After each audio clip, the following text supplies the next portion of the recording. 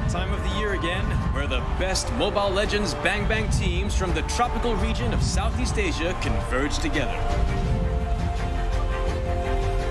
The MLBB Southeast Asia Cup, or MSC 2022. Who shall conquer and who shall be conquered? Which team will soar above the clouds and be crowned as the king of Southeast Asia? Like the Zodiacs, a total of 12 teams from the region will compete in 2 stages: the group stage and the playoffs. Each group of 3 teams will fight against each other in a best-of-2 match, where the weakest of each group will be eliminated. That leaves the remaining 8 to continue their paths of glory. To facilitate the epic battles between the giants, the MSC 2022 arena will be held at the City of Contrast and Diversity, Kuala Lumpur, Malaysia. Witness the clash of titans from the supreme MLBB region from June 11th until June 19th. Follow hashtag SupremeAC for more updates. Mobile Legends Bang Bang, where heroes make history. The MLBB Southeast Asia Cup, or MSC 2022. Who shall conquer and who shall be conquered? Which team will soar above the clouds and be crowned as the king of Southeast Asia? The MSC 2022 arena will be held at Kuala Lumpur, Malaysia, from June 11th until June 19th. Follow hashtag SupremeAC for more updates. Mobile Legends Bang Bang, where heroes make history.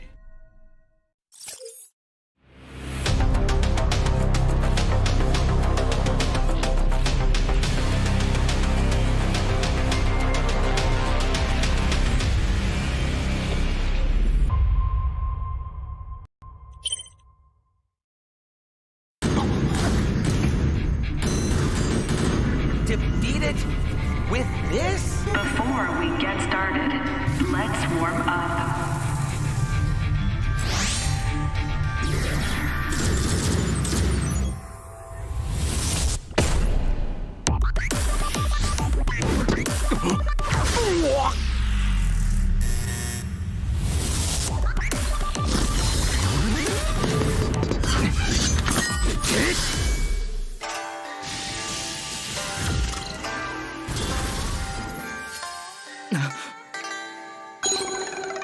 That means...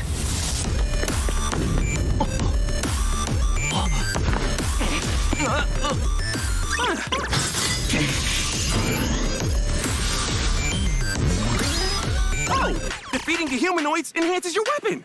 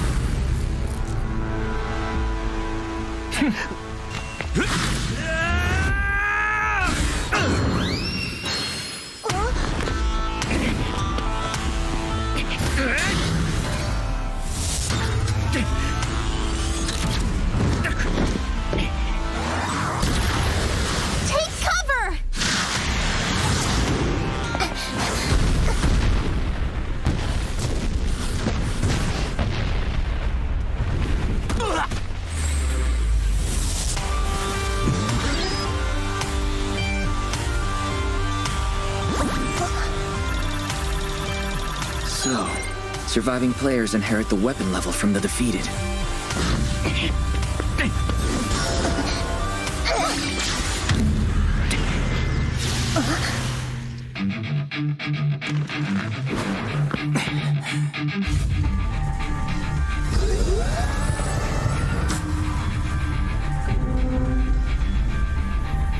Over there! That is the real target!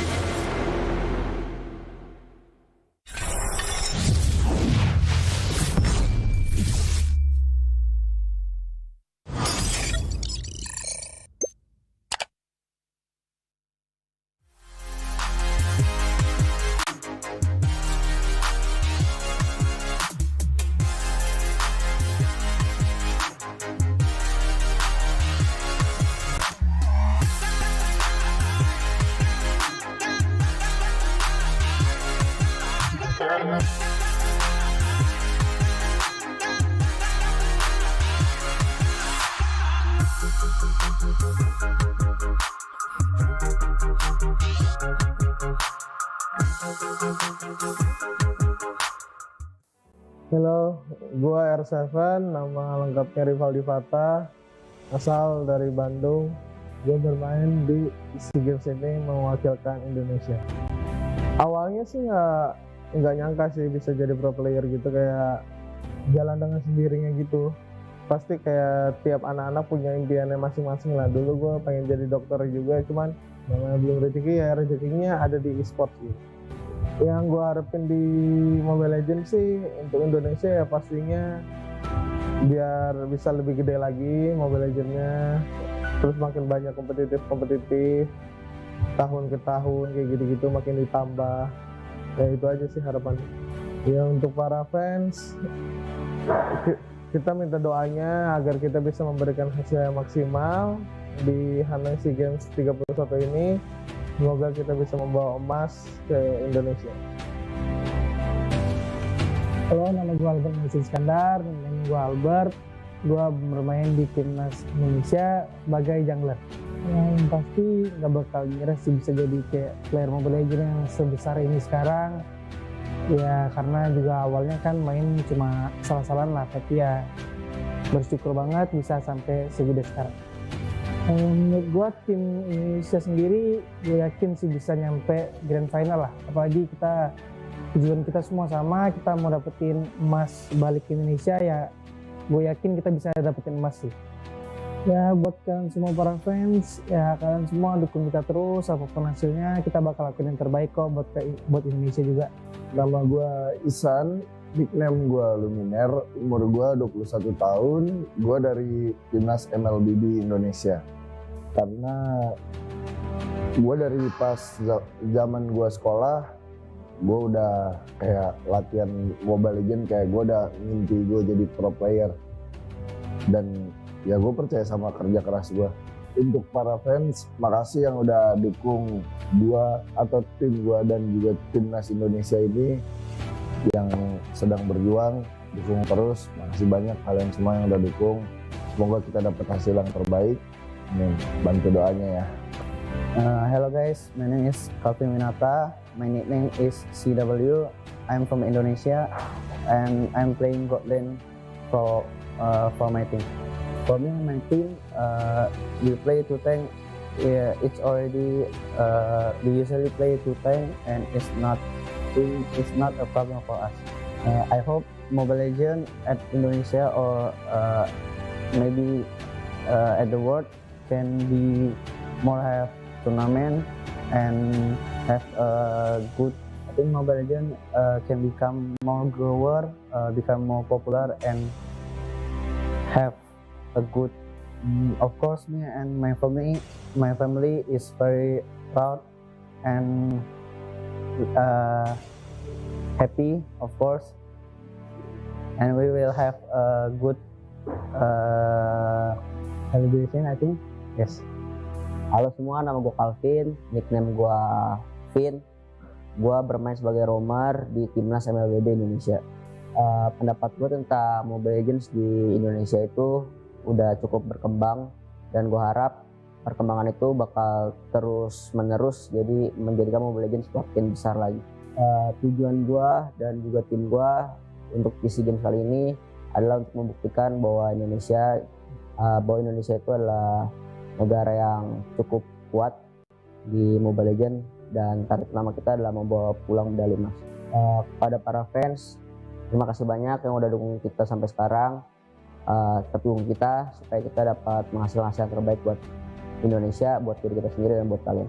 Halo semua, nama saya Niki Fernando Pontodowo.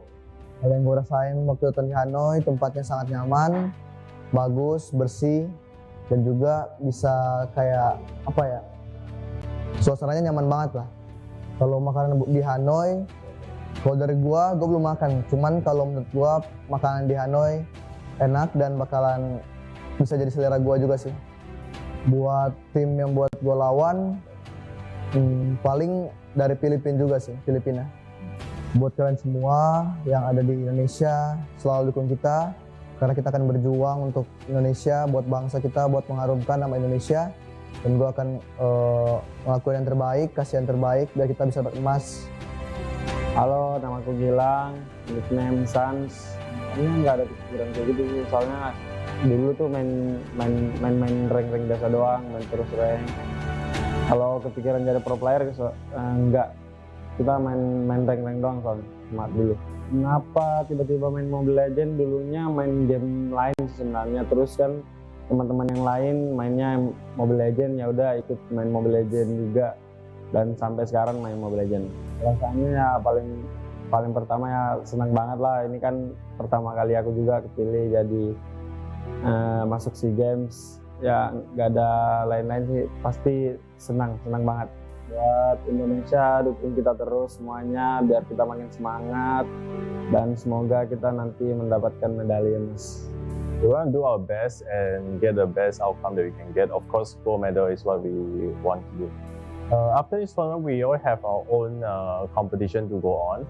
But right now, we just compete together as a team to do the best result for our country. We actually want to try a lot of food, but I'm afraid that there's a lot of restriction going on in SEA Games. Yeah, and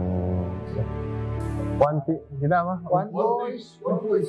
Timnas MLBB Indonesia. Jangan terbaik. yeah.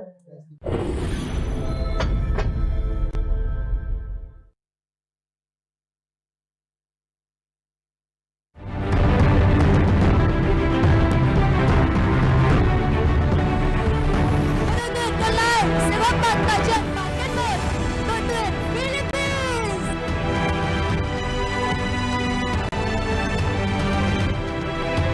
Và xin mời hai đội tuyển chúng ta di chuyển về vị trí thi đấu của mình. Xin mời. Hãy cùng chúc cho hai đội tuyển sẽ thi đấu thật tốt và mang lại những màn thi đấu mãn nhãn dành cho người hâm mộ và tiến thẳng vào đêm chung kết.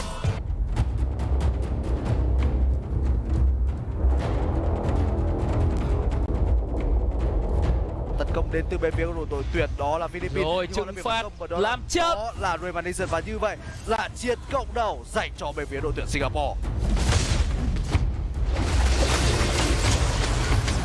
Red team has slain the turtle. Red team hero has been slain.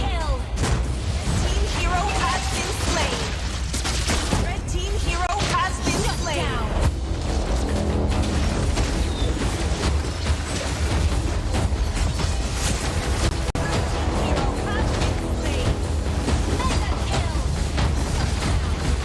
Chỉ còn duy nhất là Imam trên bản đồ này mà thôi. Và thành viên sớm nhất là Soto phải 15 giây nữa mới lên bảng, mới xuống được, mới hồi sinh được. Và đây sẽ là chiến thắng đầu tiên của Singapore. Một sự bất ngờ đã xảy ra ở trong kèo đấu BO3 này. Singapore đã chính thức vượt qua Philippines.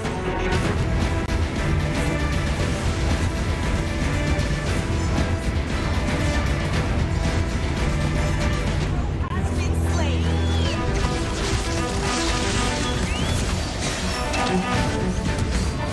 Red team hero has been slain.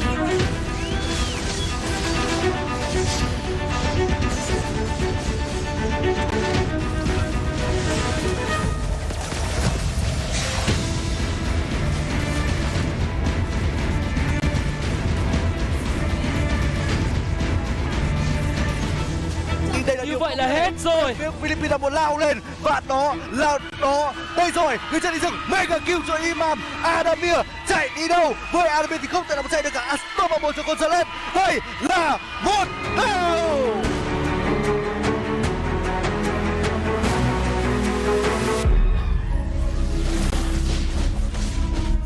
Red team has slain the turtles. First blood. Blue team hero has been slain.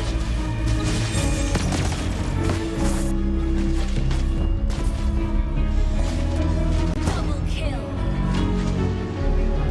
Triple kill. Blue team hero has been slain. Mega kill. Red team hero has been slain. Blue team hero has been slain. Triple kill. Blue team hero has been slain. Nhưng đây là đó là Vinamita bắt cho mình game bất tử rồi và đây đó là Adamir lên vào đường số và dành cho đó là Gonzalez. Tiếp tục đó là một game bất tử nữa, mega kill cho Imam và đây rồi 2-1 cho Philippines. Philippines. Philippines sẽ là đội tuyển đầu tiên bước vào trận chung kết tổng ngày mai và họ chứ không phải ai khác mới là đội giành được chiến thắng trong trận đấu Miêu Ma này.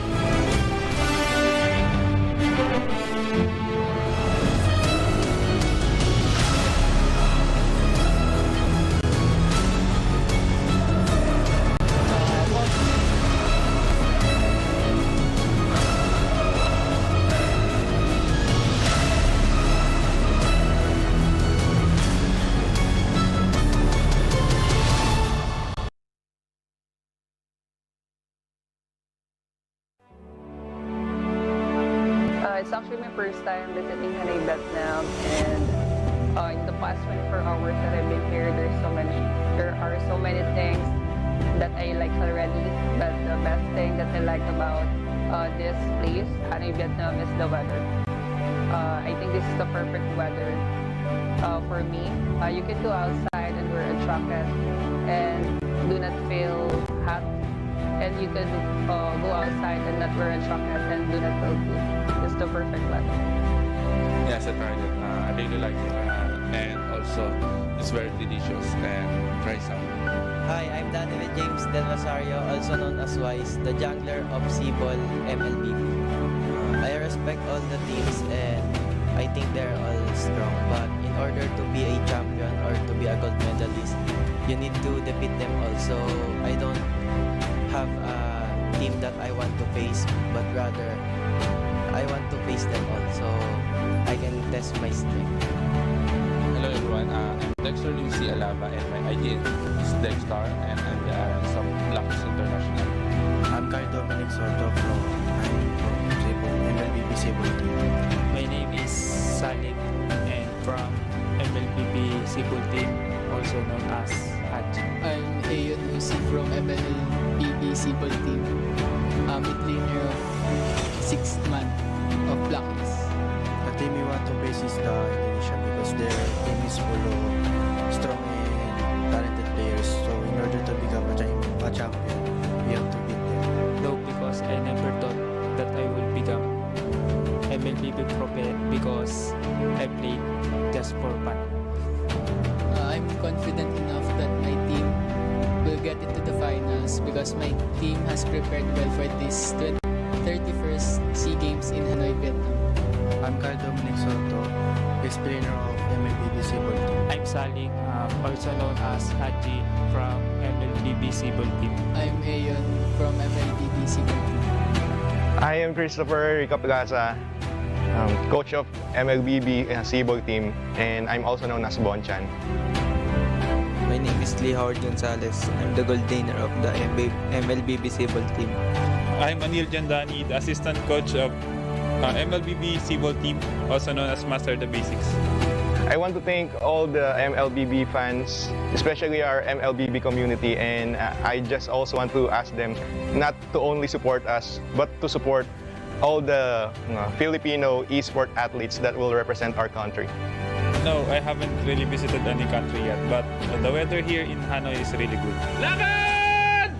Laban!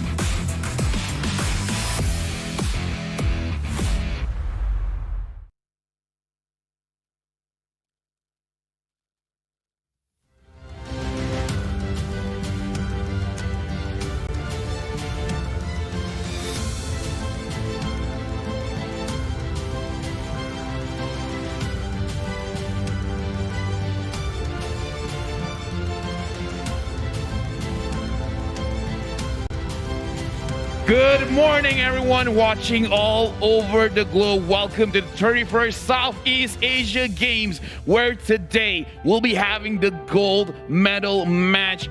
You guys are here with me, LaFell, as well as IC Baby 1-2. I am glad to be here to witness such a monumental moment for the Grand Finals. Who is going to be the 31st SEA Games champion by the end of today? Today is going to be the Grand Finals. It is going to be an exciting one between both Team Philippines as well as Indonesia. And I'm looking forward to see who comes up on top by the end of this 3-day long ordeal that has been going for this past 3 days. My, oh my, today is going to be a very, very intense one. Yeah, looking at the stage, even I'm feeling very, very nervous. But hey, hello, now you guys can see us. And the thing is, 7 countries came to compete, sending their best, the very, very best national athletes. But overall, we've seen yesterday, Team Singapore, congratulations to them, managing to bring home the bronze medal. But today, we're going to see between Philippines as well as Indonesia who will be the gold medalist. Exactly. Before that as well, we'd like to introduce ourselves. My name is IC Baby 1-2 and he is LaFell, as we are going to be taking you through to the best commentaries as the possibility of our capabilities. Oh my god, I a little bit mixed up with that. But yes, of course, we are going to be hoping you guys are going to be enjoying with us as well, because today is going to be a very, very important moment for these 2 countries, where there is going to be a lot of pride and nation and the entire community watching and supporting your favorite teams. But as of now, before that, we'd like to shout out to our amazing organizers as well, our Vietnam Recreational and Electronic Sports Association, also known as VIRSA, in cooperation with VNG Games and Moonton, for having the SEA Games for us. And of course, for you guys at home, thank you guys so much for still tuning in, even though it's a little bit early in the grand final stages. We also would like to say hello to everyone at Hanoi, Vietnam, where the 31st SEA Games is being held there. Overall, we've seen a lot of good Mobile Legends match. But again, going up here, it is a repeat from the 30th SEA Games, where Philippines went up against Indonesia. But before this, Philippines has the home ground advantage, and it went all 5 games. Now, Indonesia looking super strong, hand-picked by their coach from 3 different teams, bringing the very best that Indonesia has to offer. We have to see, will this be the SEA Games that Indonesia brings in the gold? Because my personal opinion kind of looks that way. Yeah, I definitely agree as well. It seems like there has been a lot of preparation since the previous SEA Games coming in from this one representing Team Indonesia. However, when we talk about repeat in history as well, the previous SEA Games, the 30th one as well, was a pretty neck-and-neck battle, dragging all the way to all 5 games. Are we going to see the full 5 games here today? Is Team Philippines able to keep on par as well, considering that Team Indonesia has had an undefeated record thus far in all 3 days today? It's not just undefeated. They look so good. It looks almost... Okay, they didn't put enough effort just because they have such a blank expression. Every single time they win, or even they made a mistake, they just look like, yeah, no, this is normal. This is part of plan. Trust me, this is what we trained for.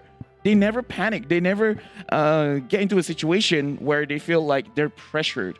So right now, I can say the same thing with Philippines. Like, they like to play these long games, and they never really look exhausted. Like, they look like, yeah, we play long games all the time. What, this is new to you guys? Yeah, it seems like that's going to be the case as well, because as of yet, Team Philippines, they've only had 1 lose record, and that was against Team Singapore in yesterday's semi-finals. But even so, they were very consistent in their decision making. They were able to perform at the highest level when it comes to being under pressure, when it comes to being patient as well as disciplined. Whereas Team Indonesia, however, has a different approach when it comes to execution. It's not making any major mistakes, and even so, they always salvage the situation as the best of their abilities. And I'm really liking how refined Team Indonesia is, and the way they've played all the games thus far seems to be on a flawless games all the way through. So as of yet, in theory crafting, my personal opinion, I feel like Indonesia has a stronger presence, but not to mention, not take credit to where credit is due,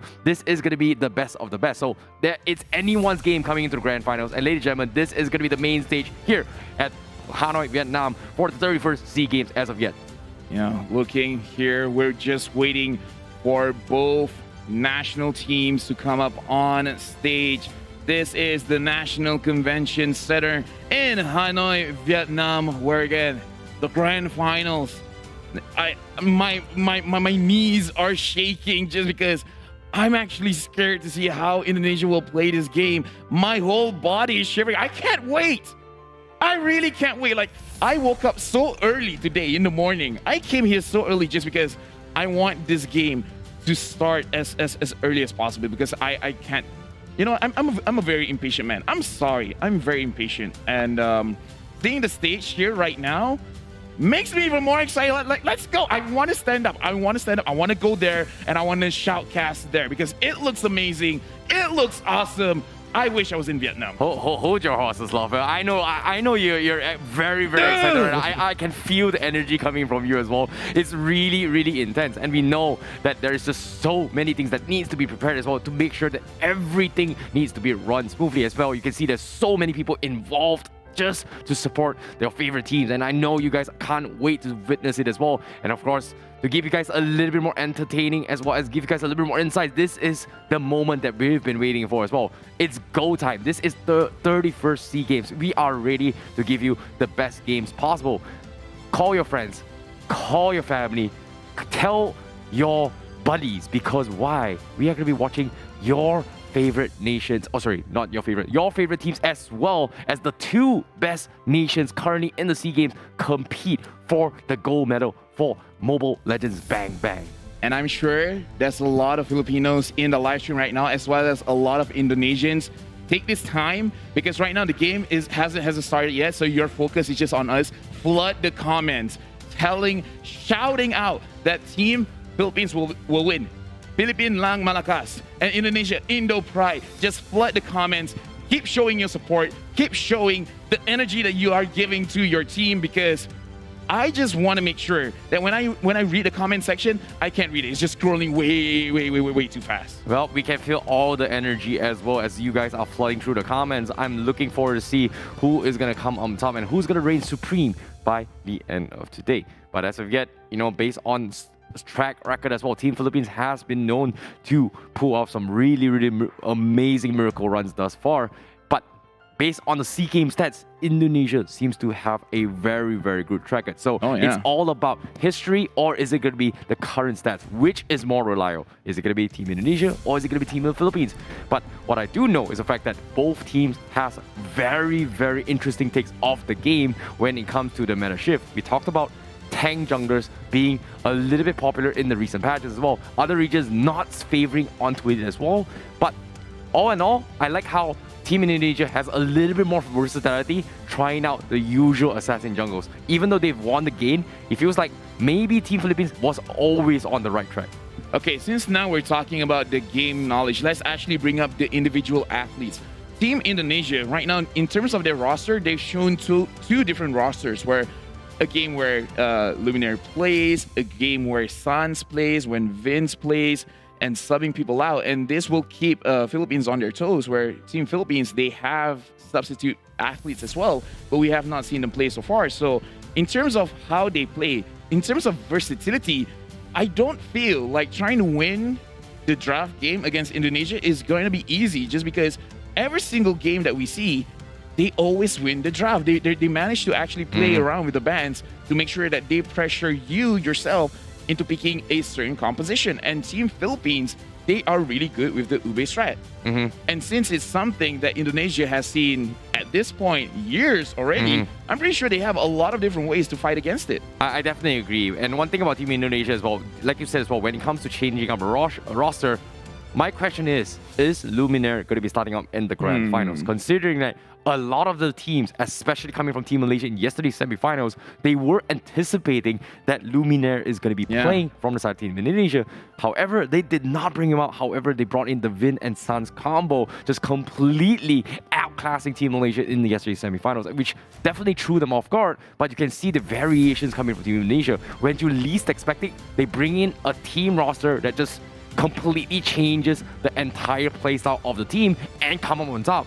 That just shows you how flexible and versatile Team Indonesia is. But the question remains, was that the actual main roster, or is Luminaire part of it? I feel like it's a difference of styles, because Luminaire, the heroes that he likes to play is that long-range burst type heroes. He likes the Eve, he likes the Xavier, he likes the Farsa. Anything that can keep a distance, he loves it. with Sans, he kind of does like being a little bit closer to the enemy. So even if he's using a Lilia, which is a long-range mage, he actually likes to go in front like, yo, your tank is at the back. He's moving forward and he's getting those kills. So Sans is a little bit more aggressive, but in that way, he can handle his own position. So if Team Indonesia fighting against Team Philippines, they want to play a long-range game, they're going to bring in Luminaire. If they want to skirmish a bit more, they're going to bring in Sans. But right now, let's go back to the stage where we'll be giving to the host to introduce both teams.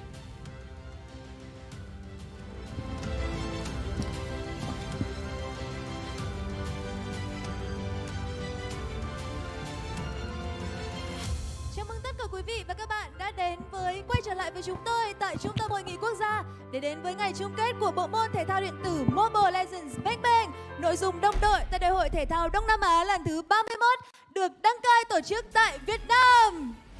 Welcome all the guests to the final day of the esports game Mobile Legends Bang Bang from 2021 Southeast Asian Game 31st SEA Game in Vietnam. Quý vị thân mến, trải qua 12 cặp trận đấu, ở trận thi đấu ngày vừa qua, Mobile Legends Bang Bang đã tìm ra được đội tuyển giành huy chương đồng sau 3 trận đấu cực kỳ căng thẳng, đội tuyển Singapore. Ladies and gentlemen, we have been through 12 pairs of match together. And yesterday, Mobile Legends Bang Bang also found the teams that won the medal prize. After 3 extremely tense match, it is Singapore teams. Và quý vị thân mến, ngày hôm nay sẽ là trận đấu chung kết tổng.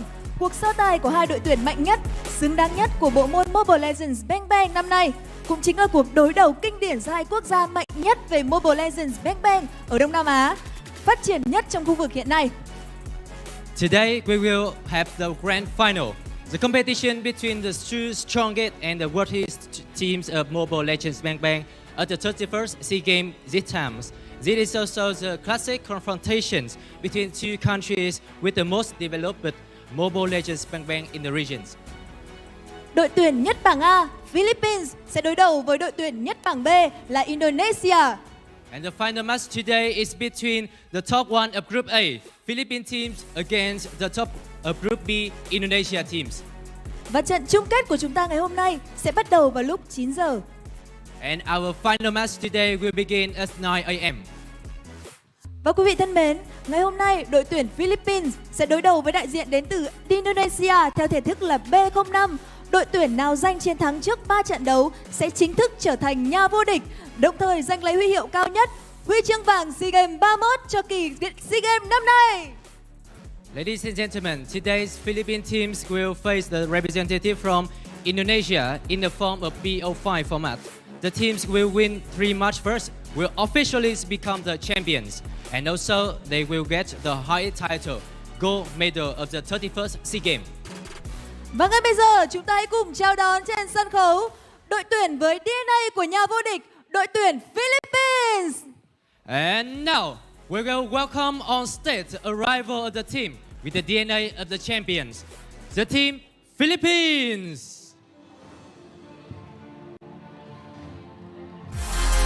And right here we are introducing a Team Philippines, Soto, Del Rosario, as well as Imam, the mid laner. And of course, we can't forget Gonzalez, the crazy goal laner, and the captain Villa Luna, moving things around for the team, as well as Uzi being there with Alaba. Ladies and gentlemen, this is going to be Team Philippines representing on stage, and they are going to be hoping to battle out for the title of the gold medal. However, will they be able to do so? Because they are up on stage ready to partake. And right now we can see Team Philippines, they look super prepared. That they went to the Indonesian side. It's like, hey, I really kind of like it here. You know what? Never mind. We'll go to the other side now. Yep, that is going to be respects coming in from Team Philippines. However, their opponents representing from Team Indonesia, this is going to be an exciting moment as well. They have shown unfavoring results through here in the SEA Games, undefeated thus far from the group stages all the way to the grand finals, leaving no signs of showing weakness. Can they maintain their winning streak, or will they topple down in this best of 5 series? Anything can happen in this grand final. Looking how they just walked onto the stage as well with full confidence. Thật là thành công và hết mình, hết năng lượng trong ngày hôm nay ạ. Two team, now please return to your playing position. Hope two of you will compete successfully and bring the glory to your countries. Yes, thank you to both of our hosts. But there we have it. Team Indonesia and Team Philippines are on stage. They're just going to take a little bit of time to prepare their own phones to make sure that everything is working as it's supposed to. And then we're just going to jump right in. And as you guys heard from our host, this is a best of 5. The first team that secures 3 victories will be the gold medalist, and the other team will have to settle with silver. Exactly, and they will be having the biggest bragging rights out of all the teams from all around the globe, and will be proud as the champions of the SEA Games in Mobile Legends division. Who is it going to be? And as the host did mention as well, the first team to get 3 victories in this series is going to be the champion. Is it going to be Indonesia, or is it going to be from the Philippines? Who is it going to be? Because as of now, you can see the players are setting up, and I'm looking forward to see how the draft is going to be on its way when it comes to the first game. Whoever wins the first game is going to have one up on terms of edge as well as morale booster heading towards the next. Right now, for both these teams, they are guaranteed medals no matter what. But I hope it doesn't go to their head. It's like, you know what? Even if we don't win, we still have, we still have a compensation prize. I hope they don't have that kind of mentality in their head. They're just like, no matter what, we only have gold. Imagine that the silver medal doesn't exist until the series have ended, because gold looks a little bit nicer than silver. Although, to be fair, I kind of like the look of a silver medal, but still, everyone knows that gold is number 1. Hey, right? Gold is number 1. When it comes to fashion advice, I get it. Some people, they like gold, some people like silver, but when it comes to bragging rights, I'm sorry, bro. Gold is gold. Time is gold. Gold is eternal, as they say, yes. as the saying goes as well. And I'm looking forward to see who is going to come and be, because now this is going to be a revenge matchup. If you think about it, this is going to be a revenge matchup of the 30th SEA Games. Went on all the way to game number 5 with Team Philippines triumph on the 30th SEA Games. Yep. Now, when it comes to this one as well, will Team Philippines be able to defend the title, or will they be toppled down? Because as of now, in the 30th SEA Games, Team Indonesia looks like they have one of the strongest stacked roster coming to SEA Games, and they have been able to demonstrate so. Now, the question remains, does Team Philippines have what it takes to stop them, or they're already able to do so?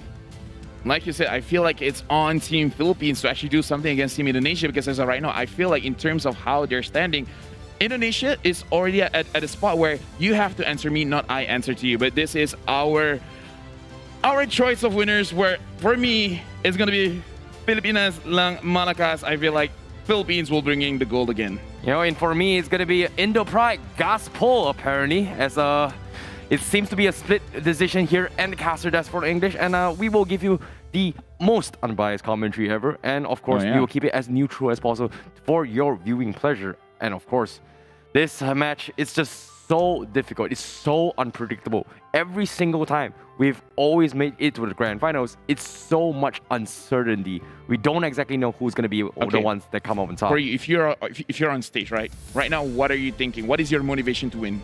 Ooh, this is tough. My motivation is going to be like, you know what? I'm just going to take it easy, relax a little bit. Don't get super tense up. Because why? Your first game is going to dictate your tempo, right? If you get too overly invested, and if you make a mistake, the chances of you tilting is very, very high. And that tilt may be a huge factor in bringing you to the next game. So keep it easy, do what needs to be done, and then go all out. I will take the other approach. I'll be the overconfident guy. If I was at the seats of these athletes, I'll be telling to my other teammates, like, I feel like my neck feels a little bit light. It will feel a little bit better when there's a medal on it. And this is for the bragging rights, all right? All right. Medals are great and all, but the bragging rights is the number 1 thing, because when you have the medal, it's one of those things, the unwritten rule, that for the first week, you just have to walk around your neighborhood and just wear that medal. There is going to be a lot of weight on the shoulders as well once you hold that medal. It feels good. The question here is, This is going to be national prides between both Indonesia as well as Philippines. A lot is on the line and the pressure is going to be on. So the teams, are they going to be able to shrug off those pressure, focusing on their gameplay or not? Or will they crack under the pressure? That's going to be my approach. That's why it's very important to keep it cool. But I can see where you're getting it as well, Lafel. Sometimes you got to be able to do what is unexpected. Be confident, be strong, show strength when needs to be done. And if you're able to do so, you are going to be able to break the opponent's defense. Yeah, and I'm actually not envious of the Filipino athletes as well as the Indonesian athletes, because we're talking about pressure. Their fan base, their countrymen put a lot of pressure on them in every single game. They hope for the very best, Like every single time they're on, no wonder they have such a blank expression, because they're so used to this. It's like, if you guys think this is stressful, if you guys think this is pressure, this is our Monday. This is our Tuesday. We live by this. Agreed. This is our everyday. We've got to, live up to the expectations of others as well. But however, you guys are at home watching the stream as well, typing in the comments as well, you guys are the true heroes, because without you guys supporting all your favorite teams and supporting your nation's pride, it would not be possible for Mobile Legends Bang Bang to be at this stage. So thank you very much to all the fans and audience as well who's currently watching, because without all of you, there is no games like this. Yeah, and for those of you who haven't installed Mobile Legends Bang Bang, do it. Yeah, and that's my PSA of the day. Yep, that's a good time. If you want to try it out, have a little bit of fun, because why? We can't spell fun without all of you. But of course, fun and games aside, this is still a competition. You can't exactly have too much fun. You can, but you know what's the best time to be having fun? What's the best time of having fun? When you have a gold medal on your chest. Yes. On your chest, around your neck, and then if you feel like it's a little bit too heavy, you can just take it off your shoulders, put it in a box, and then just show it to other people and be like, oh, sorry, I think one of my medals fell here. Can you help me pick it up? There's a lot of ways that you can brag. Okay, once you have the medal, you get very, very creative. Okay, like I'm just saying, for the audience perspective, you guys have to go inside the heads of the players. Yes, it's for the national pride, but there's something a little bit special when you have that personal bragging right. All right. Like not just against other countries, but just in general to your friends, families. That weird uncle you have that lives kind of far away but close enough to still come every once in a while. Everyone has that. The neighbor who's nosy picking up here. The neighbors who's nosy, be like, okay. What is your kid doing? Or your childhood crush who lives across the street. Yeah. It's like, oh, did you go to Vietnam? Oh, what'd you do? Oh, what? Is that a medal? Oh my God. So it's all about the flexes. It seems like Lafel is going to be the way, is going to be a very flexy guy, even though you are one of the most funniest person I've ever known in my life. I've had the bronze medal. How do you think I get all these ideas? Wow. Do you not think I'm saying this from experience? Come on, man. All right. Okay, so apologies for you guys as well. Give you guys a little bit insight on what he's talking about is that Lafel was actually the analyst/coach for the 30th SEA Games representing Team Malaysia, and he did back himself a bronze medal. So he knows what he's talking about, but at the same time, I kind of get it, but you have not felt what a gold medalist is. I feel like it's going to be a little bit different, I guess. I don't know what the audience thinks, but I feel like it's going to be a little bit different. We got to ask the guys who's actually on stage who's done it. I'm colorblind. Okay. So the bronze medal and the gold medal, it really doesn't look that different to me. They're the same shade of yellowish brown, all right? But again, we want to say thank you as well to Versa, VNG Games, as well as Moonton for making this possible, because this SEA Games, right? It's a big event. It's a large event. This is for country pride, right? Even though we've been talking about individual pride, but it's for the country. It's for the country. Exactly. For the country. Rafael, it's not for your personal bragging rights. It is nation's pride. I like how you finally pulled back a little bit, Rafael.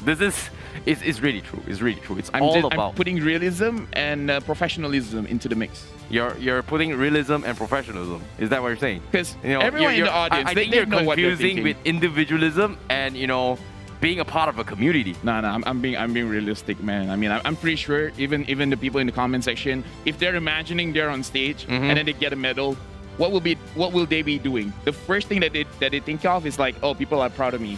Yeah, Give them a good 5 minutes and they'll be like, I know a few people that I want to show this specifically. I'm not gonna lie, Lafel. It's very, very difficult to get on stage. And what I mean by that is that it takes years, maybe even months, or maybe, sorry, it takes months, maybe even years to actually achieve this feat if you think about it, because it requires a lot of dedication, practice to be able to make on the stage. And not gonna lie, it's not everyone is gonna be able to make it because it requires that much skill and also dedication to be able to compete at the highest of level. Many can only dream beyond stage, and even as casters as well, it took us, what, a very, very long time to be where we're sitting right here to be able to cast for you guys. So I'm really, really sorry for you guys who you feel a little bit butthurt, but at the same time, that's how difficult life is. Yeah, being on stage, as you said, it's a difficult journey. The blood, sweat, tears, the phones, the internet connection, the heartbreaks, those pesky teammates, AFKs. It's not easy. The trash talkers? The journey to get to the top is hard. But you know what's more difficult? What? Going to the top in some aspects is easy. Staying looks easy. Staying at the top, that's difficult. And right now, Philippines is in that position. They are the previous gold medalists and they are still currently world champions. So getting there, I would say, is easier than maintaining it there. Because again, look at how strong Indonesia is. Indonesia wants to drop them down to the silver medals. So right now, in terms of pressure, Indonesia, the Indonesian athletes, they're having a lot of pressure from their own community. From Philippines, they have a lot of pressure from their community, but as well, realizing that they used to be the gold medalists, it's just another chip on their shoulder that they have to be careful of actually juggling how they're feeling. But right now, let's introduce the lineup for Team Indonesia. It's going to be R7, CW, Albert, Sans, as well as Vin. Agreed. Ladies and gentlemen, this looks like we will not be seeing Luminaire in the first lineup. However, if things don't go a little bit south, I hope to see Luminaire perform later on if they decide to go for a roster swap. However, based on their recent performance so far, why do you need to fix something that is not broken, considering their flawless victories throughout their group stages all the way here? So they are going to be starting out with this roster, and I'm looking forward to see what kind of composition Sans is going to be playing. You did talk about his mage role being the near-range type of bursty style hero. We did see him play a lot of wheel as well as the Lilia, so I'm looking forward to see whether or not it's going to be enough to take down Team Philippines' Ube strategy, and this is going to be their starting roster as well, representing Team Philippines. Yeah, we have Soto, Gonzalez, Villaluna, Del Rosario, as well as Alaba, where for the first game here, they're not going to put Imam into the lineup, which is very interesting. So I feel like this will be a surprise for Team Indonesia as well. Well, this is actually kind of surprising for me, considering how well Imam has been playing in terms of the roster. They have been showing a lot of strategies where Imam, when he's playing on the mage role, he looks unstoppable. And they also had a little bit of a role swap between both Imam and Villaluna. But now, considering that this is their going to be starting roster, I feel like there is going to be a little bit of a question mark on towards Team Indonesia. Is this their actual roster? Is this a roster that I've studied for? Is this a roster that I have prepared for? And based on how they have been playing for past few days, with a brand new roster, with a new substitute coming from Team Philippines, it feels like they might need to scrap their homework and expect the unexpected coming from Team Philippines. Speaking of homework, look at the preparation being done here from Team Philippines. They got an entire folder of what they want to do and what Indonesia might do. So in this kind of situation, we have to remind ourselves that it is a best of 5. So in the first 2 games, I would say, is testing the waters, testing your limits. What kind of game style can be played and what is risky to play. Yep, and master shot caller Villaluna is going to be taking the reins this time, as he is going to be taking through the notes as well to prepare what is going to be the drafts. As you can see, they are going to be trying to bring something new to the table compared to the usual. I feel like they are trying to bring a little bit of a surprise element to catch them off guard. And that is going to be a very important one, because I'm pretty sure both teams are cracking their heads to bring what they need to do. But as of yet, as you can see, a little bit glimpse of their their phones as well. The drafts are already on its way. They are going to be drafting very, very shortly. We are about a minute in towards the draft, Rafael. What are we going to expecting? Are we going to see the Ubi shred? Are we going to see a contest for 1-1? Or are we going to see a potential link being played by Albert? I feel like going up against Team Indonesia, you really can't go any of these power picks just because we've seen what they can do with it. If you give off the link to Albert, one of the best links in the world, not Indonesia, in the world, it's going to be a very, very difficult situation for you to fight against. CW has been amazing in goal lane, no matter what hero he uses. So yeah, don't give him the 1-1. What I am expecting in the draft is I want to see who are they going to target, because for Team Indonesia, I feel like it's almost impossible to target any specific role. But if you're going to target anyone, I kind of feel like you should give respect to Akai for both Philippines as well as Indonesia, because R7 on the Akai is amazing. It's so destructive. And Del Rosario has also showed when he has the Akai, he can set up a lot for his team, making it easier for, well, before this it was Imam to actually dish out the damage. But now, Alaba, I want to see whether he will be playing the mid lane role, or actually he's going to play the roamer and Villaluna is going to stick with the mid lane. Wait a minute. Looks like Imam is actually playing from Team Philippines. Oh. All right. Looks like there is going to be a little bit of mistake. All right, never mind then. That is going to be their usual strategy. So Team Indonesia, they are going to be, expected and expected. And you can see they are going to be banning the usuals, and that is going to be the Valentina with a little bit of plot twist, respecting Villaluna. Estes. This is going to be the master shot caller from Philippines, as they are going to be going for their usual bans, banning off the Ling, banning off the Franco. These are two very, very annoying heroes. However, when it comes to Franco, means that if you ban it off, heroes such as the 1-1 will be able to sneak through, even the Fanny as well. But Team Philippines, they are going to respect that by taking it away, leaving the 1-1 up for grabs. So question here is, will Indonesia ban it off? Right now, I feel like 1-1 is a very good ban. Honestly, it's a very good ban, especially there's not too many answers for it. Right now, I like that both Philippines as well as Indonesia, they're really studying each other. Indonesia, they like to... Oh, wow. They're putting respect on Villaluna, making sure that he does not get the Matilda. The 1-1 is open, and the 1-1 is going to get picked up. But Indonesia, they of course, they must see this coming, so they must have an answer. So what is the answer? Are they going to get like an early Grok? Maybe they just want to secure the Akai right now? I feel like the priority coming from Team Indonesia is going to be denying the Akai as well as the potential Xavier if they decide to go for it. But considering the recent trends coming from Team Philippines, they don't exactly lean on the Xavier pick, whereas they are leaning on the Eve. So I feel like Team Indonesia can deny both the Eve as well as the Akai right from the get-go, but they may still consider taking the Baxia as well. So which is going to be the priority coming from Team Indonesia? That is going to be my question.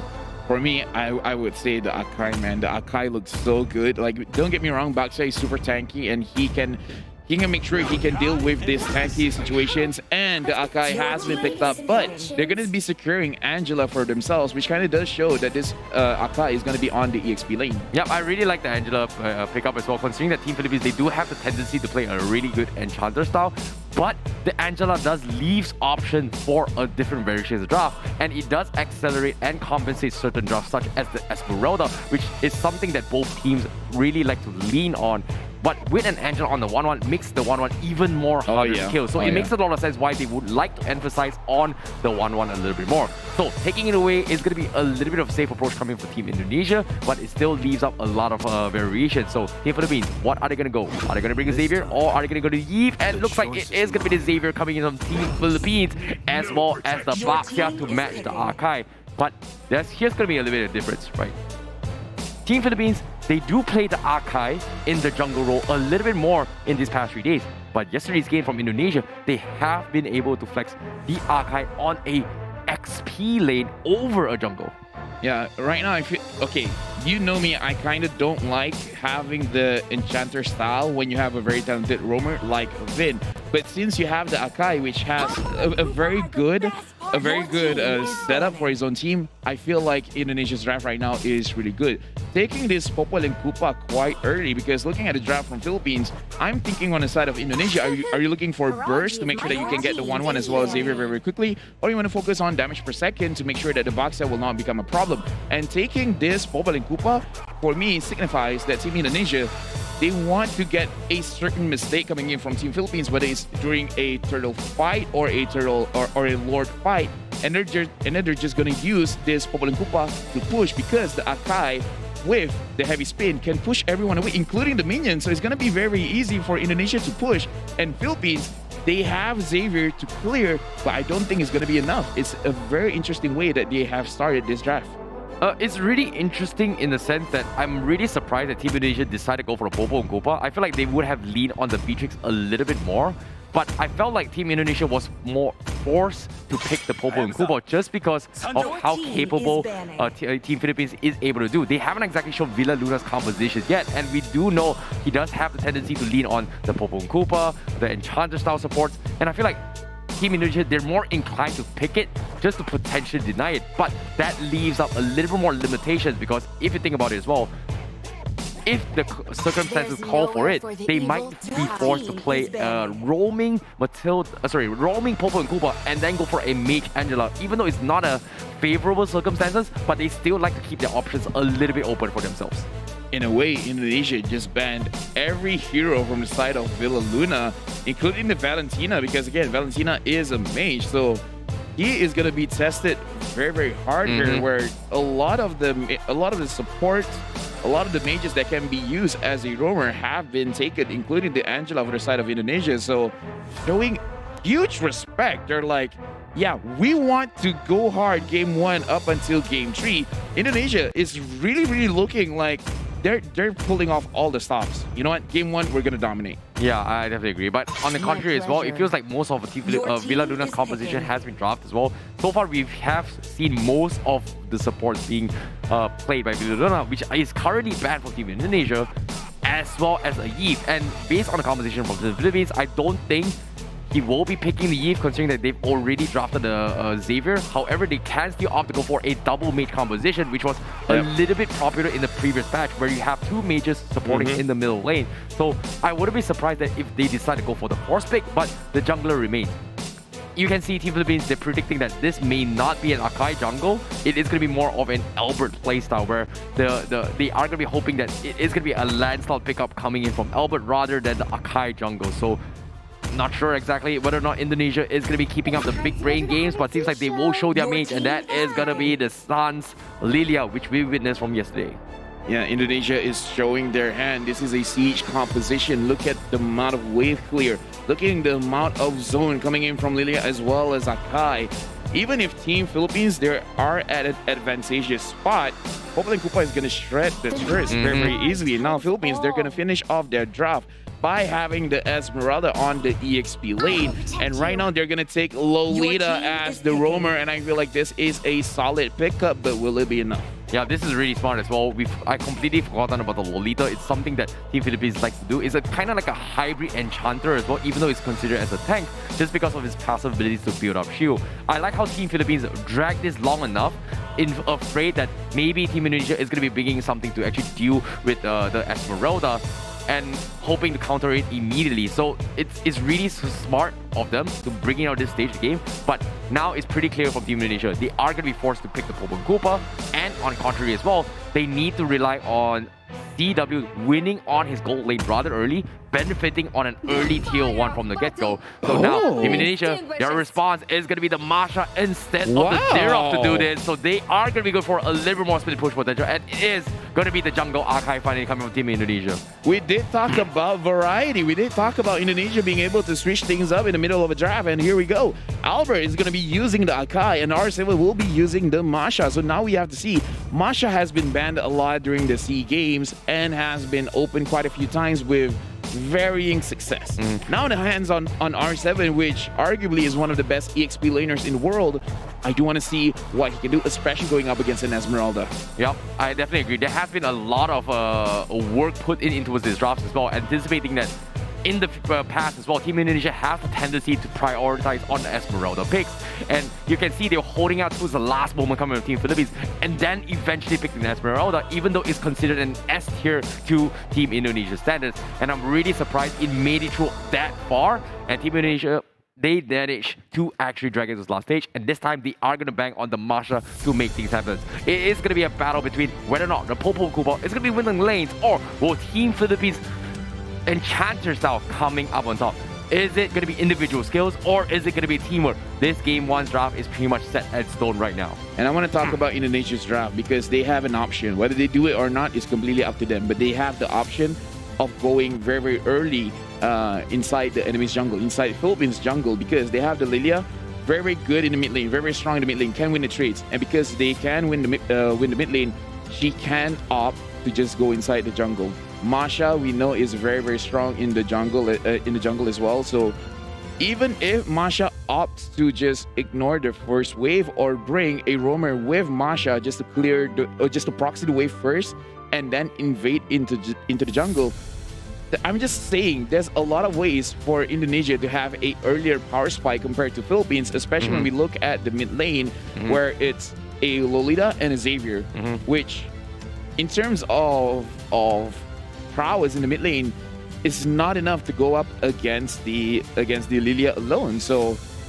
for now, I'm just saying there's an option for Indonesia to go ham even before minute 1. Yeah, I definitely agree.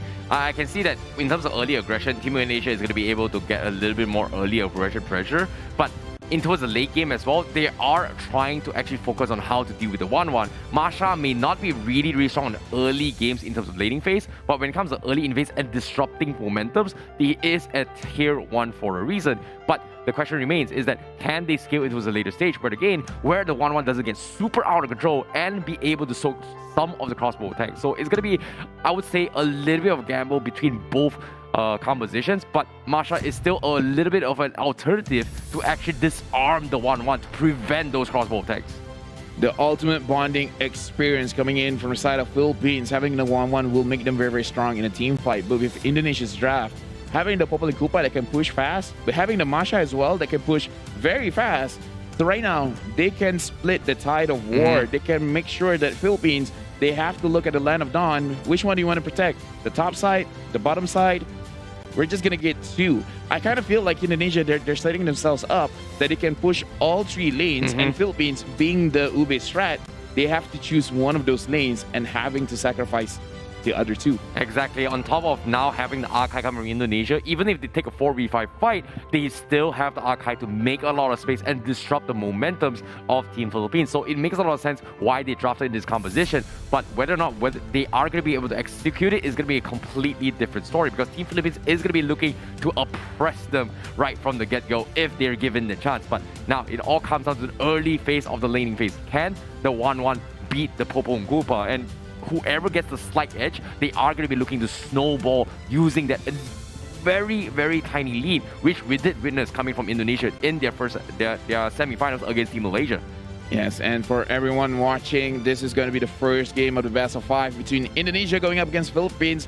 However, we do apologize, but right now, Team Indonesia looks like they have some issues with their phones, as we saw them asking for the marshals, and right now the marshals are checking on the Philippines side as well before they go into the game, before they get into the laning phase. We want to make sure all of the phones is working as intended, making sure that all the athletes are comfortable, to make sure that there is no instances where they can make a mistake just off of technicality. Yeah, I feel like as of now, the Angela composition coming from Team Indonesia does help compensate a little bit more sustained against the 1-1 in the later stage game. But the question remains, can it actually accelerate some sort of attempts in terms of gang? Because when it comes to dealing out damage output, I don't think Team Indonesia has a lot of damage to actually pierce through the defense of the shields coming from Esmeralda. So eventually, the majority of this damage is going to come in from the Pompong Kupa, protecting him into a setting of this fight. So I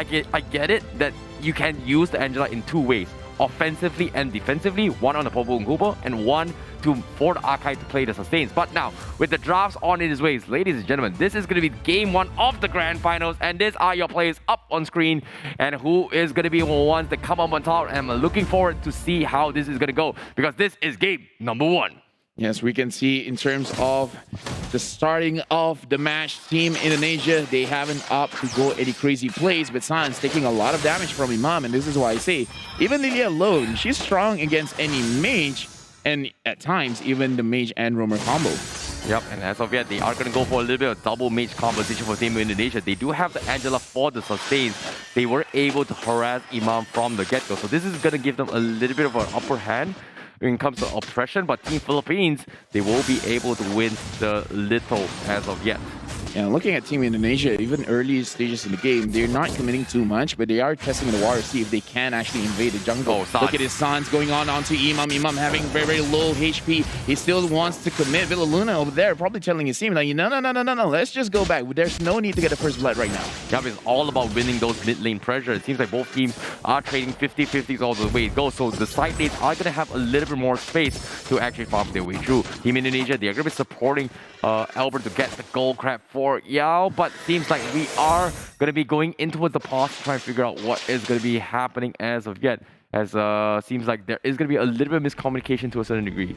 Yeah, for Team Indonesia as well as Team Philippines, we can see that they are starting the game a little bit more passively. But again, I feel like they're testing the waters not just against the enemy team, with themselves, as well as just to see if everything can go as well. As we see a few technical pauses over here, they don't want to make a crazy engage and have something wrong happen in the middle of the fight, if you get what I mean. So right now they're all making sure that they're warming up essentially, because again, it's in the morning, you know, most gamers, we like to stay, we're mostly alive at night, you know, let's face it, let's not beat around the bush. So being in the morning, it's a little bit of a new territory. They need a little bit of time to actually get used to the situation. It's like, you know what, guys, I'm ready. I've woken up. Our breakfast was pretty good. The food in Hanoi, Vietnam is very nice. The coffee is amazing. So, you know what? I feel good. 3 minutes into the game, I'm used to my hero. Do you guys feel like fighting? I feel like fighting. Let's go for a fight. Yeah, I definitely agree as well. But at the same time, you know, that's the difference between being a pro and the casuals, right? Pros, you got to be able to adapt on the fly. May it be drops, may it be circumstances, may it be delays, may it be also stamina. You have to be on tip-top position. And currently, they are in the morning, of course. They are going to be forced to play at the highest level competition as of yet. But what I do know, based on the early start of games, is that Team Indonesia does have a little bit more of a stronger early presence due to the fact that this Lilia and Angela is going to be able to harass rather early. But of course, if Team Philippines does not make any sort of mistakes, which we know them for as a very defensive composition, they do have this very strong late game scaling Xavier, which can one-shot potentially a Lilia right from the get-go, forcing early breakthrough. So that's going to be the key idea. Based on the first 3 rotation, it is going to be the mid lanes trying to make space and also make things happen for the other lanes. If they're able to basically one-shot the Lilia, that'll be a very big whoopsie. At that point, I'm pretty sure even Sans is like, oh guys, hold up. I'm just going to build one defensive item first. You know, perhaps a Tina Shield, perhaps an Immortality. And then we're going to go for a fight. Okay, just give me a few minutes. I just need about 1,000 gold. And however, I do feel if Lilia has even just one defensive item, it's going to be annoying because she will have enough time to have a Black Shoes up. So it's going to be very difficult to one-shot the Lilia. And again, like I said, I think that Indonesia just can go ham, and just because look at Sans with the Lilia. He 1v2'd the mid lane. Yeah. And that gives space for your own roamer to do his own thing. It's like, yeah, no, you can go away. Go EXP, go goal, you know, help out Albert in the jungle. It doesn't matter. I'm fine here. I'm good. Yeah, I'm really surprised, despite the amount of the pressure and damage that Team Indonesia was actually doing in middle lane with the Lilia, they were able to trade 50-50s. Because of that, they are able to get a reset. Because regardless of this situation right now, whoever gets a little bit of a net will leave, especially for either the Xavier or Lilia. It feels like they are going to be able to snowball pretty, really hard. And you don't exactly want to give a lot of kills to the Xavier, because getting early Clock of Destiny, getting early Lightning Trunk up on him can be very, very devastating in the entire macro aspect of the game. So it all comes down to individual skills when it comes to lane phase. If whoever gets the first kill, they are going to be looking to snowball to try and transition towards a different lane, unless they trade 50-50s and will be forced to reset. That's going to be a completely different story. In case anyone in the audience is wondering what is the importance of actually winning the lane, in terms of winning the lane, if you're a scaling composition and you survive the entire laning phase, you did not die once. That's you winning the lane. If you, in terms of, it's a 50-50, both of our power, both of our strengths are roughly the same. If one player on the opposing team, they win that lane, they win the mid lane, they will have priority to actually rotate on the map. And this is where we see teams escalating their lead is just because, oh, all 3 lanes are being won by the enemy team, which means they can rotate first, which means they can get to the turtle first, which means they get to gank first, which means most probably they will get their first blood first, which means they will get their first item first. Agreed. And, based on that ideology that you brought as well, which is very, very interesting, right? You talked about, priority list. We talked about strategy. We talk about win condition right now, right? The win condition coming in from Team Indonesia is they're hoping to get kills out of it. But the win condition coming from Team Philippines is not winning the early phase, but stalling for time. And how they win the lanes is not by getting kills, it's about stalling for the right timing to get specific items. In particular, it is going to be the Esmeralda getting Enchanted Talismans, as well as potentially Oracle or Brute Force Breastplate. That's going to be the win condition, which is stalling for 3 item power spikes on the Esmeralda, and then stalling for time for the Xavier on top of it all. So as long as 2 of these heroes don't die too much, they are going to be creating a lot of space and have 4 enduring these team fights, which will be problematic for Team Indonesia. Whereas Team Indonesia, they're looking to slow down these 2 particular heroes' farm and then look to punish a very, very difficult hero, which is going to be the 1-1. So there is going to be 2 different approaches from 2 different teams in terms of aspects and gameplay and priority lists. But it all comes down to execution and capitalizing on mistakes. And understanding what you have to do. Like you said, the Philippine teams, they have to stall for time. Look at us. We're stalling for time. Everyone has their own jobs to do, ladies and gentlemen. This is what it takes to be a professional. I like how I just gave you like a full segment of professional analysis, and then you're like, we're actually stalling for. Yeah, you're not wrong. You're not wrong. We are actually, I'm using your point to segue onto my point. Keeping you guys entertained. If they're entertained, I don't know, but yeah. Are you entertained? I am very entertained. Again, Team Philippines as well as Team Indonesia. I like your point that, yes, we were talking about win conditions, winning lanes, and win lanes means different for different people. For Philippines, if they don't die, they're winning. For teams Indonesia, if they're getting kills, they're winning. For us, as long as we're here, looking at you guys, we're winning. Wow. Yes. Is that how you pick up your... You guys, if you guys get to eat breakfast, you're winning. Because not everyone gets to eat breakfast. Isn't that right? I see baby one too. Yeah, did we eat breakfast? No, we didn't actually eat breakfast as well. Yes. Yeah, we're the only losers here. I get it. But this is going to be a very, very difficult moment. But I definitely agree. Of course, whoever gets kills is going to be winning a little bit, of course. Of course. I feel like killing is great. Killing is great? Finish your point. Killing is great? Yeah. Really? Yeah. No, we're here to make peace, man. In the game. Okay, only in the game it's fine. All right. Just because of that statement, if Indonesia and Philippines, they win the match with less than 10 kills, that is a peace statement. Showing that even in this game, where kills are necessary, they're able to get what they want while avoiding getting kills. That is a statement to the world. Make peace. Even when they want the gold, they will restrain themselves and focus on what is important. Destroying structures. All right. Wise words coming from Lafel. Turtles, I guess. And lords. Yes. Oh, this is weird talking about it out loud. Yeah. This is lords. Okay, this is everyday, internal talks that we and Lafel have off screen, and I get where you're coming from as well. But besides the games, besides everything that's actually happening as well, there is going to be a lot on the line. When we talk about the strategies, we talk about mental, sometimes we have to talk about our personal fatigue as well as personal opinions as well. When it comes to, I would say, a little bit of our own personality as well, which is something that we don't really show too often for you guys when it comes to commentating. And I really like how that Lafel is bringing all this up to bring into for our commentary as well.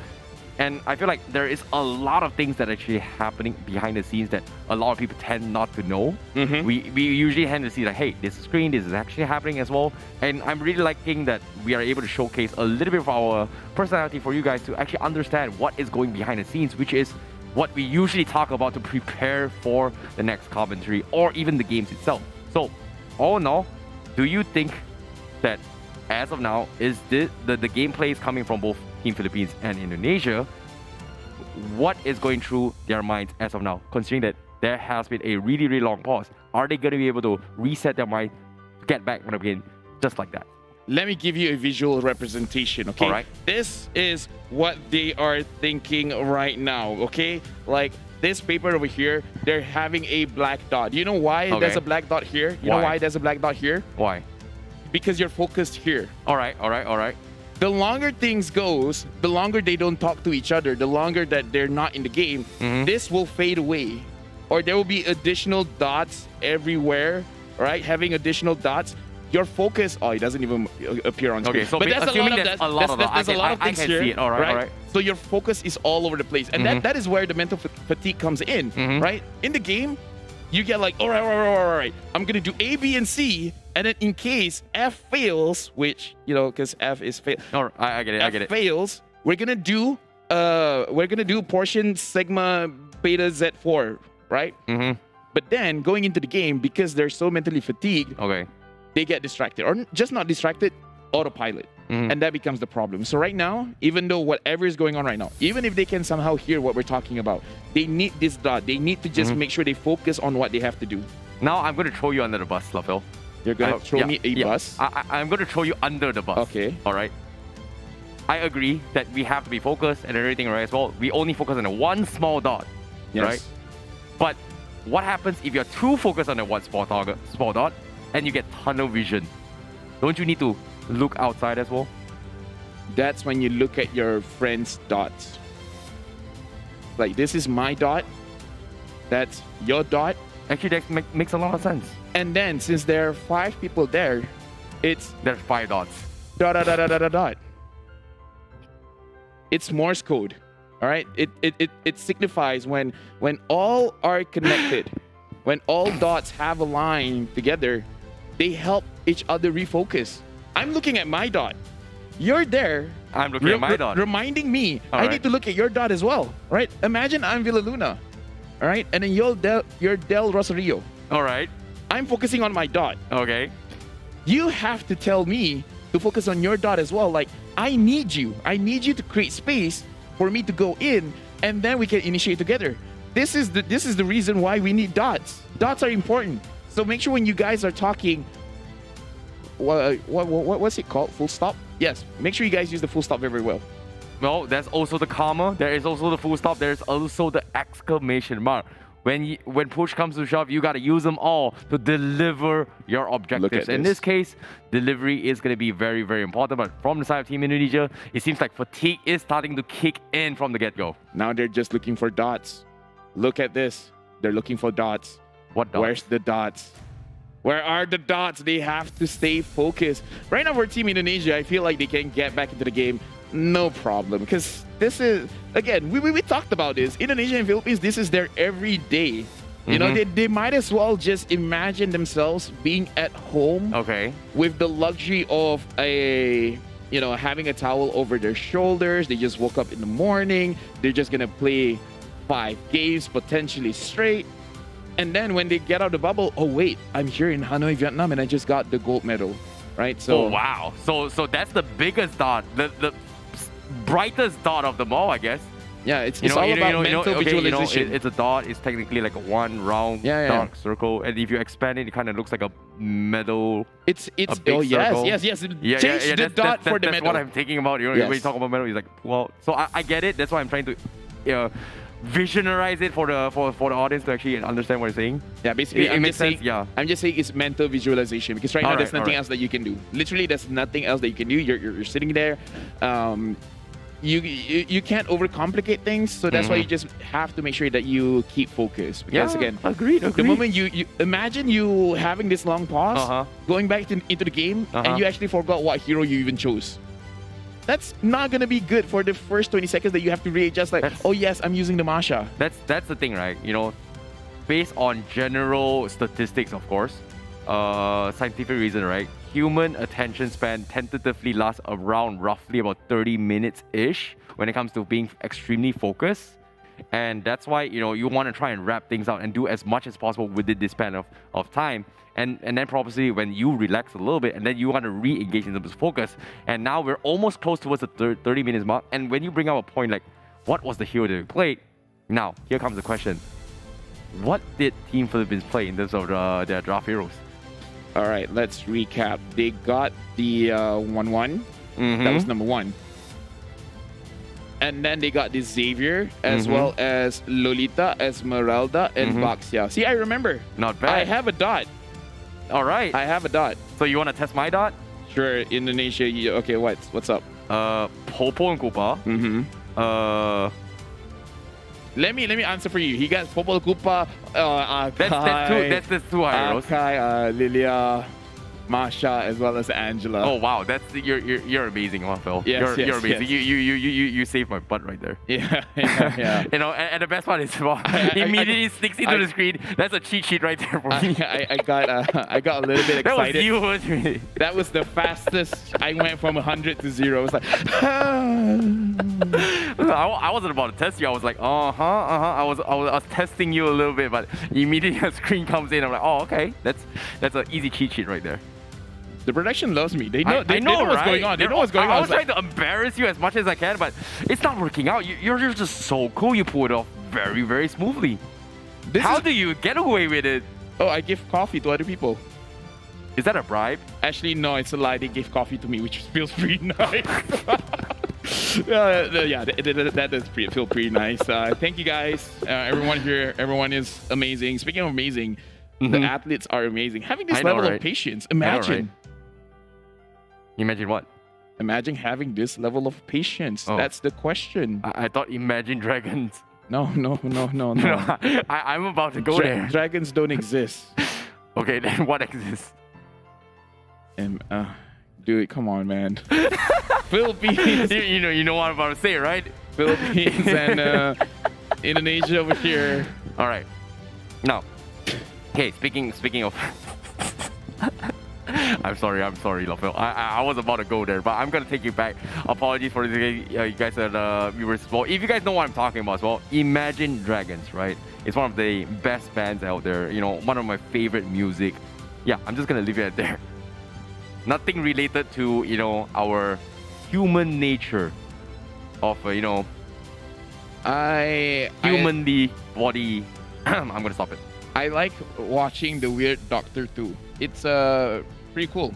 It's a little bit maddening, but right now, hopefully, let's go back into the game of game number 1. And things have happened, and let me check it out. It looks like Team Philippines managed to secure a turtle for themselves. All right, thank you guys so much for bearing with us as well. I hope you guys were very, very entertained with our conversation. This is how we have fun all the time off screen. But nevertheless, this is going to be a little bit of a interesting switch as well, because we are going to be seeing the attempt coming from Team Philippines for the attempt from Gang, and it looks like they will catch Win off guard, and that's going to be the flicker forward, and he's going to be able to escape this. But here it comes, the Numenon blast, skip him and check, and flickering to get the kill. This is huge coming from Team Philippines. They need these kills to dictate the tempo, and they will get it. The focus from Villa Luna is like, no. I'm not going to let this go. I know that you're a roamer, but I'm a roamer as well. You're going down, and I'm going to get that kill. Team Philippines right now, looking on the scoreboard, they managed to get the first turtle as well as the first blood. They're setting up the tempo. So right now, even though, as we talked about, they want to scale, right now, not only are they scaling, they're winning by a little bit, but for them, it's winning by a lot. Yeah, and early on as well, what was very interesting was that Del Rosario actually opted to go for a retribution on towards the Akai, just because he does have a little bit more mobility despite losing the little. He was actually slowing down Albert a little bit so that he will lose some time while rotating to the minions to actually farm some lanes, which was a very, very small, I would say, micro play, which actually contributes into the later stage of the game. 2 people from Indonesia is here on the gold lane. Philippines, it looks like they wanted to have any kind of engagement there, but it looks like they're opting not to go for it since Del Rosario's buff is coming up. So he's going to secure that first. Right now, for Team Philippines, what are they really looking for? Because they have the engagement tool coming in from the Lolita. Probably they're just waiting on Imam as well as Gonzalez. When they're good, they're going to go for it. Yeah, it feels like early on they were hoping to win the lanes, but considering that Vin was caught out rather early, Team Indonesia is going to be stalling a little bit more time. However, with the hard guards available, they can re-engage anytime, but the turtle will be secure from the side Team Philippines, and immediately they go in for the disengage. Indonesia not able to do anything in these circumstances until they secure their farm. Oh, Villa Luna going for the Nimminum Blast, doesn't seem to connect. Vin is going to be able to beat out major spells just like that, and Team Indonesia, they're going to have a little bit more space to fight now if they choose to fight. However, we do have to talk about the winning lanes, because we talked about it before. If you have the lane priority, you can rotate first. You can get the turtle first, and that is what we saw just now. And Team Philippines, they use a lot of ultimates onto Vin alone, but that does put pressure on him as well, just because now Philippines, they can control everything. And did Del Rosario, okay?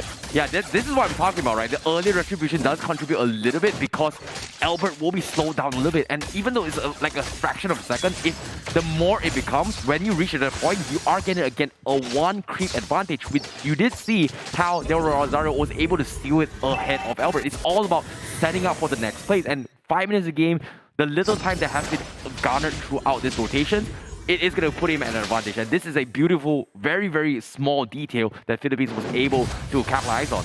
Interesting detail, though. The Popoli Koopa CW is farming a lot more than Wanwan. 3,400 for Wanwan and 3,600 for Popoli Koopa. Already having that Blade of Despair. Indonesia, they're just biding their time. I feel like they will have their items very, very soon. And once we see Albert making a decision to go on either side of the lanes, it's gonna be a strong engage. Yep. Once CW is like, you know what, you caught him, I'm gonna follow up. You're a panda, I'm a small boy with a wolf, and we're gonna eat you. Yeah, I guess, you know, based on what we're seeing so far as well, I feel like Team Philippines is getting the momentum they get. I feel like getting the early kill on towards the Angela was a big win, because that actually puts Team Indonesia in a spot where they can't go superly over-aggressive and greedy. And while doing so, they're able to buy a lot of time. And you can see slowly but surely, the Esmeralda is starting to build up farm. Likewise, coming from the 1-1, which is pretty much uncontested so far, you can see that Team Indonesia, they're prioritizing on making sure the Popo and Koopa down bottom is winning the lane. They set up the Angela down bottom. Unfortunately, unable to capitalize anything at all, because as the game progresses, eventually, Team Indonesia is going to lose out a lot of the damage output to deal with both the Baxia as well as the 1-1, which is something that they don't exactly want to be in if they want to win this game. But in Indonesia's defense, they've been through worse. They've been through worse situations, so I feel like the game is still up in the air. I'm pretty sure Indonesia, they can get back into it, get their own advantages, and eventually win the game. But Team Philippines right now, they're looking very, very strong, especially where are they strong at right now? Del Rosario, as well as Villa Luna, is really controlling the map from the mid lane as well as the jungle side. Del Rosario even going into the jungle of Albert, making sure that his farm is very, very slow. But more importantly, knowing his position to know whether the side lanes, the gold lane as well as the XP lane, can they push up, or, hey, Albert is missing. Perhaps it's better for you to play a little bit more safe. Yeah, and that's the thing about Archive, right? When you get the Archive, you're looking to set up fights with the heavy speed as much as possible. With the Baxia's case, it's not about that. It's all about oppressing with your level advantage and also getting a lot of information due to your mobility. And once you get super tanky enough, it's very, very difficult to kill you. And that's going to be the objectives coming from Team Philippines. But like I said as well, I feel like based on the drafts as well and based on how things are going for Team Indonesia, they have to stall time. They were forced to stall time to match the Team Philippines playstyle just because they are afraid that this 1-1 is going to be able to kill them. So when they reach to the later stage of the game, that is where they have to capitalize on banging that Team Philippines is going to be grouping out and be able to find an opportunity to go for the split push. This is a very, very risky approach, but it's a necessary one given that they have already lost the first fight, which is the first blood, losing a little bit too much lane control from the get-go. And if this is not handled properly, it can snowball out of control in Team Philippines fans. So I feel like they are playing the safe approach. It's a little bit long, but it's also risky because the tempo of the game is in the hands of Philippines right now.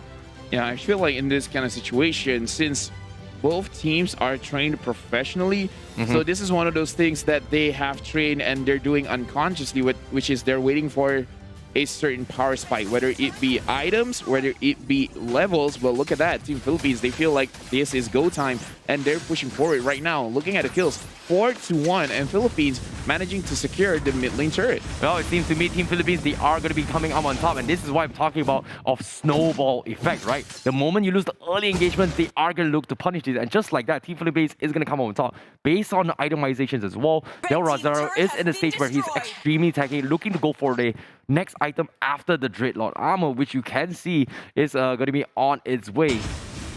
Yeah, looking at the items just now, Team Philippines looking at the gold lead, 3,000 gold ahead. The 1-1 already has a Corrosion Scythe as well as a Demon Hunter Sword. And looking at that, the 1-1 is also preparing just in case, has a little bit of armor to make sure that he can handle CW, but on the way, finishing up his Wind of Nature. It's going to be good terms to fight against Popo and Koopa. However, I do have to say he has to be careful of the Lilia, because the Lilia is deceptively painful. I really like this small decision ever since they introduced the new armor for the blade armor, right? Because of the upgraded one before upgrade armor, right? The item. It gives you a little bit more value in terms of defense. Dreadnought armor is slightly a little bit more expensive to get. As a marksman, you want to try and use as minimal of your economy to try and get the best of value. And I feel like he needs to get a little bit more items, but for him to sustain the potential pokes on Popo and Koopa and Masha, it's very, very much needed.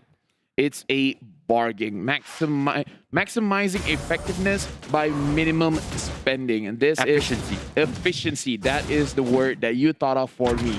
Now Team Indonesia, they are in the back foot, but again, they have a lot of opportunities, but they are waiting their time. It feels like since they do have an Akai, they can definitely punish any kind of over-aggression coming in from the side of Philippines, because the moment they overextend and then Albert is directly behind them, then they can do something. Gonzalez, he could protect himself just because he has that built-in Purify, but Imam, he has to be a little bit more safer. Yeah, I definitely agree. But as of yet, we are talking about stalling for time. Team Philippines is at a stage where they are heading towards the late game stage, and they are having so much control over the map. But they are still respecting the Team Indonesia is trying to find opportunities to go in for split push. However, speaking of split push as well, looks like they are going to try and make an attempt as well. The Numinous Blast does catch on towards Albert in that regard. So he's going to try and go for the heavy spin, but he's going to be locked in place just like that as he takes them down. Imam gets a big two-man catch, however, not going to be able to follow up as well, but they need to make a fight for this as well. Imam going to get dived in front of Masha and R7. He's down towards the last two more bars. The Andra is going to slow his way through. He will eventually get the kill, take him out. However, he's going to deliver more pressure, but as he gets kited down and gets taken out. Right now, Team Indonesia looks like they're being a little bit impatient, where just now, unfortunately, Albert did get caught out, and Team Philippines was able to dish out enough damage, especially Imam. Look at the damage he brought out onto Vid as well as CW. Make sure that they can't do anything, but right now, the Lord is being attacked, and we have to see that the Lord has been slain by Team Philippines and pushing further their advantages, even though CW managing to get a kill for himself, but overall, a worthwhile trade for Philippines. Oh, that was such a risky move coming for Villa Luna, not going back, but at the same time, it was a necessary play. Just because he died, they were trying to secure the Lord, and he was trying to provide as much passive abilities of his shield to actually boost up the tankiness of both Del Rosario as well as Soto. And for them to force the Lord right there, it was so smart knowing that they don't exactly have a Retribution. There's nothing Team Indonesia can do to contest it unless you mess up the Retribution snipe. Yeah, and if they actually want to contest it, this is a situation where Philippines, they are having the advantage. So it's a situation where I have the upper hand. I have the high ground. If you want to attack me, I welcome you. I invite you. What other thing can I describe? I welcome you. I already said that. I really would appreciate it if you were to come here right now at my strongest when you are at your weakest. Maybe not the weakest, but you're kind of sort of weakish. Because I feel like weakest is kind of like a 10k gold difference. All right. Maybe like a 2,000, 1,000 is kind of like you're weaker, not the weakest, you know? Fair enough. But as of now, I get what you're trying to say as well. So what Lafayette was trying to explain is that based on the composition and power specs of the drafts as of yet, coming from Team Philippines as well as Indonesia, Team Philippines are currently at their strongest. Whereas Team Indonesia, they haven't exactly hit their power spike. And what I mean by power spike is that the opportunity to be able to split push as well as force a lot of commitments. However, we did catch a little bit of glimpse coming from Team Indonesia composition. The Hans got on towards the Masha, was able to dive onto Xavier, which is a hero that is extremely difficult to catch and get a kill. And getting a kill onto Xavier does slow down the overall farm of it later on to prevent things from getting super out of hand when the Dawning Light just potentially just chunks like what? 60% of your health before the fight even begins. So it's a very, very calculated risk, but at the same time, was it enough to slow it down and on top of it all, not give too much for the 1-1 to capitalize on in the later stage of the game? That was almost a damage check because the Masha can be very tanky. He wants to see how much damage he can do, and it's enough to take down the Xavier. It's not enough to 1v5. Yes. So they just want to see how much more does the Masha need to be able, because again, the lower the HP of Masha going with the fighter emblem, the lower your HP, the more damage you do. The more damage you do, the more lifesteal that you have. It's just a built-in passive for the Masha. And when it comes to a situation where Masha alone, well, not alone, because the hard gut will be there as well. When Masha can handle 5 players from the side of Philippines, suddenly time will stop. Everyone will look at Masha, and Masha will just say, looks like things have gotten out of hand. Yeah, I definitely agree. You know, it is going to be disarm. Yeah, I get it. You know, hand, disarm. Yeah, I get it.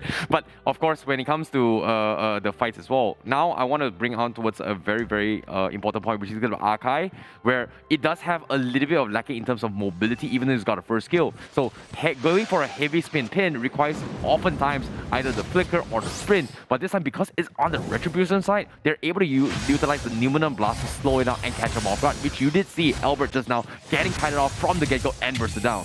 Yeah, I agree. Having the retribution on the Akai does not look nice. But right now, Team Indonesia, they managed to kill off the Lord before they get to do anything with it. So overall, a very good defense from Team Indonesia, but Team Philippines is completely fine. They're still okay with this situation because they are in the lead. About 5k gold lead, and look at that Dawning Light hitting onto Vin and Sans. They have to retreat, especially since Sans right now, he wants to deal out the damage and he still wants to save his black shoes. Albert going in, trying to get a catch, but still not able to get that good flank. Damage coming in from the side of Philippines is good, but what's even better is them kiting things away. Indonesia can't touch them. Exactly. You can see the damage check is starting to apply as well when it comes to the power of the Dawning Light. Imagine if Imam didn't die early on, things would have been even harder for Team Indonesia. Fortunately for them, there is still very, very much manageable and killable coming from Vin. But like I said as well, Team Indonesia, they need to still somehow come on top in terms of certain objectives. They're using Albert to buy a little bit more time, but as of now, you can see that Albert is really, really struggling to get any sort of setup for the team in terms of both potential. They want to push out the lane so they can go for some sort of split push, but it's going to be very, very difficult to do so because right now, Team Philippines is about 30 seconds shy before the next Lord to come in, and this is going to be the item coming in. Yeah, looking at Masha, already having the 3 core items, the Sky Guarded Helmet, the Cursed Helmet, as well as... Okay, so in terms of items, what is Indonesia really looking for? Because we can talk about, oh, they're looking for opportunities, right? But that is, in a way, up to chance, and in a way, reacting to what Team Philippines is going to do. But in terms of items, what are they really looking for? Right now, R7 already has 3 core items, but again, looking at the damage check just now, maybe 1v1 should be fine, but 1v5 is going to be very, very difficult. So how is Indonesia going to set up the split push? It's going to be very difficult as well because based on their compositions, where Vin as well as Sun, they are going for more a utilitarian fight style. Basically, they're looking to chip away and hope to capitalize and punishing Philippines who are isolated. Whereas Team Philippines, they've got so much burst potential.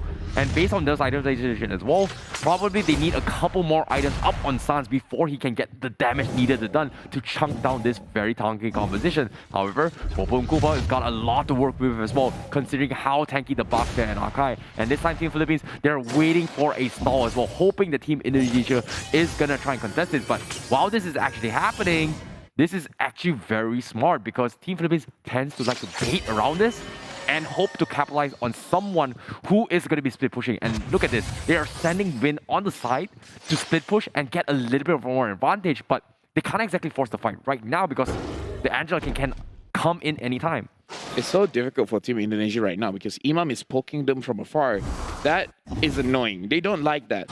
So, but even if they try to go in, they try to engage, all of a sudden Gonzalez is there just waiting and getting all those weakness stacks and just waiting for his time. It's like, hey, you know what? I got a clear hit on CW right now. And then he just pops off his ultimate and then he's going to get a lot of kills. So they want to play from afar. They're going to get chunked by Imam. If they want to dive in, they're going to have to face Gonzalez. Look at this. Time and time again, Indonesia, they just have to take these hits because they can't find the angles. Albert is, again, without the flicker, without the sprint, can't force a situation. Yeah, I definitely agree. And Albert needs to get a little bit big catch on those Gonzalez, which is almost near impossible now, considering that he's level 15. So he's going to be able to get out of there with one skill auto attack, but seems like the Lord is going to be down towards the last final two bar, and they get the reset. Team Philippines, they're a little bit afraid to fight this. This is kind of surprising considering that they've got so much of an upper hand, but it seems like they are going to focus on lane priority for now as they are sending the Esmeralda down bottom to split push. Historically, Indonesia has secured a lot of Lord and Turtle Steals in international tournaments. So I feel like this is more or less just respecting Team Indonesia. Now, it will be later on in hindsight whether this is a good move or this is a bad move, depending on what Indonesia will do next. Because right now, Team Philippines, they feel like they can do this all day. But right now, Albert managing to catch out one member, Soto, from the side of Philippines, but it is not enough. The damage is not there. Del Rosario going in front. And again, looking at that, Indonesia, they finally get a catch, but it's on Soto. And it's not going to be the priority target. Indonesia does not have enough damage still. Oh, that was so smart coming from Sans as well. Not popping the magic, the Shadow Ball to actually contest that, just because he doesn't have the damage. But it looks like they are going to force the issue because Arcel is going to get caught out. Here comes the Cosmo attacks potentially coming in. He's going to make a sprint for it. Unfortunately, not going to be able to do so as R7 was going to completely kite it down in that situation. For now, we can look at Team Philippines. They're using the draft well. This is the Ube strategy. Ultimate bonding experience. Try to come up to us at 5. And look at that engagement on CW. He has to use his flicker, but Luna tries to re-engage the Hargar onto the Popo Kupa. The Popo Kupa is dealing a lot of damage, but re-engaging Team Philippines. They managed to get the Lord, and they don't want to push the situation further, being happy with the Lord and just waiting for it to push together with it later. Oh, that was such disciplined plays coming from Soto as well, considering that he could have gotten the kill, considering even though there is the hard guard onto a CW, but he doesn't want to take the risk. Based on the positioning as well, Team Philippines, they were focusing on the objectives, which is the bigger picture, because if he died right there, they won't be able to snowball and take advantage of this Lord push. Right now, the Lord is in mid. This is a Evolve Lord, and the damage coming in from the side of Philippines, they're just poking it out. The Lord has entered the building, and look at that, they managed to destroy Albert, try to push everyone away, but he will be immobilized. He has to go back into his base. And Team Philippines, they're taking a lot of damage coming in from Sans. Sans being in the front, trying to make sure that Team Philippines gets punished. But look at that, they managed to run away. Indonesia, they tried to capitalize on the aggression on Team Philippines, but they're not having it. Yeah, this is very, very difficult to play right now, but all in all, great defense coming from Team Indonesia.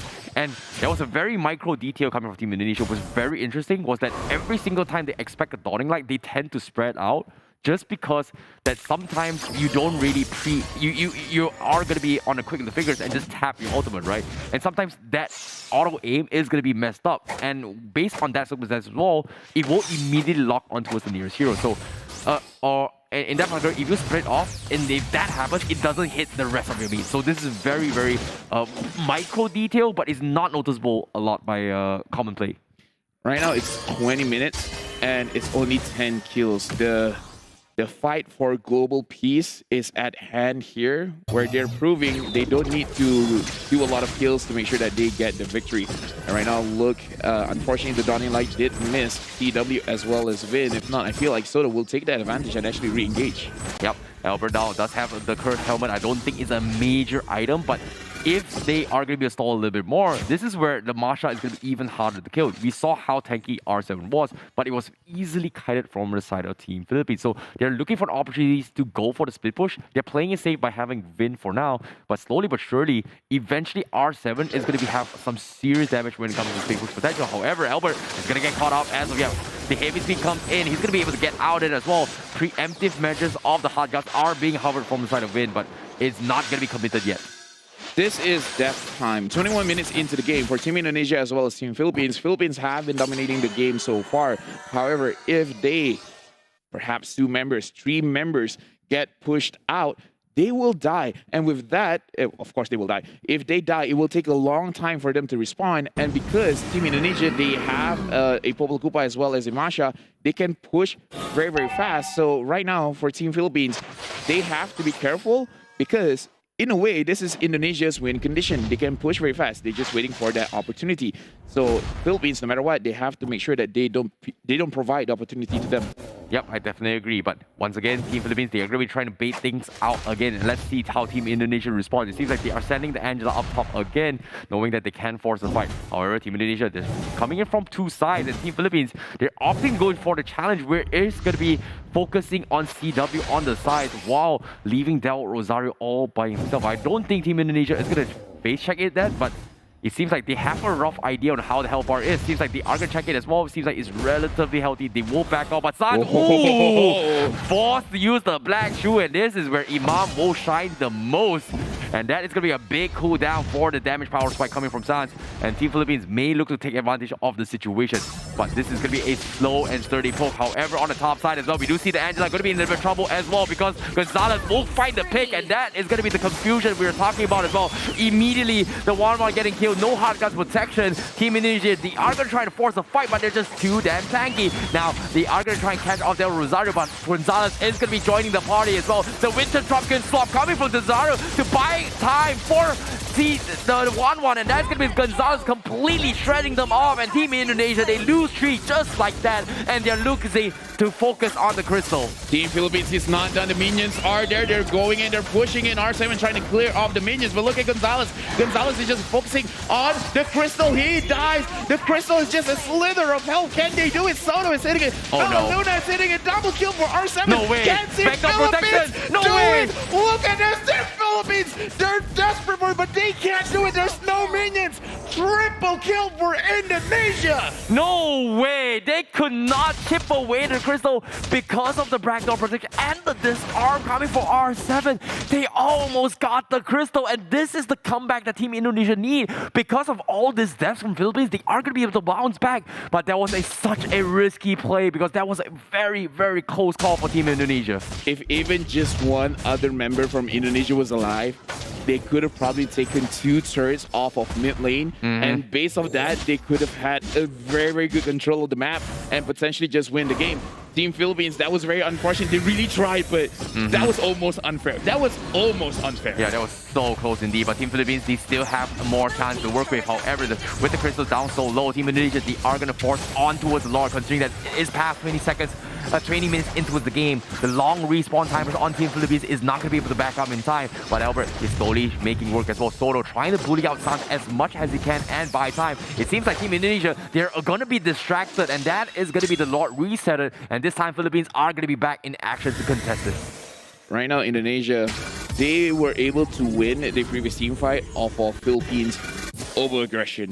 I don't think that will happen a second time because, yes, the crystal will regen, but it's regenerating in a very slow state. Pace. Yeah, slow pace. So Team Philippines, if they get another opportunity for them to fight, then they will take it. The damage from Imam is getting more manageable now, just because I feel like CW already has his Athena shield. But right now, look at this. R7 is going after Imam. Imam is getting chased, but Gonzalez is there trying to protect his team. Now R7, that is his last HP bar, using the ultimate, managing to get a shutdown. And now Vin is very, very low HP. Philippines, do they want to go for more? Imam has died 60 seconds on his death timer. R7 with a 63. This is potentially harmful for Team Philippines, just because Imam gives so much pressure onto Indonesia, and right now Indonesia has 48 seconds to breathe. Yeah, that's a big damage hack coming from Indonesia as well. As long as they take the Savior down, Team Philippines will not be looking to punish Sans. And because of this pressure taken off,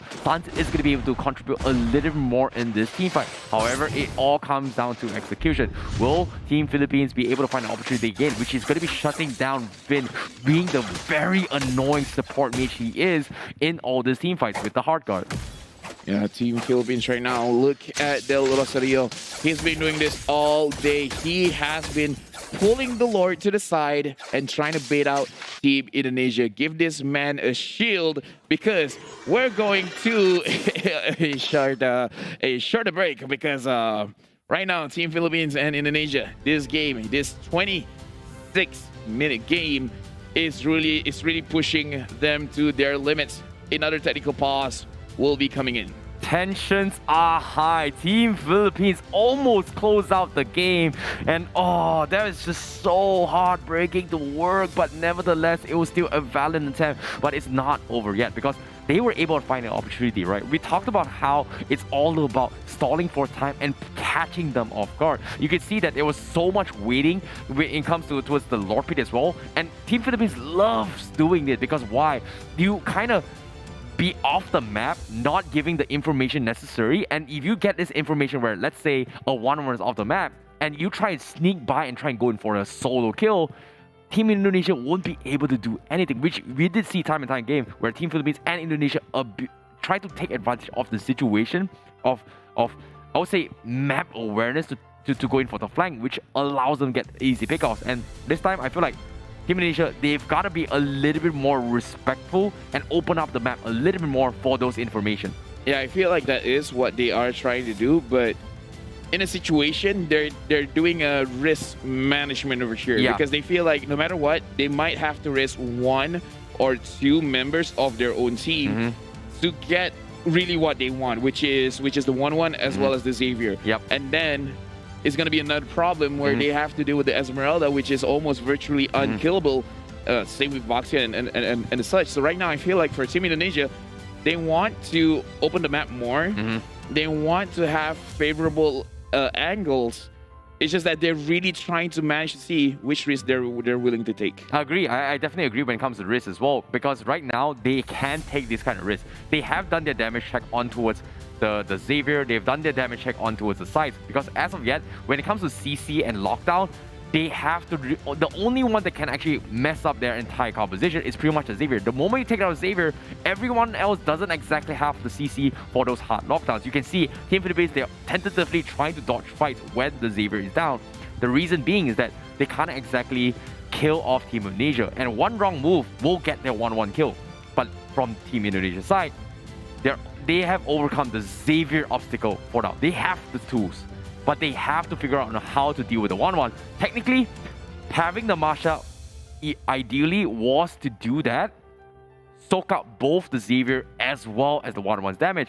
But due to how prolonged the chase has gotten, eventually the Masha is going to lose out a lot of health because of the first kill. Even with the Angela heals, I don't think it's going to be enough to compensate compared to back then, before the Sky Guardian nerf, where you are, even throughout all that, you will still have at least a good solid 1 and 8 bar, despite all the onslaught that Team Philippines is dishing out.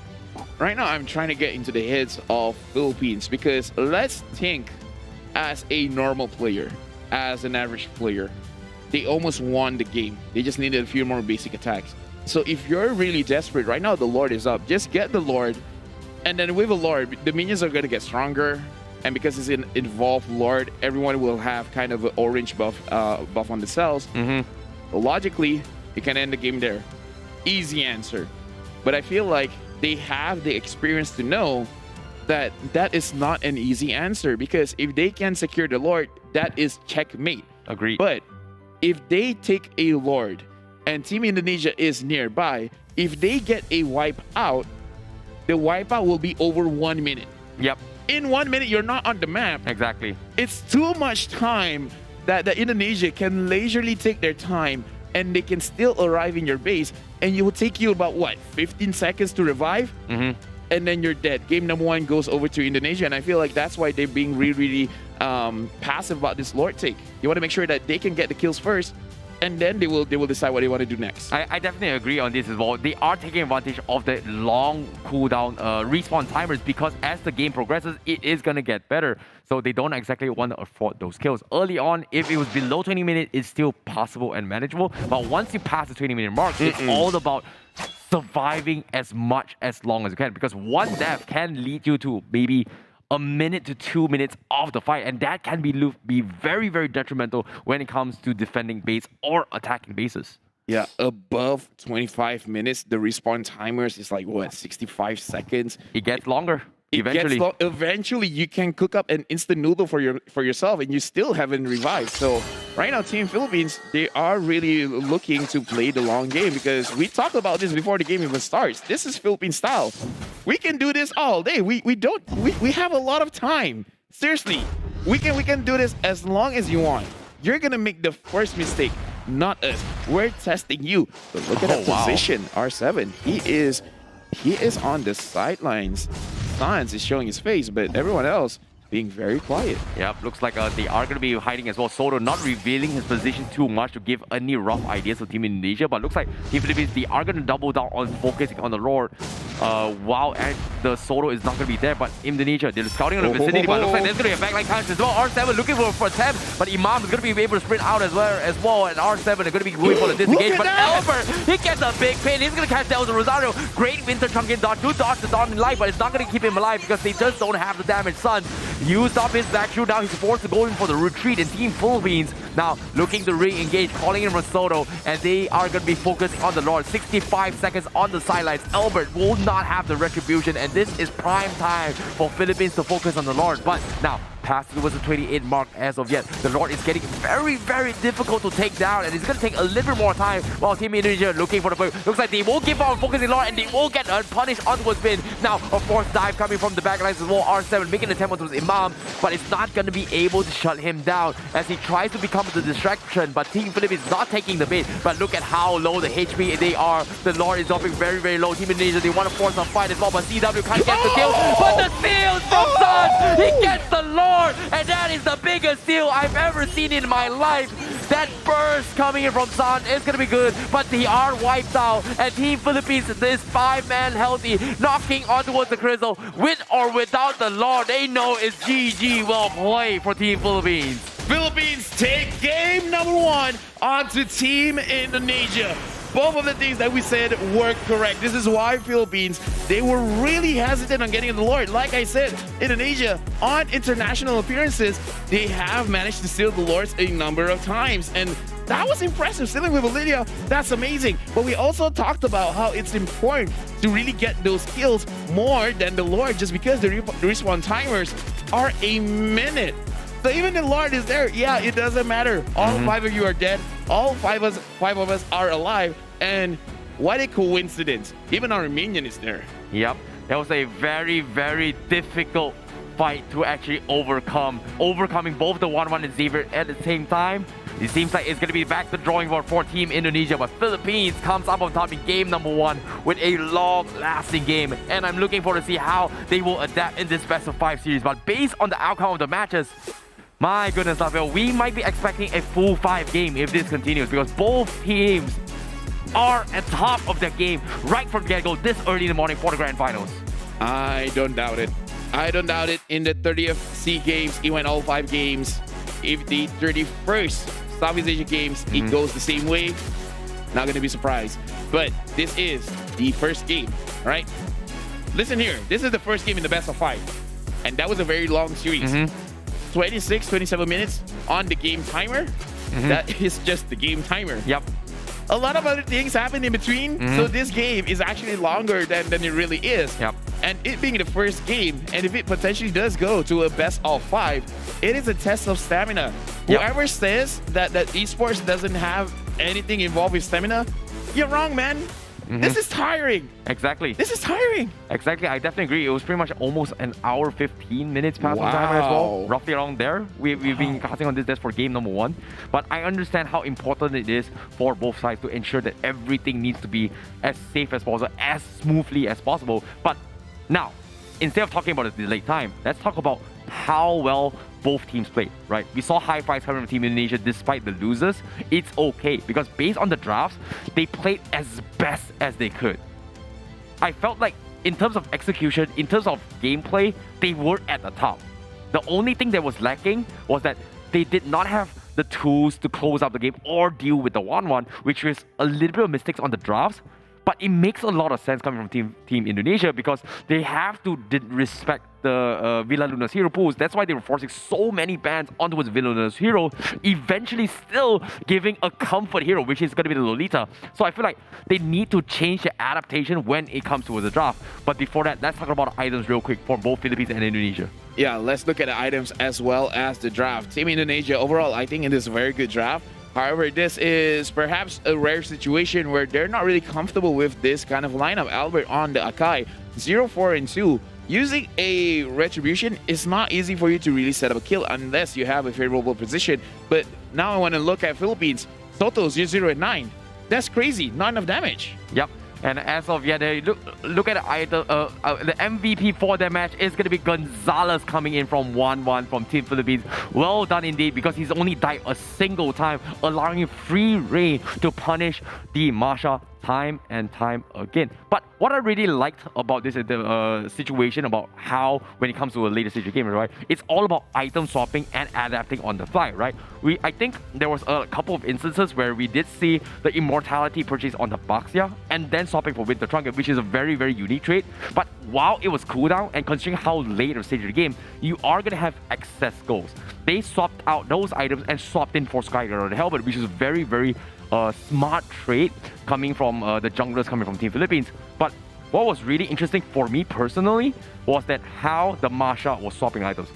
Earlier in the game as well, we did see a little bit of Twilight Armor for an approach for those auto attacks, right? He was able to chip a lot of damage onto his Xavier, but eventually as the game goes by, he went for a full triple Sky Guardian Helmet to go in for the one shot against Xavier. It was the right idea, but Xavier swapped out one item for an immortality, making him not one-shottable. So it was a lot of item big brain games, which we didn't see too much from both these teams. But eventually, you know, they tried their best as they can from Team Indonesia. So I feel that Team Philippines win Game 1. It's a well-deserved victory as well. Philippines stick to their guns. They're playing with what they know that is good for them, what has worked. And again, I want to bring it up. Soto did not die at all in this game, and it's not that Team Indonesia didn't try. They did try, but the damage coming in from just Popol and Koopa is not enough. And yes, R7 is a damage dealer, but R7 is going in the backlines. It's not going to help dealing with Soto. And Sans is just really trying to control the team fight. He has a lot of damage. He does have a lot of damage, but Soto will chase after him, not giving him opportunities to really focus on dishing out the damage. So overall, good game from Philippines. And Team Indonesia, if they're gonna let this Esmeralda go, they need alternatives. They need a clear-cut way how to deal with the Esmeralda. Yeah, I definitely agree. I feel like based on the composition, the weakest link coming from Team Philippines is going to be none other than Xavier, right? Because it's the easiest target to kill. Everyone is just extremely tanky. I agree that Demon Hunter Sword is a great factor, but Popo and Koopa just doesn't have enough damage to chunk their way through. That's why we often see teams prioritize on a carry just to deal with heroes such as the Baxia, heroes such as the Esmeralda, which also can be easily countered by any other long-range hero. So it's going to be about rock, paper, scissors, right? So Team Indonesia, I feel like they tried their best, but they need to rework their strategy because they just don't have this way to deal with all this tanky composition. And eventually, I feel like the Lolita would be nice to deal with the crossbow tanks, but it was pretty much picked on Team Philippines' side. Yep. Interesting interaction. Even if the Popol and Koopa has the Demon Hunter Sword, as long as Soto has the shield, which we know he's really stacking up, the Demon Hunter Sword passive will not trigger on shields. So they need someone to burst out the shield first. And look at that. No one is really able to burst out Soto's shield. In fact, him being in front, grabbing more and more and more and more, makes it so that CW wants to kill Soto. He really does want to do it, but it's actually not optimal. It's not efficient just because it's going to take you a lot of time. And by the time you're done, Philippines, they've killed out the rest of your team. Yeah, I agree. I feel like Team Indonesia, they are giving a little bit too much respect on towards Villa Luna's draft as well as pick, denying all of that. And because of that, they were put in this situation. I agree, the Demon Hunter Sword is great and all, but like I said, the shields are going to be impenetrable. And it's going to be very difficult to chunk that. And that's why often teams would prioritize marksman going for the true strike build, which is endless battle, going to the Thunder Belt to actually deal with it. Demon Hunter Sword is just not enough, and the safe approach would be just pick up carry, but you are going to be outranged by multiple marksmen. So I feel like the Beatrix would have suited the composition for Team Indonesia. At least they have a little bit more of early presence when it comes to burst to try and slow down this stalling strategy that Team Philippines is trying to do. Look at this. This is a crazy defense by Team Indonesia, where R7 really just focus on clearing the minions. And look at that HP on the Crystal. Can you really blame the team from Philippines? I know, right? That was so low. I agree. Villa Luna was trying his best as well. Instantly gets disarmed and it was like, oh, there's nothing I can do. Backdoor protection on top of it all was just so difficult to do. It was just like a very close call. Eventually, it gave a little bit more space to his team in Indonesia. You can see time and time again, they were just trying to make sure that Xavier just doesn't get out of control. Once that Xavier gets taken down, you can see that Team Indonesia is struggling to deal with the crossbow tanks. And again, they always try to dive onto the Imam. Look at this. Even when Albert managing to catch the side of Team Philippines, Indonesia, they could not deal enough damage. It's just too tanky. Philippines, their lineup is just too tanky. They don't have the answer for it. So I feel like Indonesia, they have a lot of information going in after this first game. In the next game, in the next series, I wouldn't be surprised if Indonesia managed to get the game. But if Philippines controls this game, controls the second game as well as the first game, this might be a repeat. The gold medalist, Philippines, history repeating itself. Philippines right now still strutting why they are the world champions. And right now, they want to re-secure the gold medal for Southeast Asia. Yep, I'm looking forward to see how the adaptation is going to go for sure, because that was a very long drawn-out game. I believe all the players needed that rest, and even the highlights as well was extremely long, and I don't blame them, because there's just so many high-level macro plays that is happening across the map to pull this off. 30 minutes of the game is not an easy game to play, despite the low kill volumes, but it was a lot of very objective-driven decisions. Prioritizing killing saviors, prioritizing on shutting this down, baiting out the hard guard, punishing the hard guard who's going to be used to actually go in for split push potential. They tried to do it, but eventually it was just not given towards the Philippines just because of how much time was being stalled. So the Masha was pretty much the only damage dealer to actually deal with the Xavier. So eventually they tried their best, and it's back to the drawing board to Team Indonesia. I feel like for the side of Indonesia, their win condition is very complicated and very difficult to achieve. If they are able to achieve it, that's great. But anyway, we're going to go for a short break, giving time for Philippines as well as Indonesia to prepare for the next match. So don't go anywhere. We will come back for game number 2.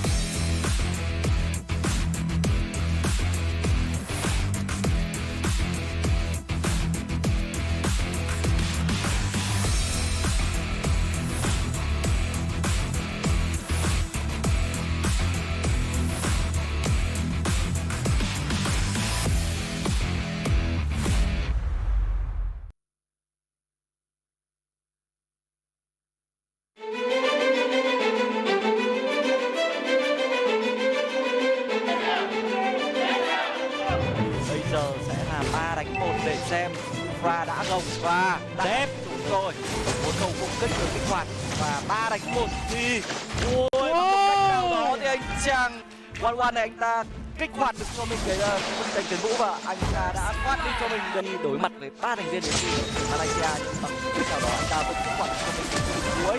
Giờ là giao tranh nổ ra và Ruby kéo được 2 thành viên bên phía Malaysia. Tuy nhiên người lên bảng hạ gục đầu tiên rồi thì Lot sẽ dẫn đoàn và các thành viên bên phía Malaysia đang đối mặt với Lot cùng với cả các thành viên từ Indo. Mega kill được dành cho tuyển thủ của Indonesia. Và giao tranh đang được nổ ra ở đây. Siku anh ta còn rất thấp máu, nhưng Lot đang đánh vào nhà trí và các thành viên bên phía của Indo họ cũng đang làm như vậy. Và chúng ta không có bất ngờ nào xảy ra cả. Indonesia giành được chiến thắng trong trận đấu đầu tiên.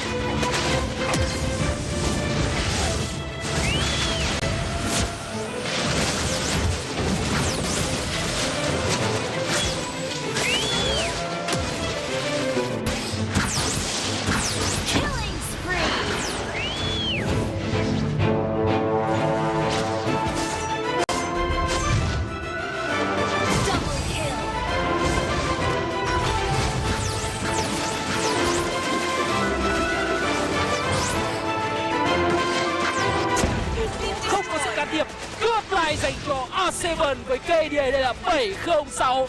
Vin anh ta sẽ chờ đồng đội của anh ta để vào và kết thúc trận đấu này tại đây. 3 chiến thắng 2 dành cho Indonesia.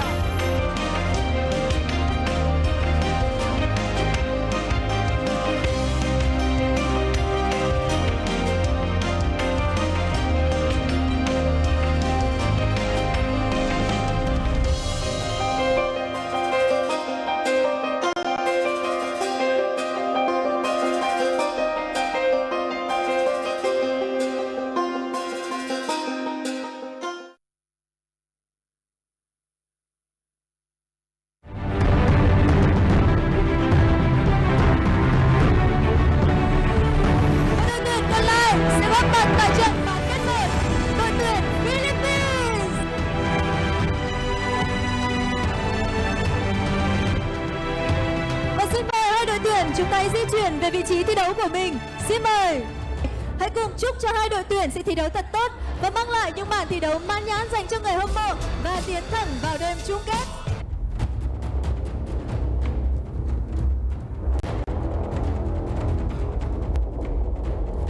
Tấn công đến từ bên phía của đội tuyển đó là Philippines. Rồi trừng phạt làm chậm là Remanescence và như vậy là chiến cộng đầu dành cho bên phía đội tuyển Singapore.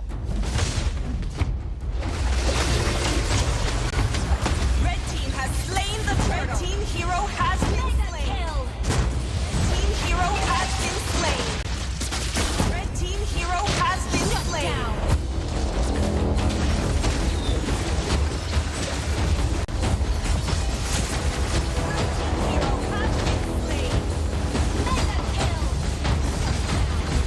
Chỉ còn duy nhất là Imam trên bản đồ này mà thôi, và thành viên sớm nhất là Soto phải 15 giây nữa mới lên bảng, mới xuống được, mới hồi sinh được. Và đây sẽ là chiến thắng đầu tiên của Singapore. Một sự bất ngờ đã xảy ra ở trong kèo đấu BO3 này. Singapore đã chính thức vượt qua Philippines.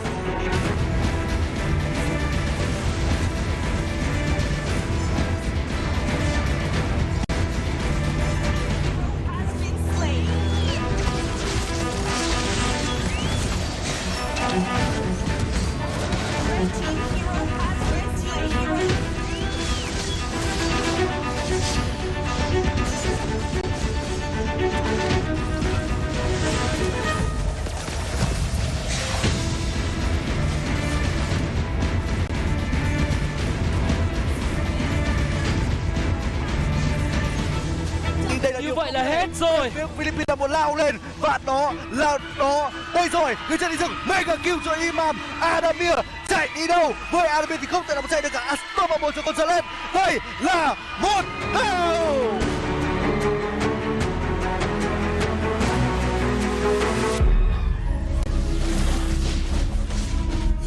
Red team has slain the turtles. First blood. Blue team hero has been slain.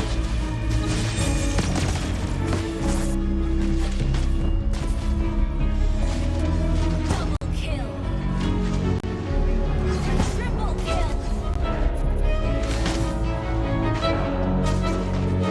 Blue team hero has been slain. Mega kill. Red team hero has been slain. Blue team hero has been slain. Triple kill.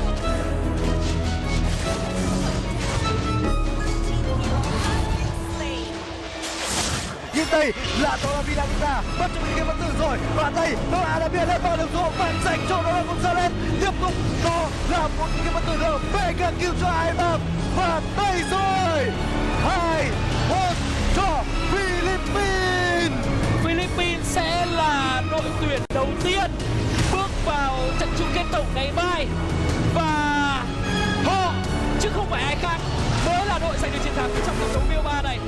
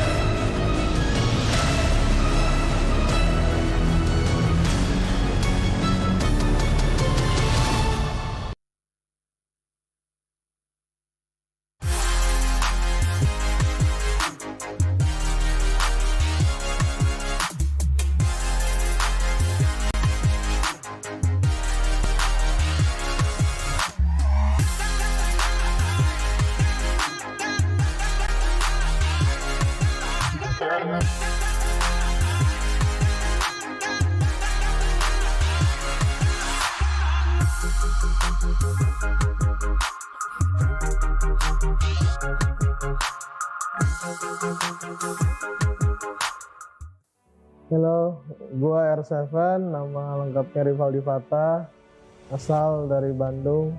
Gue bermain di SEA Games ini mewakilkan Indonesia. Awalnya sih nggak nyangka sih bisa jadi pro player gitu, kayak jalan dengan sendirinya gitu. Pasti kayak tiap anak-anak punya impiannya masing-masing lah. Dulu gue pengen jadi dokter juga, cuman namanya belum rezeki, ya rezekinya ada di e-sport sih. Yang gue harapin di Mobile Legends sih untuk Indonesia ya pastinya biar bisa lebih gede lagi Mobile Legends-nya, terus makin banyak kompetitif tahun ke tahun kayak gitu-gitu makin ditambah. Ya itu aja sih harapannya. Ya untuk para fans kita minta doanya agar kita bisa memberikan hasil yang maksimal di Hanoi SEA Games 31 ini. Semoga kita bisa membawa emas ke Indonesia. Halo, nama gue Albert Messi Iskandar, nama gue Albert. Gue bermain di timnas Indonesia sebagai jungler. Yang pasti nggak bakal ngira sih bisa jadi kayak player Mobile Legends yang sebesar ini sekarang. Ya karena juga awalnya kan main cuma salah-salahan lah, tapi ya bersyukur banget bisa sampai segede sekarang. Menurut gue tim Indonesia sendiri, gue yakin sih bisa nyampe grand final lah. Apalagi tujuan kita semua sama, kita mau dapetin emas balik ke Indonesia, ya gue yakin kita bisa dapetin emas sih. Ya buat kalian semua para fans, ya kalian semua dukung kita terus, apapun hasilnya kita bakal lakuin yang terbaik kok buat Indonesia juga. Nama gue Isan, nickname gue Luminer, umur gue 21 tahun, gue dari timnas MLBB Indonesia. Karena gue dari pas zaman gue sekolah, gue udah kayak latihan Mobile Legends, kayak gue udah mimpi gue jadi pro player. Dan ya gue percaya sama kerja keras gue. Untuk para fans, makasih yang udah dukung gue atau tim gue dan juga timnas Indonesia ini yang sedang berjuang. Dukung terus, makasih banyak kalian semua yang udah dukung. Semoga kita dapat hasil yang terbaik. Nih, bantu doanya ya. Hello guys, my name is Calvin Winata. My nickname is CW. I'm from Indonesia and I'm playing God lane for my team. For me and my team, we play 2 tank. Yeah, it's already we usually play 2 tank and it's not a problem for us. I hope Mobile Legends at Indonesia or maybe at the world can be more have tournament and have a good.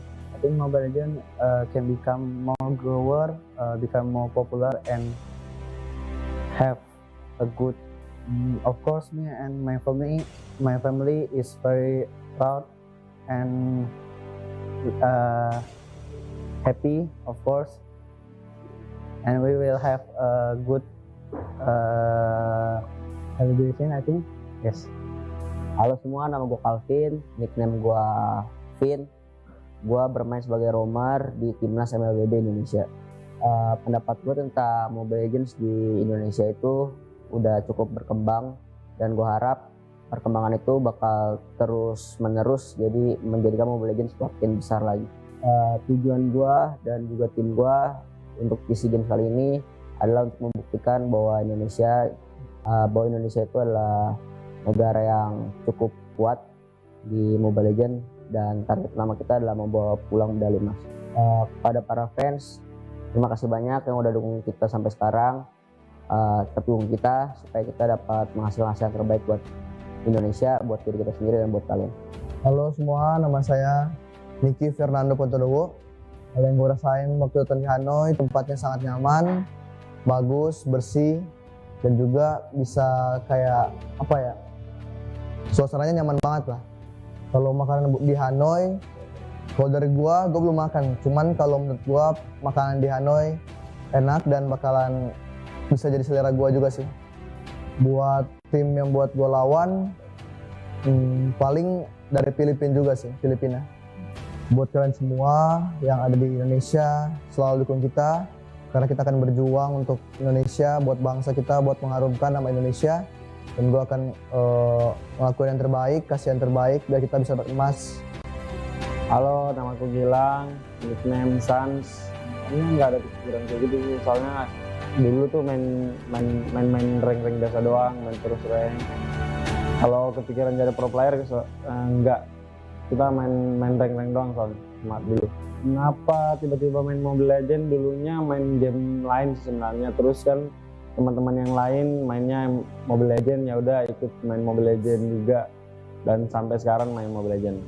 Rasanya ya paling pertama ya senang banget lah, ini kan pertama kali aku juga kepilih jadi masuk SEA Games. Ya nggak ada lain-lain sih, pasti senang banget. Buat Indonesia, dukung kita terus semuanya biar kita makin semangat dan semoga kita nanti mendapatkan medali emas. We want to do our best and get the best outcome that we can get. Of course, gold medal is what we want to do. After this tournament, we all have our own competition to go on. But right now, we just compete together as a team to do the best result for our country. We actually want to try a lot of food, but I'm afraid that there's a lot of restriction going on in SEA Games. Yeah, and kita apa? One voice. Timnas MLBB Indonesia. Jalan terbaik. Yeah. Game number 1 concluded with Team Philippines managing to beat out Team Indonesia in the 29-minute match. And now we're going into game number 2. This is a best of 5 series. You are here with me, Lavelle, as well as Gideon. Not Gideon, not Staffa. It's Terrence, ICB12. I just tried to see your reaction. ICB1 to see there? You miss Gideon, don't you? No. I actually don't like the guy. I don't like him, actually, yeah. Okay. I specifically... I feel bad for Gideon, but at the same time, you guys are currently watching the 31st SEA Games Vietnam, brought to you by and organized by the Vietnam Recreational and Electronic Sports Association, Viresa, in a cooperation with VNG Games as well as Munton. As he did mention as well, my name is ICB12 and here is Rafael. We will be continue to be young commentators for today. I hope you guys have a blast because this is going to be the exciting grand finals between both Team Philippines as well as Indonesia. The undefeated Team Indonesia has finally fallen a game. And I do see the chance as well. It has been spamming all the way through. It seems like sometimes gods do bleed. And hopefully they will be able to recover because this is going to be more games, more exciting and longer games based on how the playstyles has shifted from either teams. It's all about patience, timing, and heading towards the late stage of the game. And hopefully Team Indonesia is going to be stepping it up a little bit more coming in towards game number 3 in their draft especially.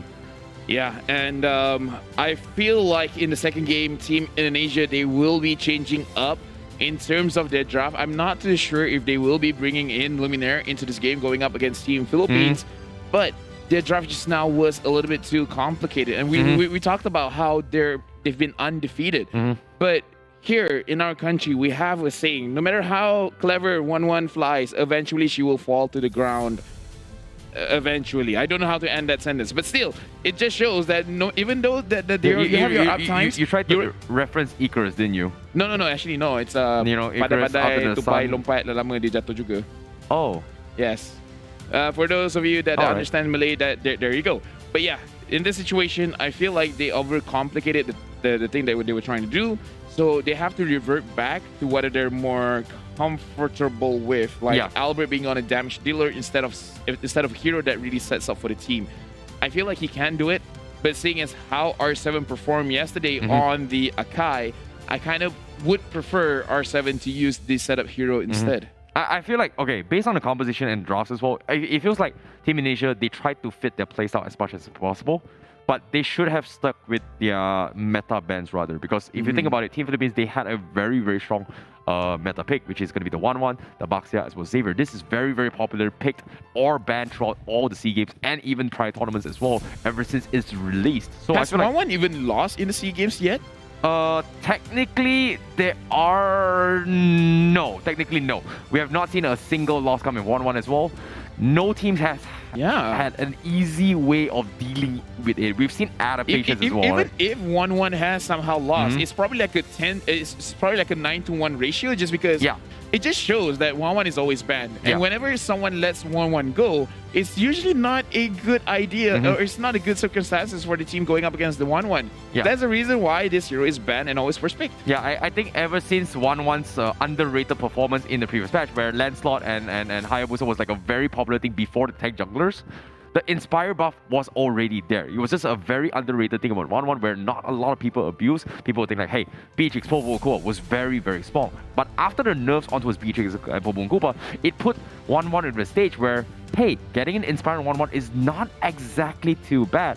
And so far, back in the past, when 1-1 was still kind of in the meta, people's adaptation was Kufra, Phoveus, Franco, Kaja, which all these heroes are kind of fallen off in the current meta, which is very, very difficult to pull off. And because of that, it makes 1-1 even that more stronger. And so far, the hardest lockdown hero against a 1-1 is a Franco, which will most likely be banned from either Team Philippines or Indonesia if they decide to first pick a 1-1. So I feel like from Team Indonesia's perspective of the drafting phase, they have to scrap the idea of just targeting Villa Luna's hero pool and just let them play whatever they want and go for something that is basic in terms of meta and play towards the comfort heroes rather than trying to go against the meta. Yeah, not to mention the fact that 1-1 before this needs 4 weakness stacks. Now that it only requires 3, it's basically confirmed every single time 1-1 engages a team fight. And I do agree with you. I feel like, yes, respecting Villa Luna is a good thing to do, but I trust Vin. You should let Vin counter what Villa Luna is trying to do. And I'm going to give an example. If Team Philippines, they do bring up the Estes, Vin is really good with this setup hero. So heroes like the Ruby, where she can pull everyone together, that is pretty good if you pair up with anyone with a lot of AoE damage. If you don't want Ruby, Atlas as well, it has an easier time setting up the Fatal Link. So I feel like there's a lot of heroes in Vin's hero pool that can deal with the heroes that Villa Luna can use. So let's try for this second game. Let go most of the heroes instead of banning the Matilda. Still ban the 1-1, or if they're first pick, they of course try to secure it for themselves and see where they go after that. I definitely agree as well. And even though Baxia may not be the best way to deal with all this healing composition, it is still a solution. I feel like prioritizing the Baxia in their favor is going to be the way to go to deal with Villa Luna's composition. But you can see the fans coming from Team Philippines. They're very happy about this. They're hoping to get the 2-0 next game. Can they hold out their momentum? And of course, yeah, like you said as well, shout out to Manji. Why is he not casting? Why is he there? Come on, he's there just to enjoy himself. And not gonna lie, I want to trade places with him. Here we go. Team Indonesia in the first pick. They secured the Xavier for themselves after betting out, still focusing on Villa Luna with the Eve, Estes, as well as the Matilda ban. And Team Philippines batting out the 1-1, laying Valentina and picking up the Esmeralda as well as the Baxia for themselves. So right now, Team Indonesia, they know that Team Philippines, they're going to have a very tanky lineup, and they will reply with a Karina as well as a Franco. Well, I like this adaptation a little bit more as well. We saw how Team Indonesia was able to handle both the Baxia and Esmeralda. It wasn't much of a big threat. The biggest threat was either the Xavier or the 1-1. With 1-1 already taken out of the pool means that they have a little bit more room width. However, if they do go for a little bit more of a slippery composition, the Franco is going to be able to do something about that. So I like this adaptation a little bit more coming from Indonesia, and taking the Karina over the Baxia. It's a pretty decent matchup considering that the Karina is going to be able to have a little bit more of a burst potential when it comes to diving the back line. Yes, and this might be a rivalry in the making in the mage roles, where Cecilian will be going up against Xavier, having the same type of playstyle where they want to poke, they want to scale to the late game, and they want to take bodies down to the ground. Right now, Team Philippines, they have a pretty solid lineup. They're just missing their gold laner as well as their roamer position. And right now, Beatrix still hasn't been picked up by either of the teams, so I do want to see if it will be let through the ban phase. And yeah, and as of now, let's take a look at what the next priority list is going to be coming in. Right, based on junglers here, they pretty much just locked down for both sides. Villa Luna's hero is still available. I don't think Team Indonesia should be doubling down, but I feel like I'm really surprised that Team Philippines is still going to be banning off the Archive, considering that, you know, a lot of them have been focusing on the jungle role. But based on how R7 played it in yesterday's game, it is still to be respected on how they're able to buy time and zone out the team fight. So it's understandable why they don't want to do it as well. So they have to play it safe, deny it away before it's even been thought of as a solution or an alternative. Team Indonesia, however, they are going to be banning on the Lolita, considering the amount of shields Villa Luna is going to be putting on the table. Seems like it is going to be a similar ban coming from Team Indonesia, but a little bit of a twist. Because they had first pick means they have the Xavier in the back. So that pretty much kills two problems that they had, which is both the 1-1 and as well as the Xavier. So it is going to be a little bit better now since the Team Indonesia is on first pick. Right now, Team Philippines, they have quite a... The composition is not changing much. It is a siege composition. Having the Sicilian is going to be an artillery mage. And like I said, Beatrix is still on the table. And Team Philippines, they understand that they don't really need the Beatrix as well. So banning it out from Team Indonesia. But that does provide the question, what does Team Philippines want to use? Because Beatrix is an Aster marksman alongside with the 1-1. The only other option now, well, there's a lot of options as well. But I'm thinking of Popol and Koopa. But if they do not want the Popol and Koopa, they could go for a more bursty kind of hero like a Clint. If they want to sustain a little bit more, they can have the Brody. And right now, Team Indonesia, they're opening it up because they need one for themselves and betting out again Villa Luna's hero. Yeah, that's a very, very good Angela ban as well, considering that it is going to be accelerating the tankiness of what the Esmeralda as well as the Baxia. But now, saying that the Popol and Koopa is going to be picked from the side of Team Philippines, it is going to have a little bit more harassment. Now, the option here coming from Team Indonesia is going to be to deal with both the Esmeralda and Baxia compared to the previous games where they had too many things to handle. So it's either going to be the carry or they force pick a Beatrix to take advantage of going for early aggressions. And I feel like either or the Beatrix or the carry is not too bad from the side of Team Indonesia. Yeah, Beatrix has been banned, unfortunately, for Team Indonesia right now. They have secured the Dire, which again is very good going up against the Esmeralda just because he can shred that armor down. Carry is good, but it is very, very risky, so they're going over for a Clint, opting for a more bursty type of composition, especially in case anyone does want to gank him. He can immobilize anyone there and try to actually capitalize off of mistakes. So right now, Team Indonesia, in terms of how they're batting, how they're having the draft, they're really just trying to win the lane. And then see what they can do with that afterwards. Yeah, apologies about the Beatrix prediction just now. But yeah, I at the same time as well, I was expecting either the carry or the Clint. But based on how the tank composition as well, they kind of split off that idea to deal with it by using the Dirov to deal with Esmeralda, gives it a little bit more damage, and also getting the True Strike based on the itemizations coming from Clint, which is the usual Endless Battle and Thunder Belt. But for the Philippines, final pick is going to be the Brody to give a little bit more survivability in the team fights, and I'm really like the Game 2's adaptation coming from Team Indonesia towards the draft of Team Philippines, and hopefully it's not going to be shaking their rock-solid formation from game number 1. We talked about both of the potential... We talked about all three potential marksman picks, and all three of them have been picked up, which did surprise me. But again, Villa Luna is actually very, very solid on that Popol and Koopa pick, especially for the fact that in case it becomes a situation... In case of a situation where it looks like they don't really need any more tankiness coming in from the Popol and Koopa, then they can just opt to build damage. Maybe just have one Blade of Despair or a Demon Under Sword. So Team Philippines, again, managing to get their comfort picks.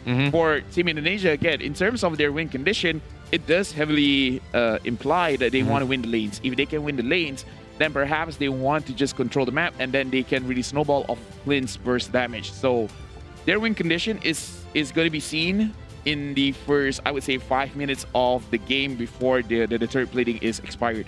Yep, and at the same time as well, I like how the adaptations has been made, right? You can see that there was just so much heavy emphasis on targeting Villa Luna's composition, and regardless of that, you know, this is a signature coming from him, right? With the Popol and Koopa, even though a lot of teams has tried to replicate of going for this roaming Popol and Koopa, but it's very, very difficult to do so, and it requires a lot of teamwork and setups just to actually be able to pull off. The the strength of Team Philippines' composition with the Popo and Kupa is not just Villa Luna being able to play it. It's his capabilities as a shot call to work with his team to set up for prolonged CC.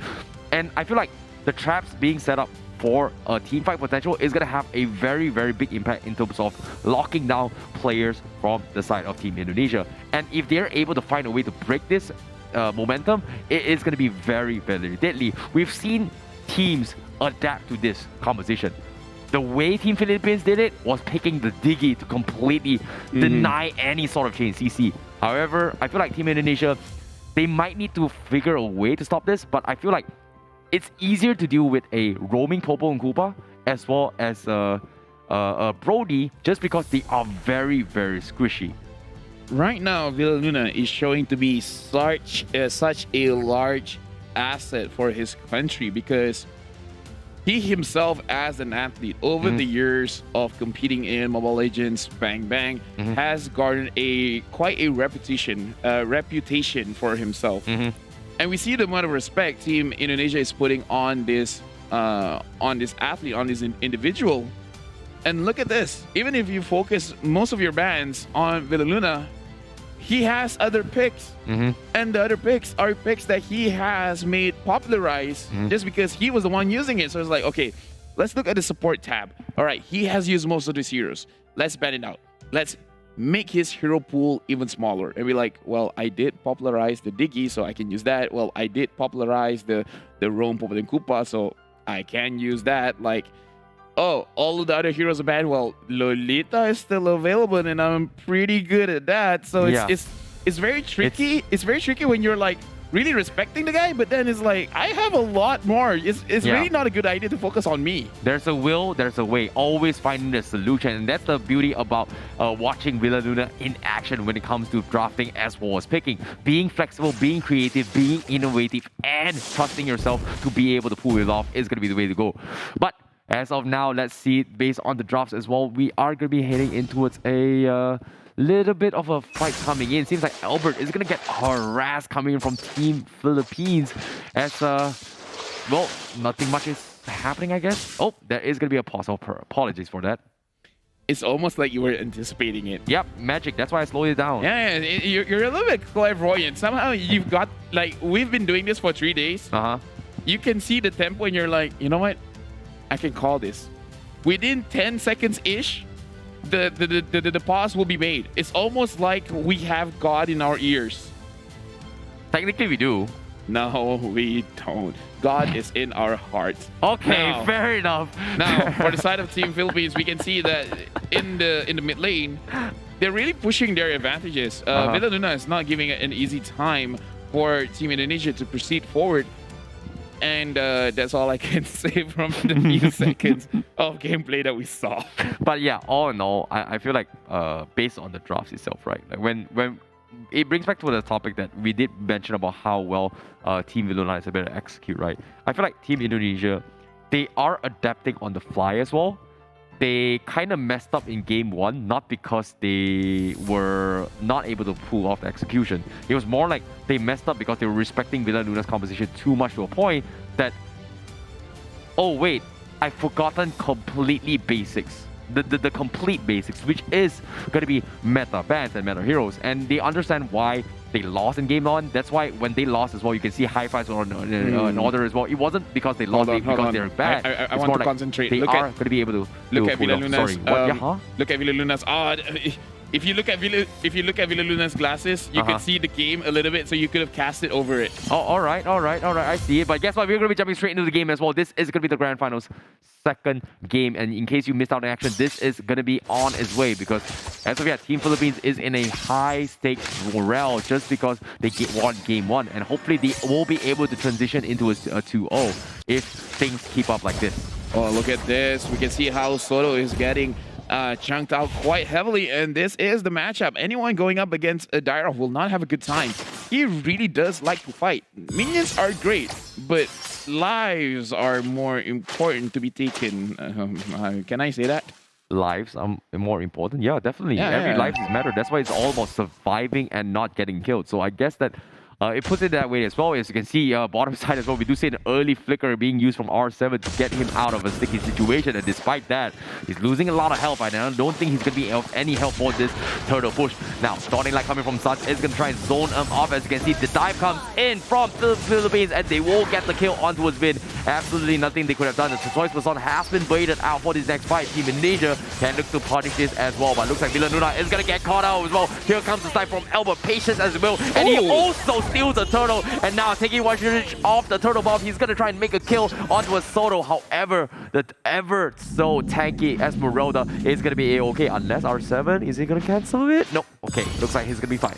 I feel like if he had the flicker, he would probably try it. Over here, we can look at the top lane. Flickers in, getting a kill. Giving it over to CW would have been ideal, but Vin sacrificing his life to the turret to make sure that a kill is given over to Indonesia right now. Kill advantage 3-1 in 3 minutes of the game. Team Indonesia right now is being a little bit more aggressive compared to before.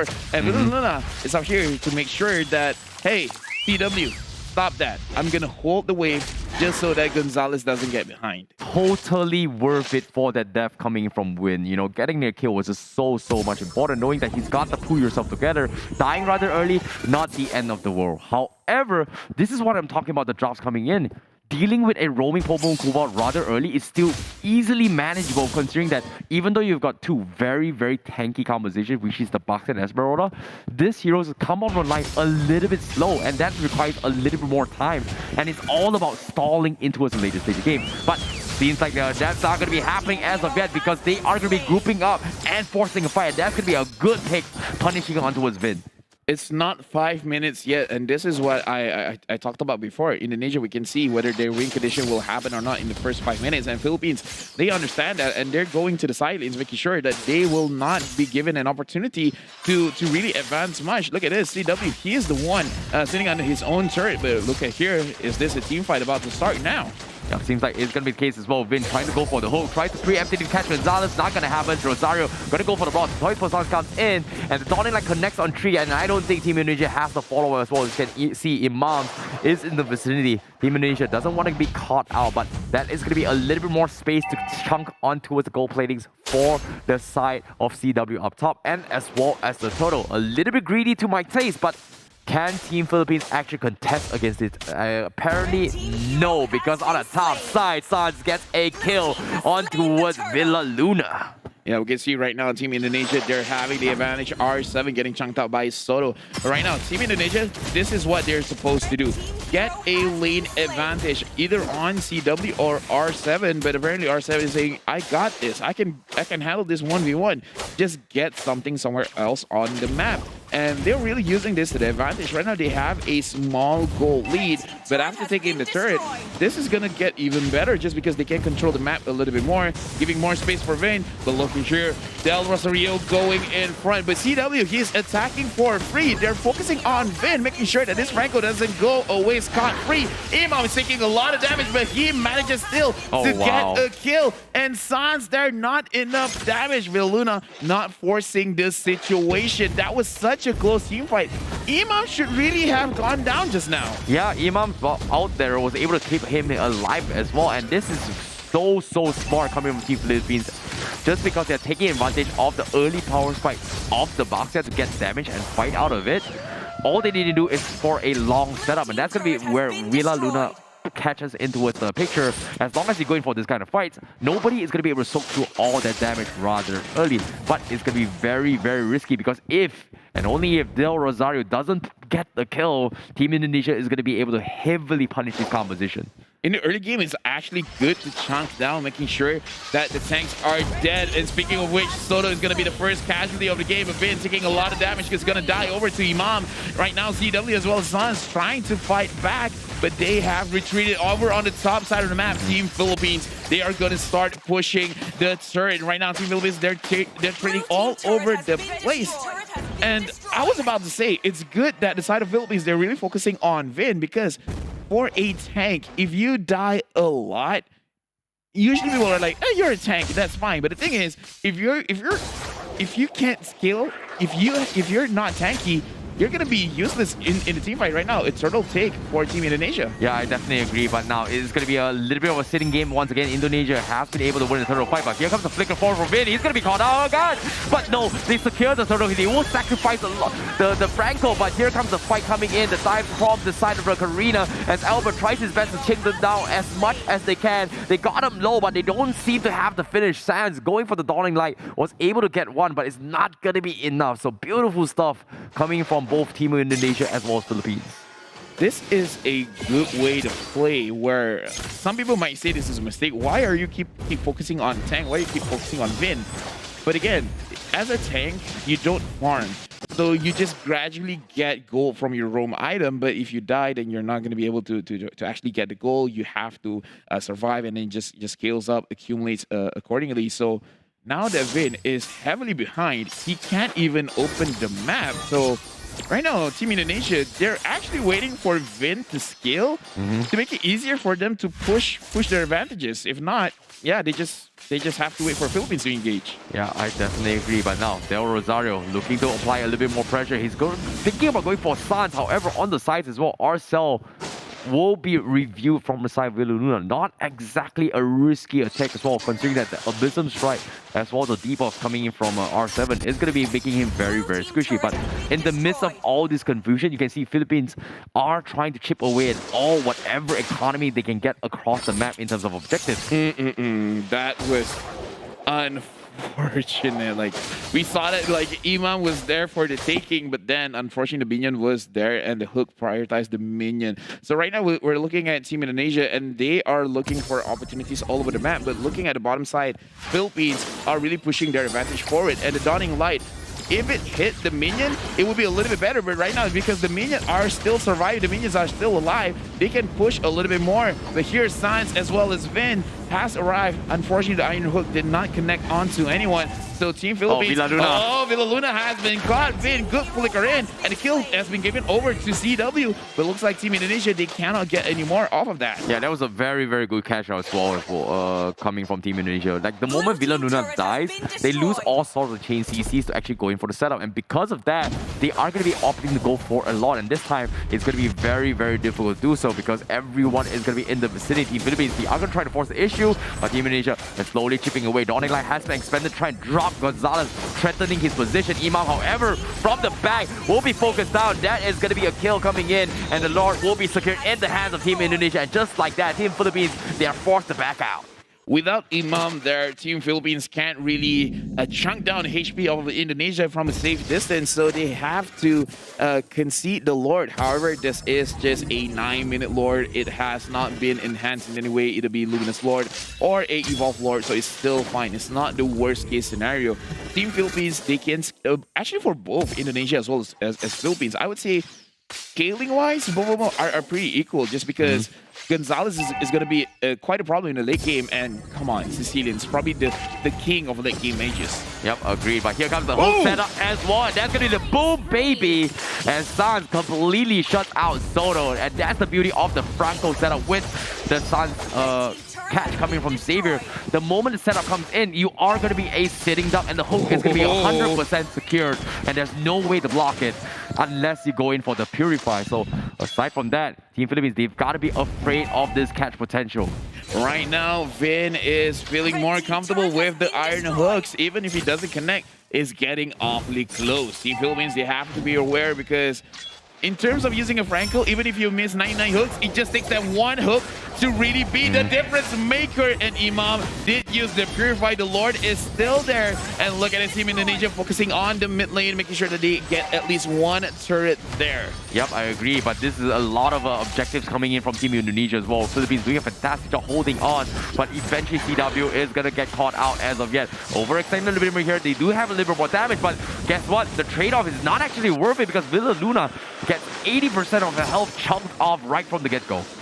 Right now, Team Philippines, they are in the back foot. However, with Imam still being there, as well as Gonzalez with the Brody, they can clear the minions pretty fast. But Vin is posing quite a problem, because Philippines, if they want to go in front, they have to sacrifice one person. Yep, I agree. And looks like Dawning Light comes in on the 4 as well. They're looking for a potential hook coming in, but Team Philippines not going to be able to do so. They are going to be turning out to try and force out a situation, but as of yet, the win condition coming from Team Philippines is going to be building up on Imam stacks before actually going for a trade.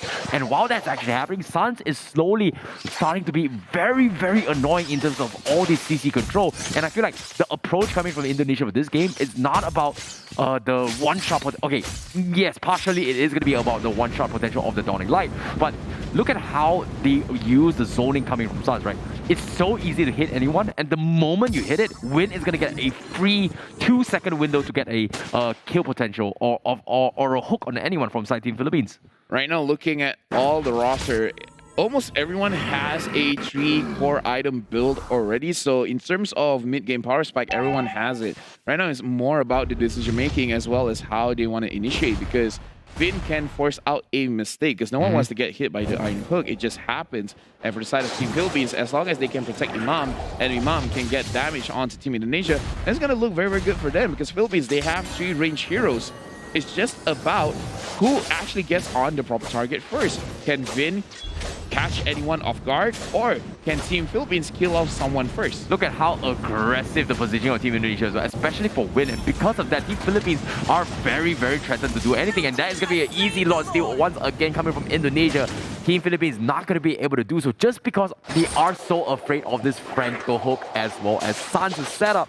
And it's understandable. It's a different approach in formation, but Team Philippines can't break through that at all. It's just a subconscious thing where in the back of your head, you're always having this nightmare situation of getting caught out. And speaking of getting caught out, over here, CW is alone and he's gonna get chunked down. Why was he there? Vin and Albert are coming in, chasing in, so he manages to get the hook, and the kill is gonna be given over to Albert. The immortality has been popped, and they're gonna trade gold laner for gold laner. Yep, right ideas coming from Team Philippines to actually punish this as well, because that is a standard play from after getting the Lord. Getting the outside kill is huge. However, they do not have enough damage to do so to defend as of yet. Villa Luna is still going to be alive, but look at this. The chain CC is coming in. The Lord is going to be knocking onto a Team Philippines, and they will get an inhibitor potentially. Yes, they will get the last chunk. And Team Indonesia will back off as of yet to try and deny away the objective jungles away from Philippines. Yeah, right now we've been having better control of the map. Team Philippines, they have to be careful, but I would say that's an understatement. Right now, they know what is going on. It's just that they're really trying to figure out where they want to position the big bodies in front. Del Rosario as well as Soto. How are they going to open the map to make sure that they know where Vin is without really giving too much advantage to Indonesia as well, and then scaling up, because this is a triple marksman setup, so they have the range. Agreed. It's just that they're just, I would say, almost being overly cautious, worried about this Vin as well as the damage coming in from Suns and CW. I definitely agree. They definitely need a little bit more time in terms of getting their next item power spike, right? If you go for the usual standard build, they are going to be in a little bit trouble. And I guess the next solution here is going to be farming up those immortalities. But while they're actually doing here, they are going to get caught up with this conceal play coming from Indonesia, as they will pick up both Villa Luna as well as Gonzalez. And these are huge major damage dealers from inside Team Philippines, and immediately Team Indonesia going for their textbook plays. They are looking to close out the game just like that. Great adaptation, but the hook comes in, pulls in Del Rosario. He needs to run for his life, but he is going to be able to do so, even though he's tanky enough. But one more hook is going to come eventually. Here he comes, but the minion, that is just unfortunate for Win. But the minions are going to be pushing in. They are looking for an inhibitor, but here comes a big catch coming from Sun, starting like a next on 2. They're going to be able to sustain their way through, but the hook, again, and again, they keep hooking up, and that is going to be Team Indonesia getting another pick off. But the space has been created. Del Rosario making the space, and here comes Soto getting a 4-man catch, and they will be able to take down CW. The defense is good, and Indonesia makes the mistake. That was a quick fight. It was a quick damage coming in from the side of Imam, and that is a damage check, and I feel like Imam is getting to the point where he can do a lot for his team. So right now they should have the confidence, because if they don't, Indonesia, they will just proceed forward. Because right now, look at the advantage. 14 kills over to 9, 51,000 gold going up against 46. Team Philippines, this is potentially the last fight around the Lord, because we see how confident Indonesia is at securing this Lord. They're not baiting. They're not trying to bait. They're just like, yeah, we're just going to push away and we're going to secure it for ourselves. Yeah, it's going to be very difficult to do so, but here comes the hook. It connects on Imam, dawning light on him as well, but he's got the defensive maneuvers to actually tank through all those damage, and this is the game plan that they know that Indonesia counters on, and this is going to be the trap they set up, and they will take down Win. However, the fight is not going to be over yet because Philippines, they are still struggling too, but the second dawning light comes in with the Abysm strike from Team Indonesia. It's going to be enough to destroy the annoying tanky Esmeralda known as Soto. The amount of cooldown on Sans right now, 2 Dawning Lights in one team fight. And the thing is, once he has his transcendent form, the damage is going to be insane. The damage is going to be higher. And here, Del Rosario is going to be attacked by R7, and the team fight is going to continue. R7 is going to focus on Imam. He will pop his own immortality. He has to run away. He cannot risk dying when the Lord is up. Yep, this is smart coming from them as well. Team Philippines, they have built up the immortalities. However, the question remains, because time and time again, Team Indonesia, they have been focusing on targeting Imam.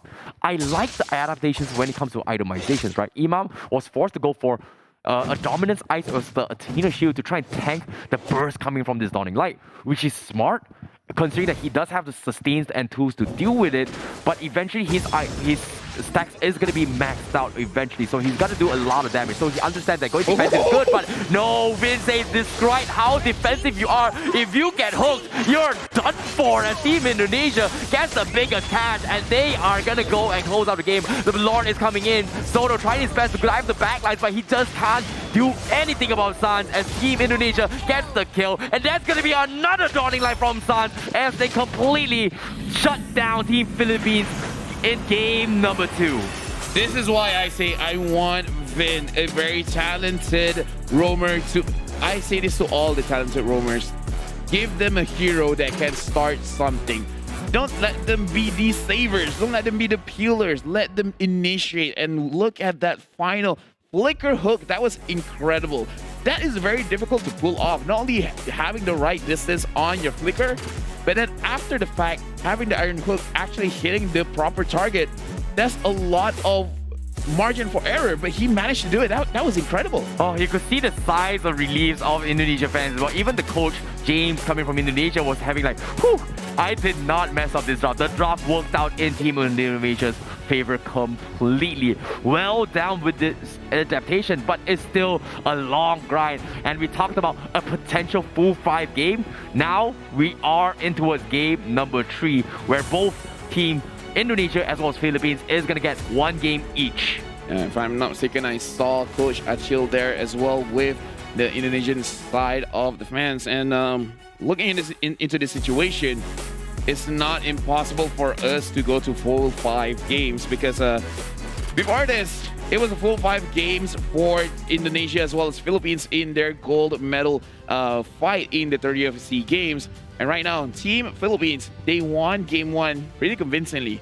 And game number 2, I would say Indonesia even more, just because they finished the game a lot earlier. So around like in the tens of minutes, where on the side of Team Philippines, almost half an hour was needed to actually take down Team Indonesia. Yeah, it was very, very long as well. And even that, I feel like based on game number 1, Team Philippines, they are very, very patient in composition. And the thing about playing patient, you are going to be making a lot of mistakes. And playing defensively is the right play to do if, and only if, they cannot do anything about the defense. And the beauty of why Franco became a little bit of a meta is because it disrupts this kind of formations. You are going to be, once you get a hook, you are disrupting the formation of the defense just by isolating one target in particular, giving you at least a 2 to 3 second window to shut down whoever the hook comes in. And that's where you see time and time again, when the hook comes in, there's absolutely nothing Team Philippines could have done to save him, unless you get like a early purify against the hook, or maybe even the time journey on the Diggy. Right now, let's look at the draft from the side of Philippines. It is still a very good draft. However, we have to put into the consideration, or we have to talk about it. Is it being a little bit too greedy, having the Brody as well as having the Popol and Koopa, where Popol and Koopa is strong, is good, but we haven't seen really relevant in the meta for quite a while, where a lot of other tankier heroes or a lot of these enchanter style heroes being more prevalent into the game. And I would say Popol and Koopa is more of a snowballish type of hero. If you're ahead, you're going to look good. If not, it's not going to do so well. I wouldn't say the Popol and Koopa was a bad draft coming from Team Philippines, because if you think about it, the whole objective of the Popol and Koopa was to set up for chain CCs kind of mirroring what the Xavier is trying to do. And we saw early engagements where Team Philippines was winning and setting up from Del Rosario. It is good, but when it comes to late game potential, the Sicilian needs to do a little bit more. But without further ado, the MVP from that match coming from Team Indonesia is going to be none other than Zans on his Xavier. Proves to be one of the annoying factors on how Team Philippines needs to overcome despite the hooks coming in. And again, in a single team fight, having two Dawning Lights, and again, having, I would say, Transcendent Form twice.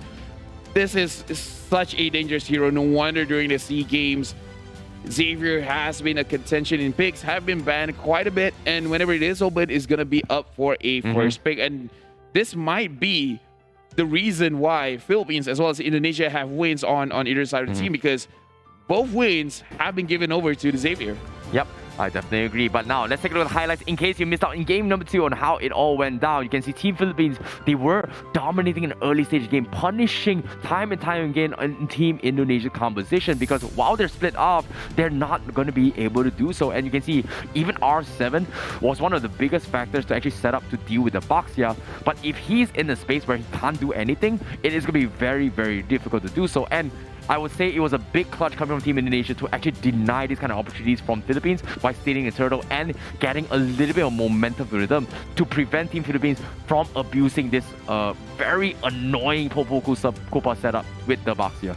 Yeah, Team Philippines, even though in this game they did not manage to secure the win, we can just see how Indonesia, they adapted so fast. So I want to see what what Philippines will do in the third game coming in, because in terms of the bans, I would say whoever is on the first pick is definitely having a huge advantage, just because there's so much heroes that needs to be prioritized in terms of ban. The Valentina, the 1-1, and then it's really up in the air of what else that you want to ban out. But looking at this, Xavier should be one of those heroes that should be in the contention to talk about getting banned, because it's so annoying. It's so annoying. I definitely agree, and I feel like there's a lot of ways to deal with Xavier.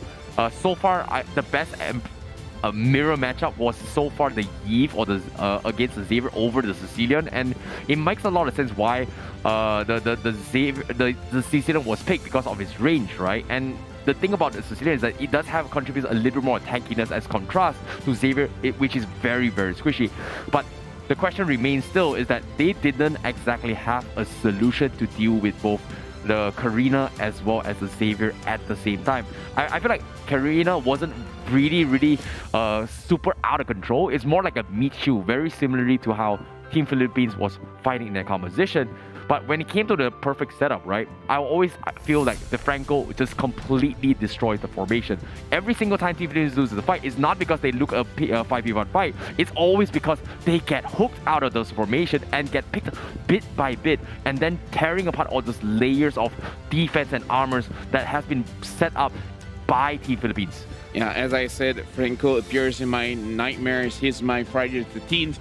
And here's the thing about Xavier as well. Just the final talking point is that there's not really much of a counter for Xavier as of now when it comes to the mid lane matchup.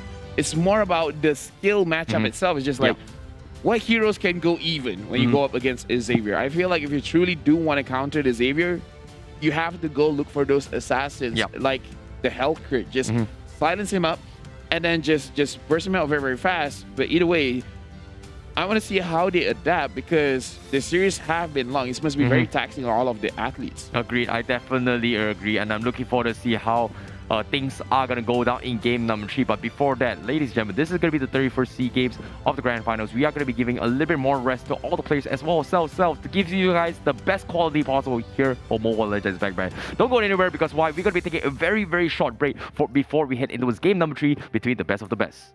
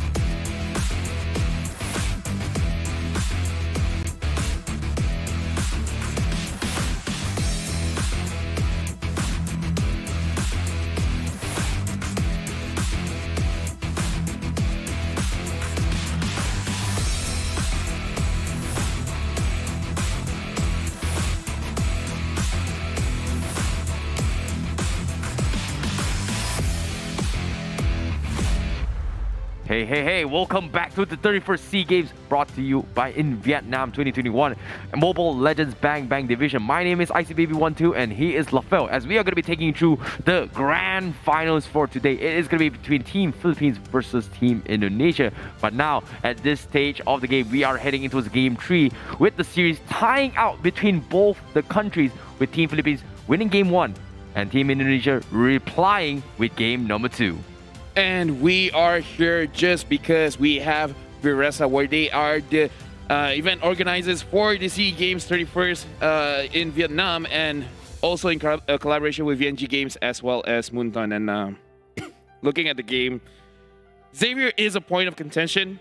Looking at the Franco is super annoying. And when it comes down to this, it's just because both of the teams have met each other plenty of times. Of course, they fight against each other in tournaments, but of course they have fought in scrims. So there are things that we see and things that we don't see, but both the teams know each other very well. So when it comes to the game, it does look very close, just because they understand what needs to be done, because they know the weaknesses that even we don't see. Yeah, exactly. When it comes to game trees as well as adaptation with the drafts, right? Sometimes challenging the meta is smart, but that is going to be you taking the risk, right?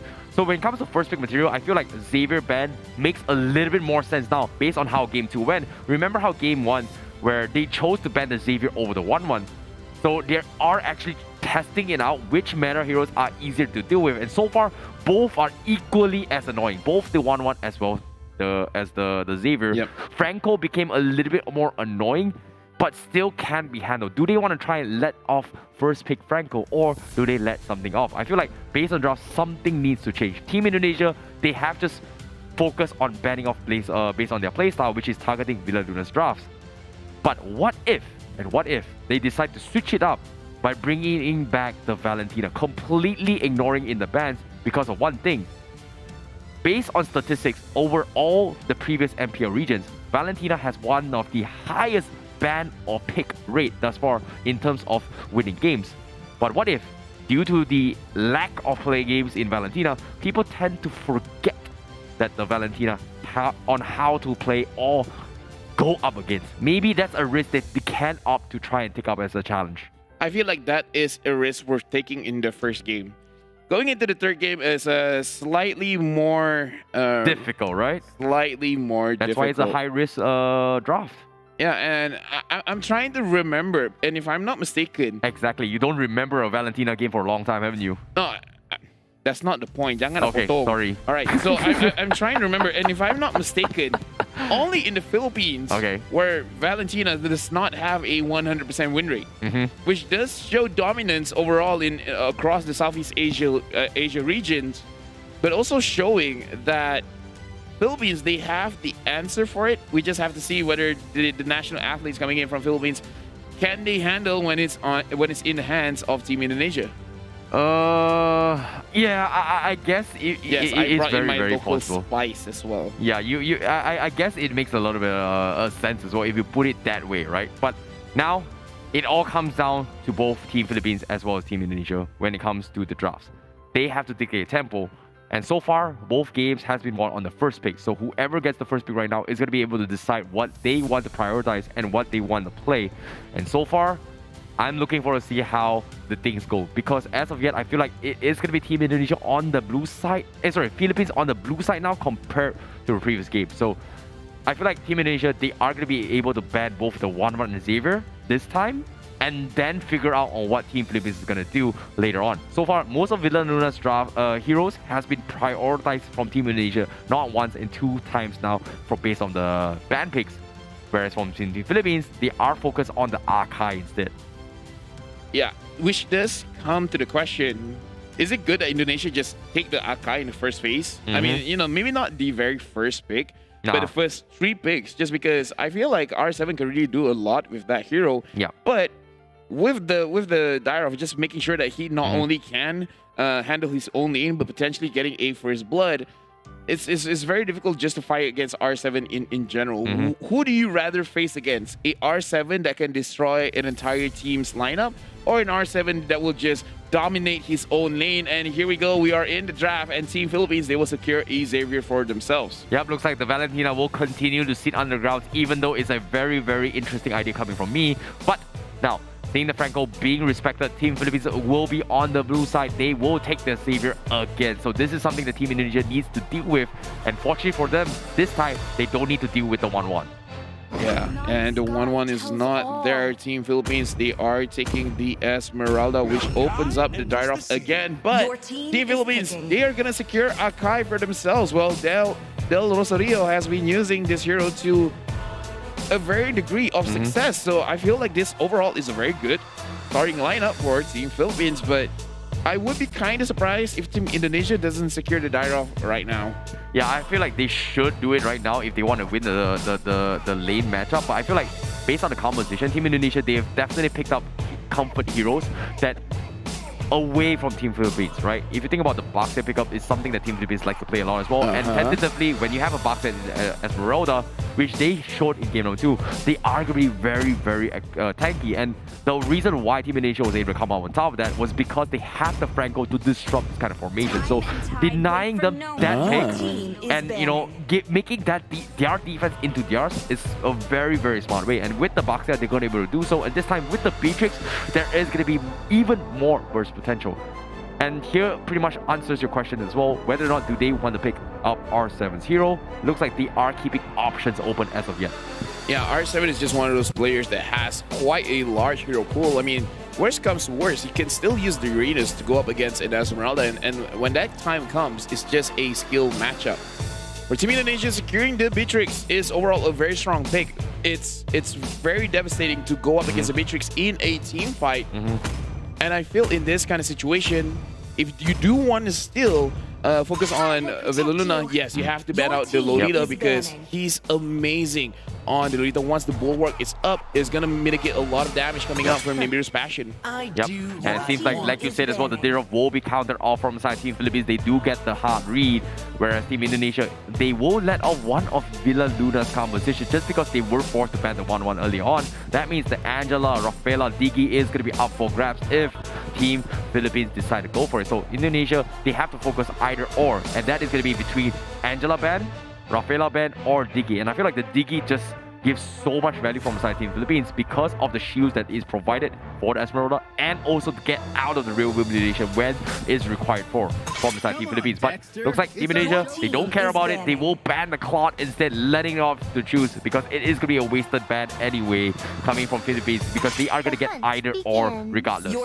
Yeah, and right now Team Indonesia, honestly talking about the Digi is actually good-ish for Indonesia just because they can handle the Akai, but you know, a lot of shield Esmeralda is gonna like that quite a lot, and perhaps betting out the Claude does show that Team Indonesia, the heroes that they're gonna pick, it is not a point-and-click type of CC, so it's gonna be very difficult to catch the Claude, and as I said, it's gonna be a Uranus against a Esmeralda matchup where it is a matchup of pure mechanics. You know, it's a skill matchup, and R7 is comfortable with this matchup. Yeah, this is a little bit of adaptation if you think about it, right? Like Team Indonesia, they were trying to go for split push potential like multiple times. They didn't exactly do too much because Philippines are very aware about this situation. So going for Uranus gives you a little bit more sustained, but you are gonna lack a little bit more of a team fight potential. But this is where the Beatrix comes in. Compared to most marksmen doesn't exactly dish out like raw AoE damage from the get-go, whereas the Beatrix is going to come up a little bit better online, and I like this adaptation from the Philippines. Not going for Digi, going for Rafaela, but take the carry to deal with this tanky composition, which in this case, Team Indonesia is going to struggle a lot when it comes to going for head-to-head fights. If they don't have a solution for this carry, things are going to get very, very disruptive just because of how the Akai is going to be able to save the carry out of sticky situations. Being professional means being unbiased, but I gotta say, I'm loving Philippines draft. I really like the draft that they secured for themselves. Right now, the carry alongside with the Rafaela, it's going to be very hard for you to run away from the carry. And I feel like this carry will not be kiting too much. He wants to go in front. And right now, Team Indonesia, how are they going to close out the draft? Will this be... But, okay.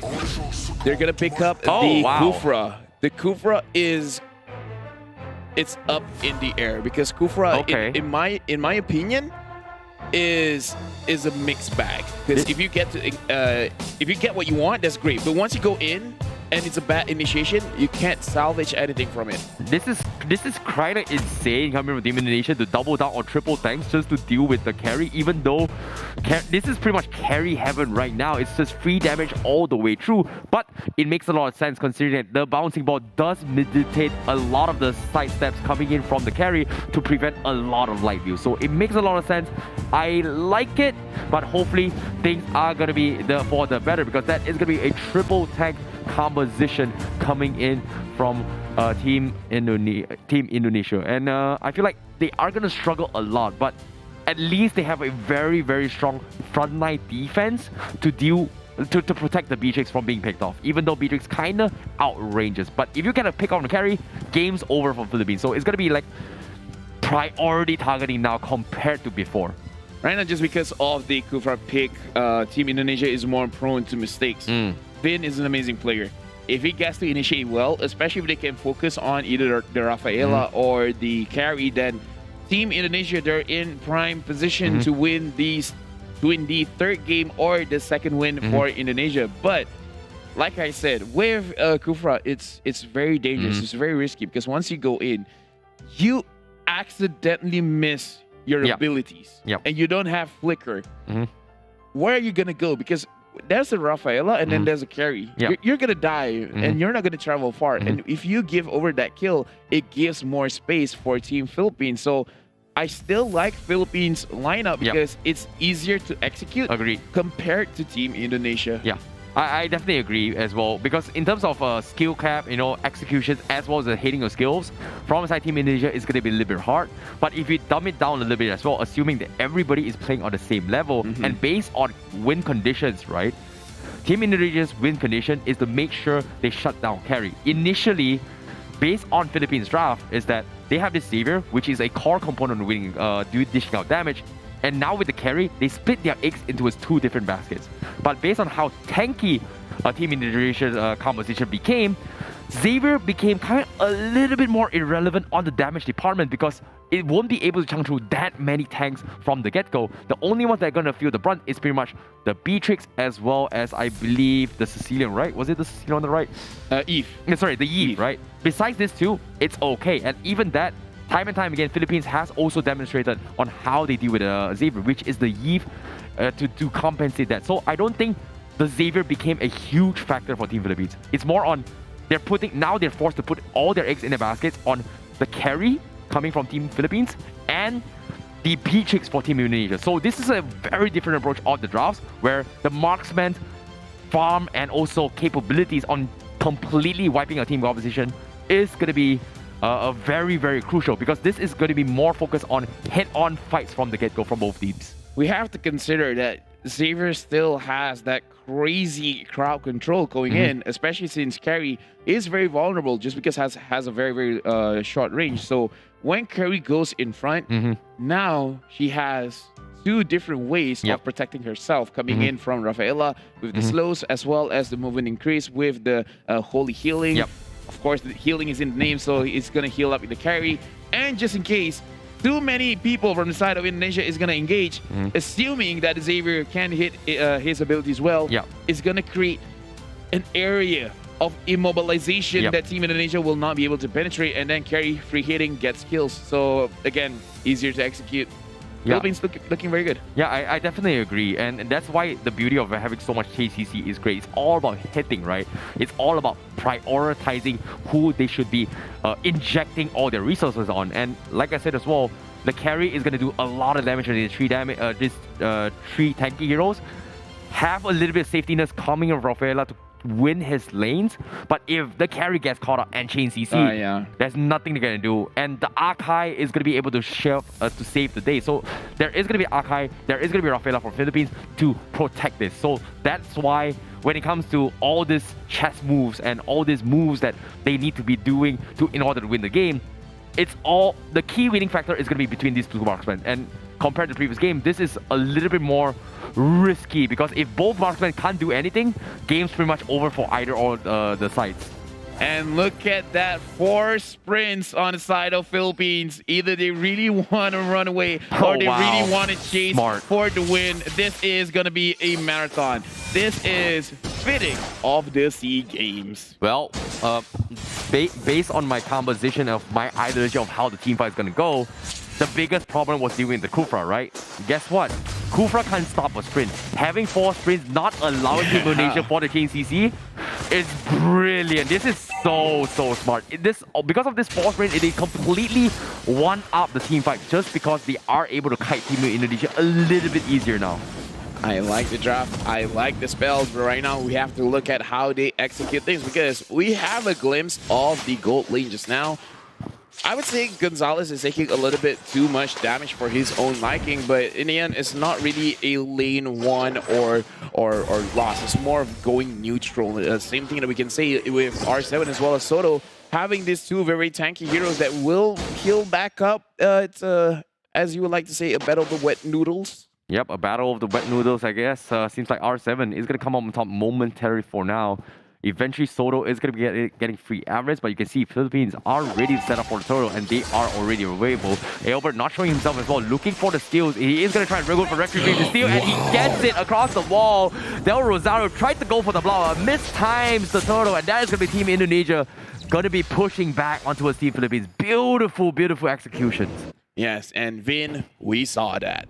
Anyways, right now, Team Indonesia, they know what Team Philippines is doing. To be fair, Team Philippines is showing a lot of their hand, and they have to be careful of that. If you want to secure the turtle, that's great, but make sure you have priority because they did not know that Albert was there, and yeah, it was a very casual steal from him. That was a very good prediction from Albert as well, knowing that they are anticipating that to actually happen, and there was just so much trust on him to actually come on top, and now CW completely bullying out the carry in the lane. You can see Vin is going to be threatening alongside, so they are going to be able to secure the gold plating for CW up top. So this is going to inject him very, very hard, but here comes the real manipulation, putting Gonzalez in an awkward situation. They are going to threaten his way through, but they will focus on Villaluna, and Gonzalez as well getting sniped up from the side. Team Indonesia gets a very easy 2-kill takedown. However, the retaliation is going to be in the name of Del Rosario. Imam as well going to be looking for the refrags, and that is going to be Sans and Win taken down. And right now, look at Team Indonesia. They're having the gold lead. Part of it is because CW is winning his lane hard because he has 1 level ahead off of Gonzalez, and Gonzalez having died once, and looking at CW having 1 kill, getting all those juicy gold plating, he's going to scale up very, very well. So they have to start prioritizing, making sure that CW goes down, and they're going to initiate onto him, but unfortunately the stun doesn't go through. Oh, great maneuvers coming from CW as well, expecting the Holy Battle setup. And because of that, they are not going to be able to do anything about this. CW hands down winning the gold lane. This is going to be a huge resource fund coming in towards Indonesia. But he cannot afford to die at all because once it's down, Team Philippines is going to be able to bounce back. However, now, as you can see, Team Indonesia, they are going to be setting up for the second turtle. Albert this time will be starting things off instead. And Team Philippines not even bother to contest, maybe even setting up Soto for information. Yeah, looking at this, there's no way for Team Philippines to realistically steal this away, especially looking at the top lane. They're focusing on to CW, and CW is able to escape-ish, still managed to get pinned down, and finally goes down to carry, and Vin unable to protect his own gold laner Sans, making sure that he gets the return kill onto the Rafaela overall. In terms of amount of people killed, that was equal, but I would say it heavily favors Philippines. Yep, great intent there coming from Team Philippines as well. They needed that kill so bad to actually equalize both the economy of both Gonzalez and CW, and because of that, they are still back in the game. However, great read as well, knowing that Team Indonesia has 4 men down towards the turtle, and Vin tried his best to salvage the situation, but it's not gonna happen. Meanwhile, down towards mid, seems like there is gonna be a little bit of a stalemate happening, as it is gonna be both teams waiting on a certain scenario to happen, and that is exactly why. See, I'm a prophet too. Yeah. Again. Right now, we would like to apologize to all of the audience watching, but another technical pause will be had here between the gold medal fight against Team Indonesia as well as Team Philippines, where, just to recap a little bit, in terms of how the lane is playing out, Team Indonesia if they play around CW, he will be. We've seen plenty of times Beatrix just taking the game by herself. He's like, you know what? I have a 2-kill advantage. I think that's enough, and then she just takes over. It's completely crazy, but Team Philippines shut it down very, very fast. Del Rosario ganking the top lane, making sure getting the kill. So as long as Team Philippines, they make sure that the Beatrix doesn't get out of hand, it's going to be okay. Team Philippines has a solid win condition to win a game. But looking at how Indonesia is performing, they're also looking to make sure that their goal laner is going to be ahead. So it's going to be a match between the marksmen, basically. Yeah, I definitely agree. But when it comes to execution as well, it's very smart tactical decision, right? When it comes to shot calling, you have to make it on spot, on point. When it comes to making decision making, you could see that they were losing so hard to a point that they could have won the first turtle fight from Team Philippines, but because they lost it, they just couldn't do anything about game number the second turtle. But once the second turtle came in, they made a very, very smart call. Don't bother contesting because there's no way we're going to win this fight. Shift their focus and try and make an attempt while they're doing turtle, and that's exactly what happened for Team Philippines, and that's just how they're going to force the fight. But here comes the force fight coming in right from the get-go. Team Indonesia going for Tyrant's Rage. They forced the issue, and just like that, Team Philippines, they were able to defend the carry and get win as well as Sans. Team Indonesia getting a little bit too aggressive with the play, gets heavily punished for that. Again, the focus is on the gold lane, and this is the situation that I was afraid of, that the Kufra is highly effective. An amazing hero, can cancel out a lot of dashes, but the moment you make a mistake, you can't run away, especially when you've already used your flicker. Right now, Team Philippines, 6 minutes into the game, they are grouping up. They are looking like they have enough of the laning phase. Now they're looking for fights, or they're going to force out Indonesia out of the turrets and secure it for themselves. Yep, this is going to be even more heavy emphasis onto a CW's position. You can see Team Indonesia just babysitting, making sure that he doesn't get hard on, dived on, because once he dives a single more time, Team Philippines is going to completely roll over their composition. But as of yet, now third turtle coming into play. Team Indonesia still having a slightly in terms of economy. Vin going for the setup. He wants to go for the catch. Can he cancel the hurricane? The heavy speed, unfortunately, cannot. The turtle will be secured. The Holy Baptism keeping Vin in charge. Tyrant's Rage under be trying to set up before dying for his spell, but here comes the burst from CW. They take down Archive, and they are going to push forward. Team Indonesia just doesn't have damage, but no, I hold that thought for now. A big 4-man dotting line turns the tide for Team Philippines, and this time Team Indonesia is going to have their backs against the wall as they get turned around, losing 3 members.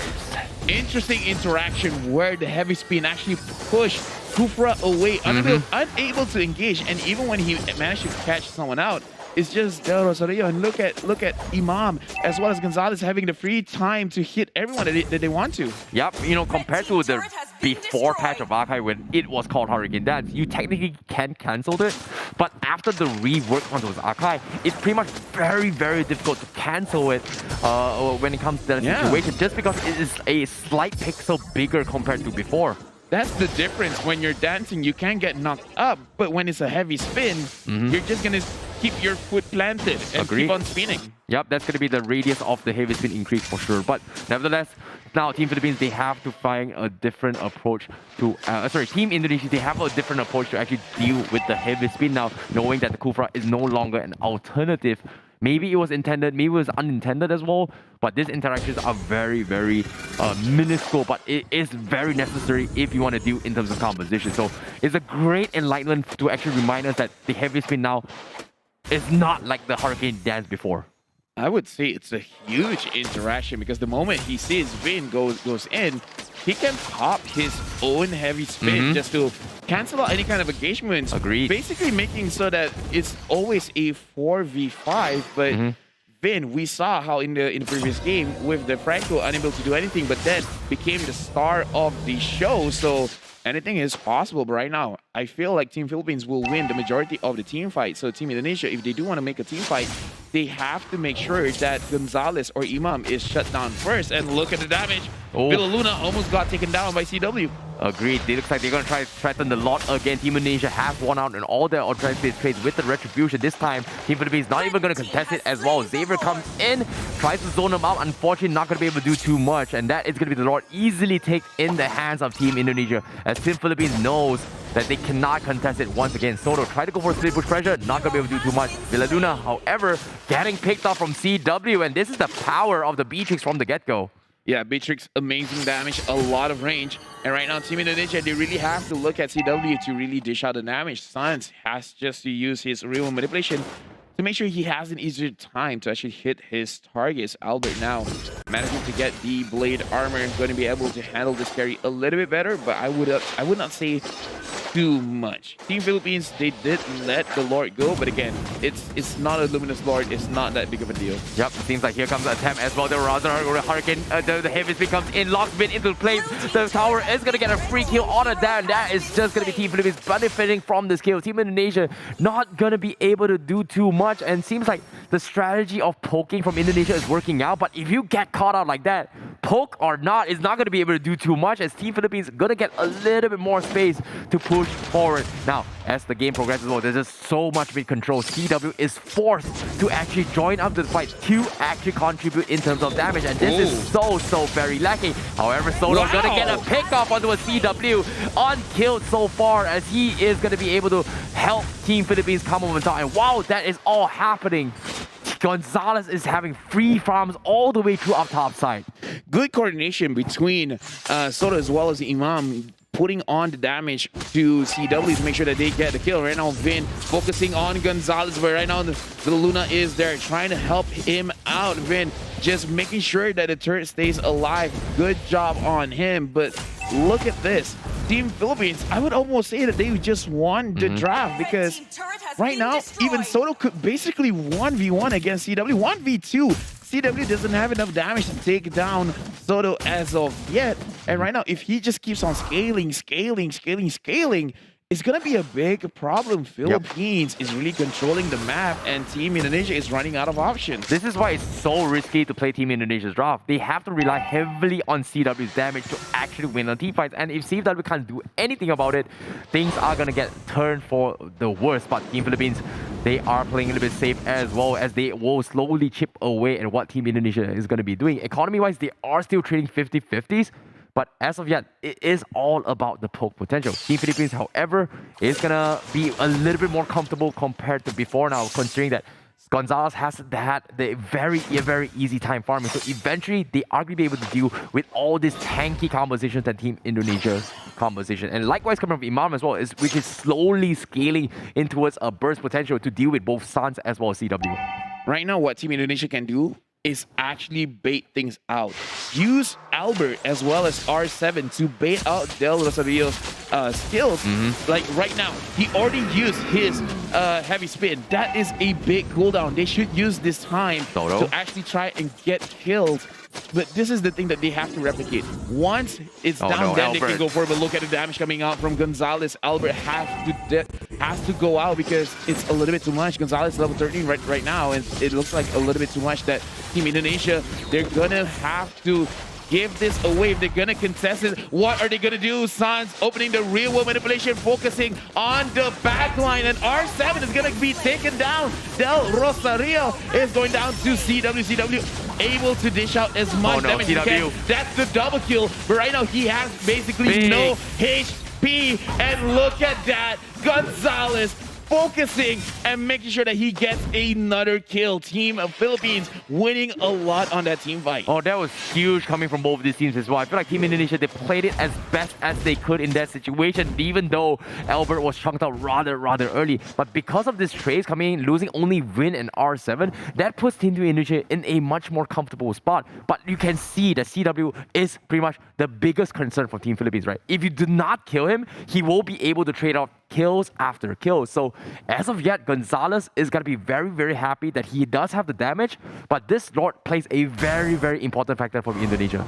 They can only win against Team Philippines if they're fighting when the Lord disrupts it. That big storm early on from the Lord kind of messed up Team Philippines' momentum, and because of that, Team Indonesia was able to come out on top of the fight. Yeah, right now, just protect CW. That's what you got to do. Just protect CW. As long as he has enough space, I feel like he can almost out-damage Gonzalez, especially if he can outrange with the runner hits. Hitting Gonzalez, then they can eventually win the fight. So right now, Team Indonesia, they have to have this awareness. Sans taking a lot of damage from the Dawning Light, and Vin looking to engage. Yep, Soto is pretty much the only one that can completely mess up CW composition. As you can see, the Uranus as well as Soto is already split pushing across the map. This is going to be a 4v4 fight down towards the Lord Pit, but it is going to be a mirror matchup. Both sides doesn't exactly want to take too much risk as Team Philippines going for the bait as well. The Dawning Light comes in, chips out towards CW. But CW still relatively healthy, so he's going to be A-okay. So he is going to be getting a little bit farmed here and there to push up the lanes. But the Lord down towards half HP. Team Indonesia, they scout this out. Are they going to go for the reset? The Storm comes in there. Rosario going to get caught out. Baiting out the heavy spin. Nope, not going to be committed yet. So it's going to be the reset again from Team Philippines as they try to catch them out of position. Indonesia win. Going to go for the poke as well. He's going to go in for a setup. Dawning Light committed as well. That is going to be a big major spell going down. But Indonesia still a little bit afraid to commit to the fight, knowing that Soto may be coming from the backlines up top. The mechanical matchup between Del Rosario as well as Vin is crazy. Whenever Vin engages, even Del Rosario is trying to have the patience not to use his heavy spin. Instead, try to cancel off with his first skill. So overall, both of these tank heroes is using the best of their abilities, challenging each other to make sure that they're going to bait out mistakes. And this is going to be the name of the game for this team fight going in. Well, who will be baited?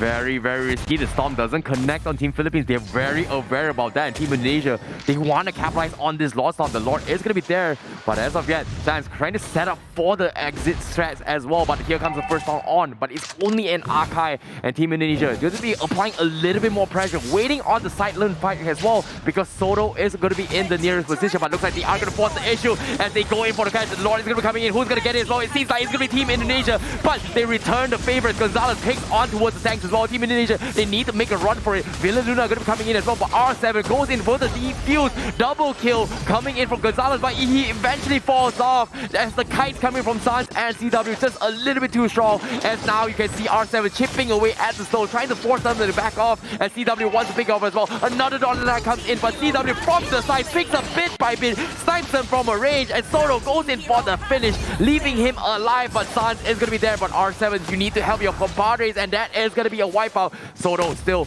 going to be hanging on from side Team Philippines. He has the immortality. He's going to try to make an escape. The real motivation will finally catch up, and they get the full wipeout as Team Indonesia comes up on top with this fight. Not only a wipeout, but the Lord is there as well. This is what we were talking about. They have to bait things out. Vin actually baiting out the heavy spin from Del Rosario, making sure that he does not have that crowd control. And look at how R7 just focuses on Gonzalez. Indonesia right now, they have a lot of map pressure just off of that one team fight. Right now, the Lord is pushing in, and Team Indonesia, they are in prime position to win this game. The Akai is in front, trying to make sure that the Lord doesn't actually enter the base. This is a good situation. He's trading his own HP, and right now making sure that he pushes everyone away. I'm pretty sure he wanted R7 for himself. Unfortunately, the angle was not there. Oh, that was huge coming in from Team Philippines. That was huge coming from Indonesia because they needed to win that fight.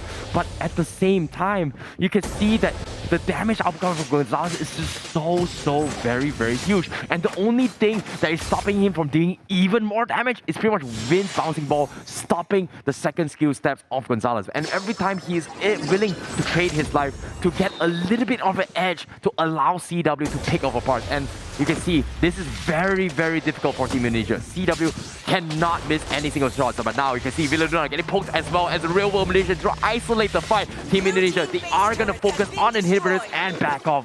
Very disciplined plays are in the order right now. Amazing understanding from Indonesia. We can see every single time they think of making any kind of trades. And that's going to be the word of the day.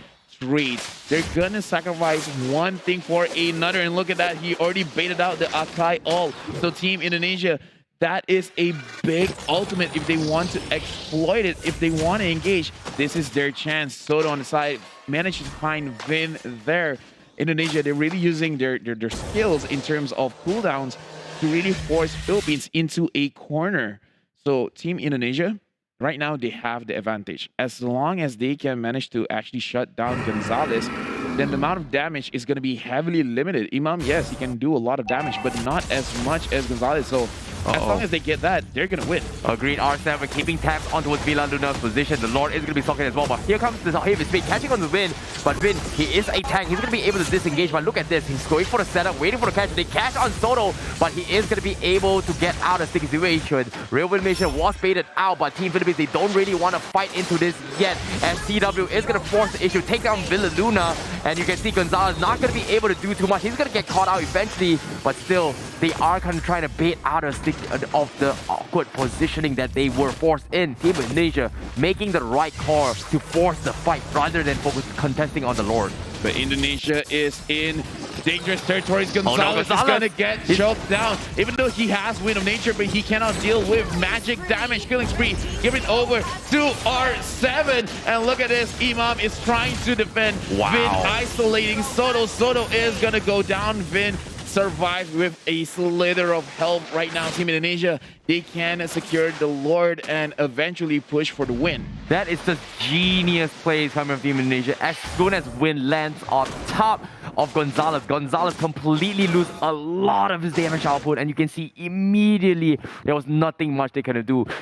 Gonzalez just so afraid to fight back, knowing that Vin may be threatening him any time of position, but this is going to be a very, very difficult one for Team Philippines to actually make a comeback if they make a mistake. But so far, Team Indonesia, they're in prime position to take the Lord. As you can see, the Uranus coming from R7 already making a lot of work to split push the sides of lanes and pressure if Team Philippines tries to jeopardize to contest the Lord. The Uranus damage should not be underestimated because again, the Wind of Nature can only immune against physical damage for about 2.5 seconds.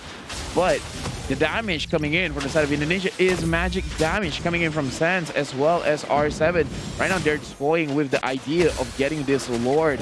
Team Philippines as well as Team Indonesia. Indonesia is baiting it out, and Team Philippines is looking for an angle for them to engage. Soto is going in from behind, and right now, looking at Team Indonesia, they're actually getting clocked in. They're going to focus on Soto.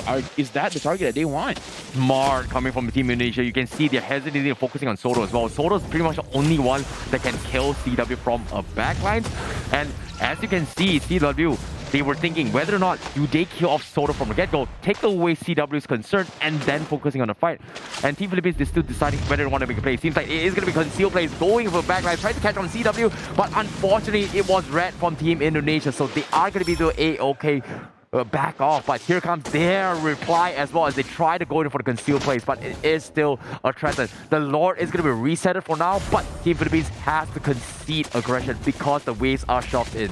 Yeah, this is difficult whenever your inherited turrets are down. Team Indonesia, they're really controlling the tempo. R7 is waiting for a flanking position. Look at the Lord. Only 2 bars left. Team Philippines going in front. Can they secure it? Right now, real woman manipulation has been used. That Rosario is there. Alvin is there. Alvin is able to secure it for himself. Imam gets a kill. But look at the back line. Managing to get CW. But it's only just his immortality. Soto securing the kill for himself. He is going to pop his own immortality. Look at Imam as well as Gonzalez. Both of them virtually full HP.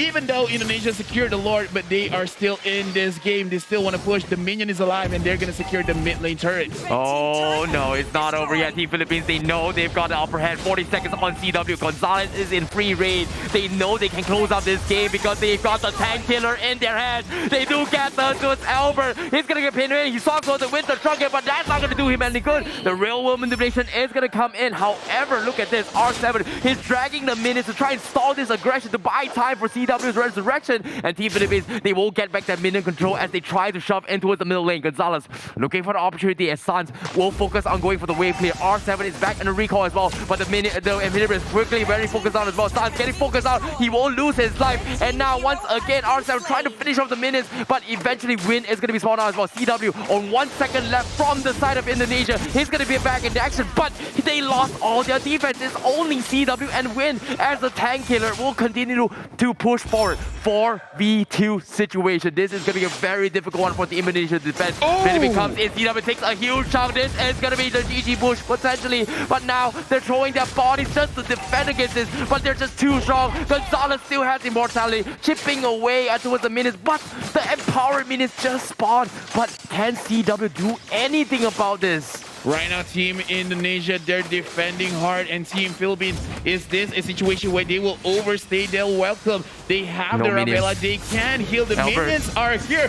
No way, Gonzalez, no you're way. going too deep. You're going too deep, but they still managed to get CW. And look at this, Albert is proxying the minion. The minion is down in the mid lane, but look at Top. Top is still pushing. And right now, Team Philippines, they don't need to go back. A lot of the minions are pushing Team Philippines. It looks like this is their game to win. Sans is there. He has immortality. He will try to stop this. Real manipulation has It's been over. popped. It's but over. look at this. What can they do? Team Philippines got their second victory of this best of 5. Oh, it is so unfortunate for Team Indonesia, but what a comeback coming from Team Philippines in that game. What a game, what a catch, my goodness. Gonzalez with that clutch. CW was focusing on the minions, but look at the fans from Team Philippines, because that was such a crazy moment, because they deserve that victory. I mean, come on, I'd be dancing too. I would be dancing too. That was close.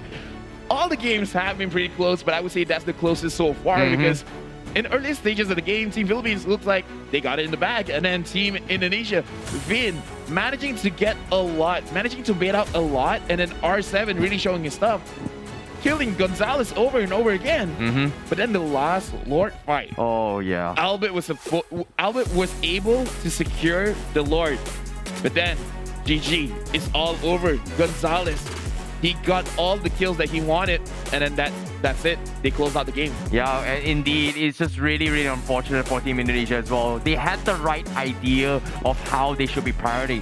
Focus on Sotos or focus on Gonzalez, and they can't exactly do so. But as soon as they shift the target and not prioritizing the hero and focus on the Lord, you saw that Win make that attempt where he went into his backlines, went for the Tyrant Jade to stop them from getting Lord. Yes, it's smart. You got the Lord. But what's next? Because why? The Kufra is going to be left stranded against a carry who's not gained pressure at all, because everyone else was focusing on everything else. Everything else but the carry. And that's going to be allowing them to get free picks. So it's just very unfortunate that they had to choose between the Lord or taking a team fight. So that's why it's so risky to fight into this kind of Lord pits, because you have to make a decision. Heroes or Lord.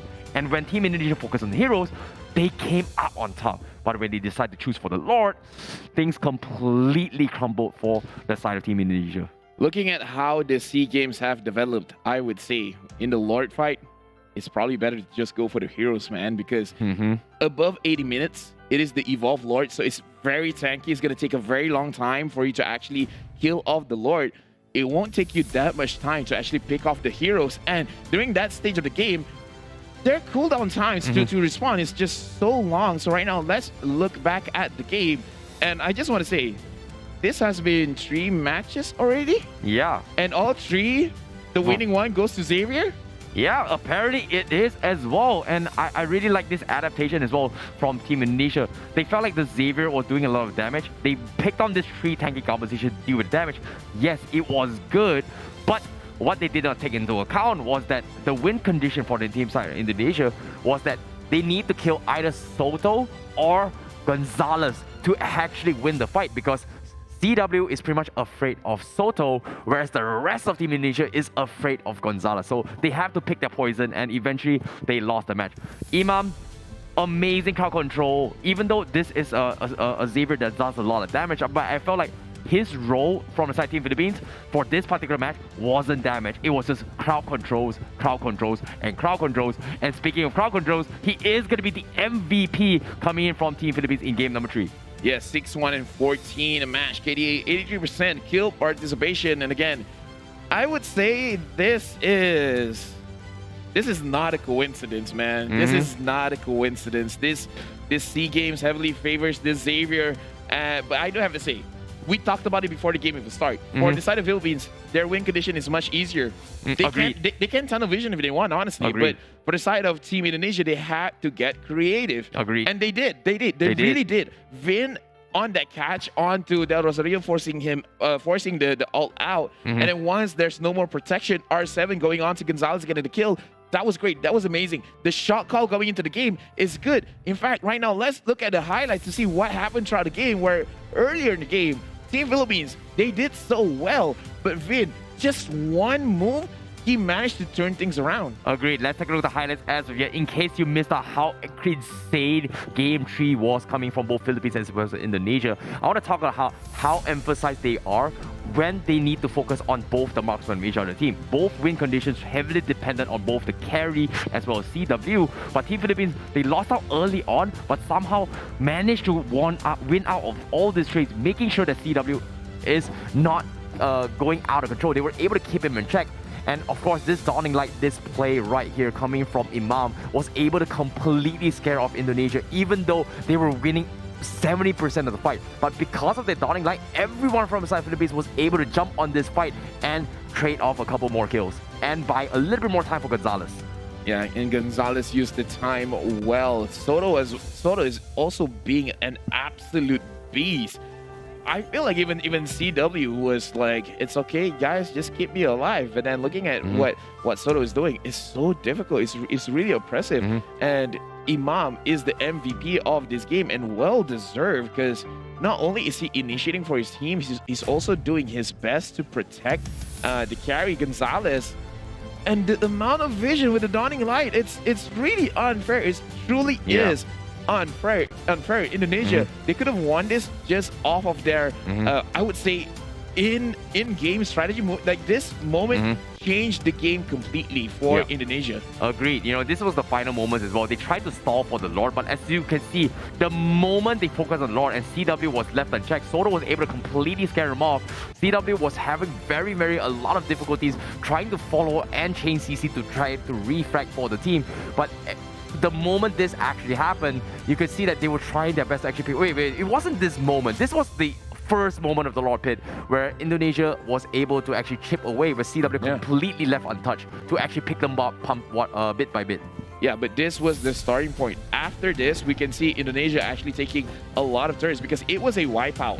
A wipeout and a Lord push, and then this real manipulation, just making sure that they get all of the inhibitors for Team Philippines. So it was supposed to be a disadvantageous spot for Philippines, but look at this. The counter engagement from Del Rosario, giving space for the carry, and carry just let loose. Yeah, you know, CW was just a very, very big pawn in the in the lake towards the Philippines, right? Every single time they tried to make a play, it was just so difficult to do. So CW was just getting picks after picks after picks, and we had to roll back to the highlights just for that, to see how annoying and how much damage CW was doing despite dealing out against tanks. He may not be the tank killer, but due to his types, he's just able to get free kills after free kills to completely roll over Team Philippines composition, as long as Soto is not around. And I like, ever since they made the decision, you know what, we're going to focus on Soto.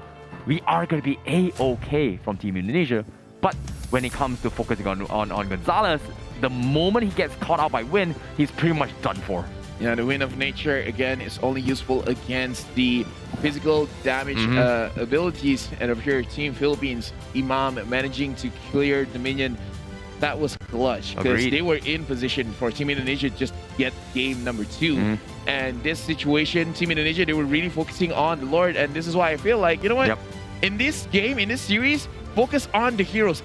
The value is much, much bigger, because look at all the kills that will be going through. Yep, look at this play as well. Vin tried to catch on to Gonzalez. The moment Gonzalez got out of the sticky situation, he was able to turn the complete tides into a Team Philippines. And that was pretty much the turning point from Team Indonesia.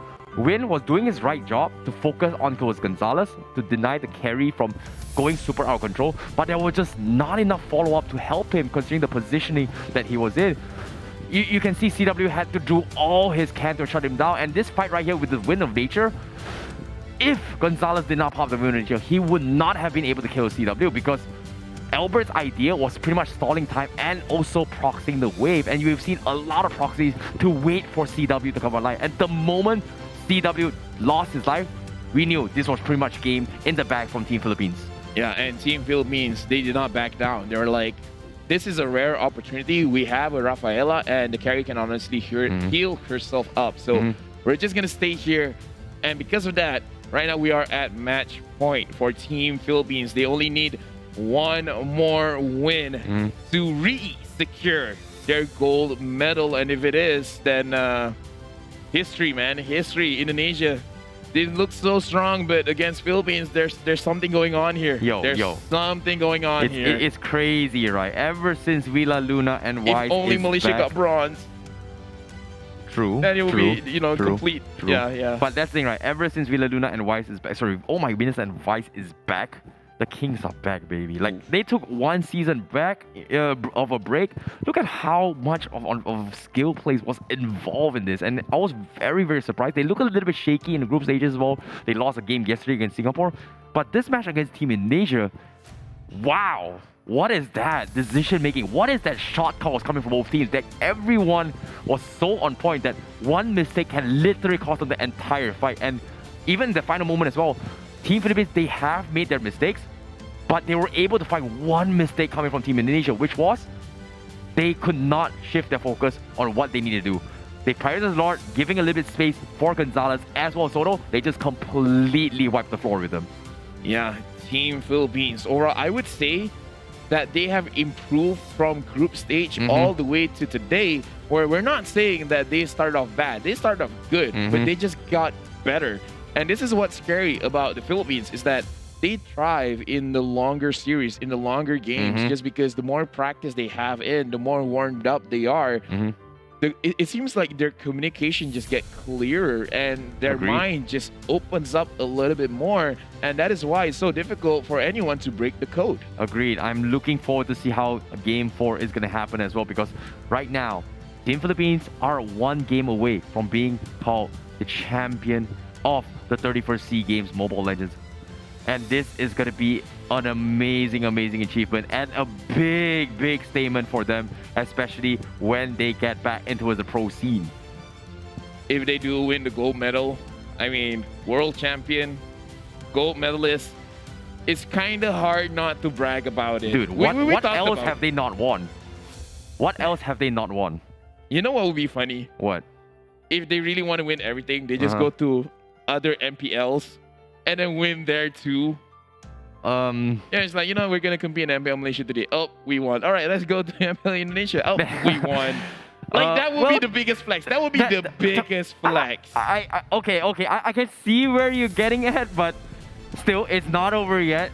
It is still a very big possibility that Team Indonesia may bounce back, but it all comes down to this next round, because we are going to be jumping straight into its Game 4 for you viewing pleasure, because we are super excited for you guys, and we want to know who is going to come on top, because as of now, Team Philippines will take the lead, and we're heading into its game number 4.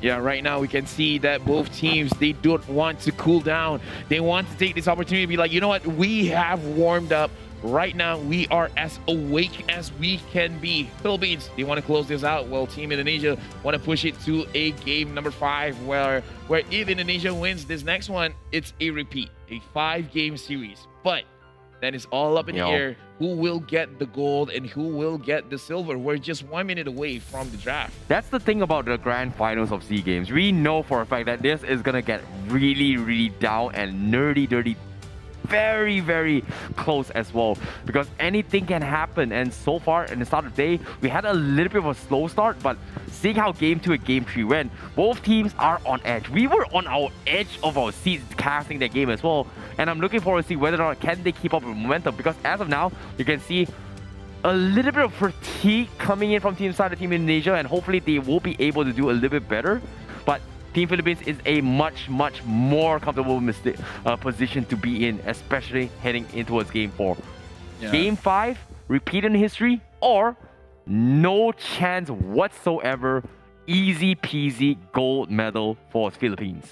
Well, right now, Indonesia, I am curious if there is a fatigue element to it. Are they changing Suns with Luminaire? Because potentially this is the last game. Yep. Philippines, they have the momentum right now. Indonesia, I have no doubt that they can win this, but again, you can't argue momentum right now. Philippines, they have to bet on the 1-1 and they have to give out the Xavier, and if Xavier wins again, then you know there's something with this hero. There's something with this hero. 100% win rate on the Xavier so far, especially in the grand finals. But I'm looking forward to see what it goes. But seems like Team Philippines, they open it up. Very, very smart. It is gonna be the Franco, and they really want their Xavier. So Indonesia is gonna take the 1-1, and this time it's gonna be Team Philippines fighting against the meta. I like this confident play coming in from Team Philippines. They will get the Xavier. However, Team Indonesia looks like they're gonna be feeling a little bit happier, especially for CW. Hey, you know what? What? Come on, man. I mean, like... Are we going to see the Game 5? No, dude, come on. If Philippines wins this one, it's not just a statement for countries and whatever. It's a statement for this hero, man. It's true. You give out one of the best heroes right now in the meta to the enemy team. It's like, no, you're not the meta. I'm the meta. Oh, breaking the code indeed. I look forward to see how this goes down, because Team Indonesia, they were struggling against the Xavier as well as the 1-1. Hopefully they will be a little bit better this time, because Team Philippines, they are going to get the archive once again for Del Rosario. We saw how annoying and how much space he was able to deliver for the fight. But I'm looking forward to seeing what kind of ideas and strategies they are going to be playing around. Game 3 was very unique for me on how both teams were putting all their eggs in one basket together. So I like how they're mirroring each other's playstyle with a little bit of a difference in variation. However, this time, Team Indonesia, they are going to get a little bit of a tankiness. And guess what? They are going to pick off Team Philippines' composition from game number 1 by using the Esmeralda, the Baxia, as well as the 1-1. Now, very annoying and tanky compositions, but the question remains, is Team Philippines gonna pick the carry right here and now to deal with all these tanky compositions, or do they just let it slide and risk being banned later on?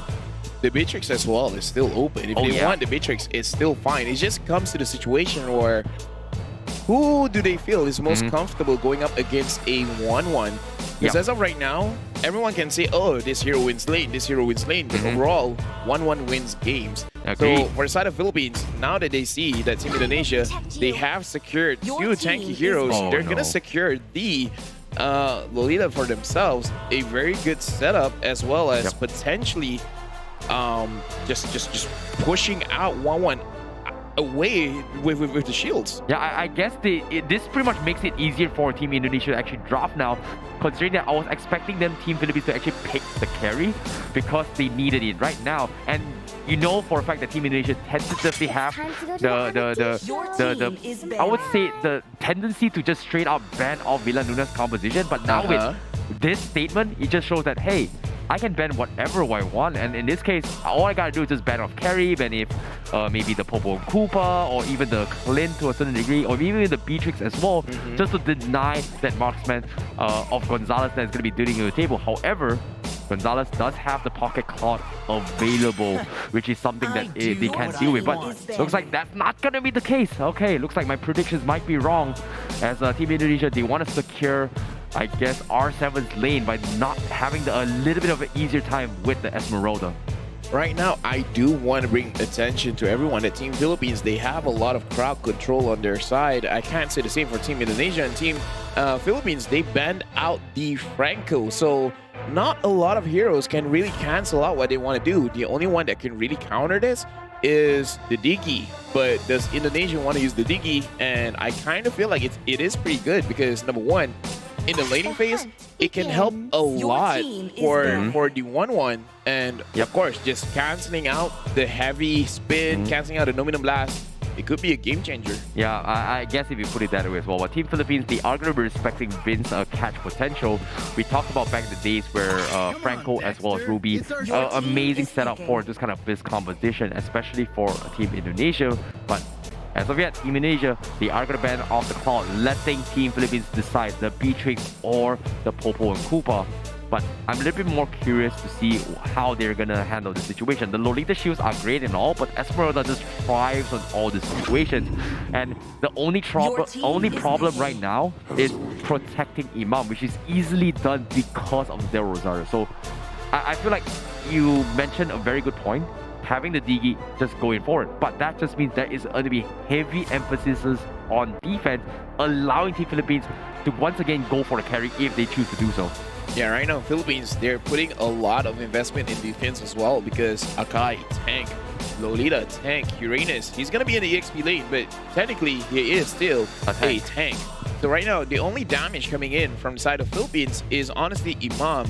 Even though, yes, Akai does deal way more damage now compared to before, but still not going to be comparable to a 1-1. Team Indonesia, they're going to secure the Sicilian, so in case this does go to a late game, he can dish out a lot of damage, and the Diki has been picked to counteract all of these crazy initiations, crazy crowd controls coming in from Philippines. Yeah, this is huge coming from Indonesia. You did call out the Digi, and I'm really liking this composition as well. I was expecting a little bit of a different approach in the mage department. I was hoping maybe a Veil for the one-shot combo, etc. But looks like they don't want to take the risk of the rage department being countered out. So having this Sicilian is going to be able to salvage the situation, I guess, in terms of the mage department, considering that they've got the Digi, they've got the Esmeralda. Team Philippines not going for the carry. They will take the Beatrix in contrast to try and poke away at the defense from Team Indonesia. Digi, one of the very much more easier target to deal with. However, if you set up with a catch, that is going to be the immediate Samgin call for the follow-up. Ladies and gentlemen, the draft has been set for game number 4. Indonesia is going to be responding to this. Will Team Philippines be able to hold on and take away the gold medal from Team Indonesia? It's a good thing that Team Philippines, they picked up the Beatrix. Honestly, if they did go for a carry pick, it's gonna be so bad, just because that, yes, the 1-1 is scary, but pair him up with a Digi, where the Digi is just gonna babysit. I mean, sure, the Digi can do whatever he wants, but if he stays in the gold lane, then you're gonna zone out the enemy goal laner away from the minions, and it's gonna be so crazy. And this is potentially the last game of the day. Team Philippines match point. If they win this one, they will be the gold medalists. Team Indonesia, they're gonna try very hard to push this to game 5. Yep, this is gonna be a very, very difficult situation to be in as well. But Xavier, like I said, as well, has made statements here at the SEA Games. And game number 4 is on its way. Will Team Indonesia will be able to bounce back or not? As you can see, there's going to be a little bit of fight as well as CW. Going to be a little bit of trouble as he goes in for a little bit of harassment coming in. Going to be going for a little bit of harassment. However, there is going to be a little bit of a issue apparently. We are going to be going into a pause for now as they are going to be resolving certain issues. Yeah, right now, unsure what's going on because I did not see which athlete raised their hands to see who is calling up for the pause. But it looks like it's from the Indonesian side, apparently. Right now, looking at how the lane is being set up, it looks like Team Philippines, they are expecting for the Digi to be staying up in the gold lane, and that's why we can see Villa Luna is staying there as well, just to make sure that he makes sure that Gonzalez can survive any potential threats there. Yep, and at the same time as well, I think there was a little bit of an issue as well. I believe the 1-1 CW was actually struggling as well. I was not exactly sure why he was just standing there, immediately getting contested as well, because that was a very, very risky approach considering the laning phase. So this is going to put a dent in towards his laning phase from the start. So Team Indonesia in a very, very rough start just from the first minute based on how things went down. So Team Philippines, they can look to go in for a little bit more aggressive maneuvers to actually slow down Team Philippines' farm, and they slow down Team Indonesia's farm if they choose to do so from the side of Team Philippines, because eventually they should not be dragging this game into its latest stage game where the Digi just completely runs rampant against their composition. They've got to get whatever they can on whatever pieces in the side lanes as much as possible before the Digi as well as the Sicilian goes up for the usual CC follow-ups.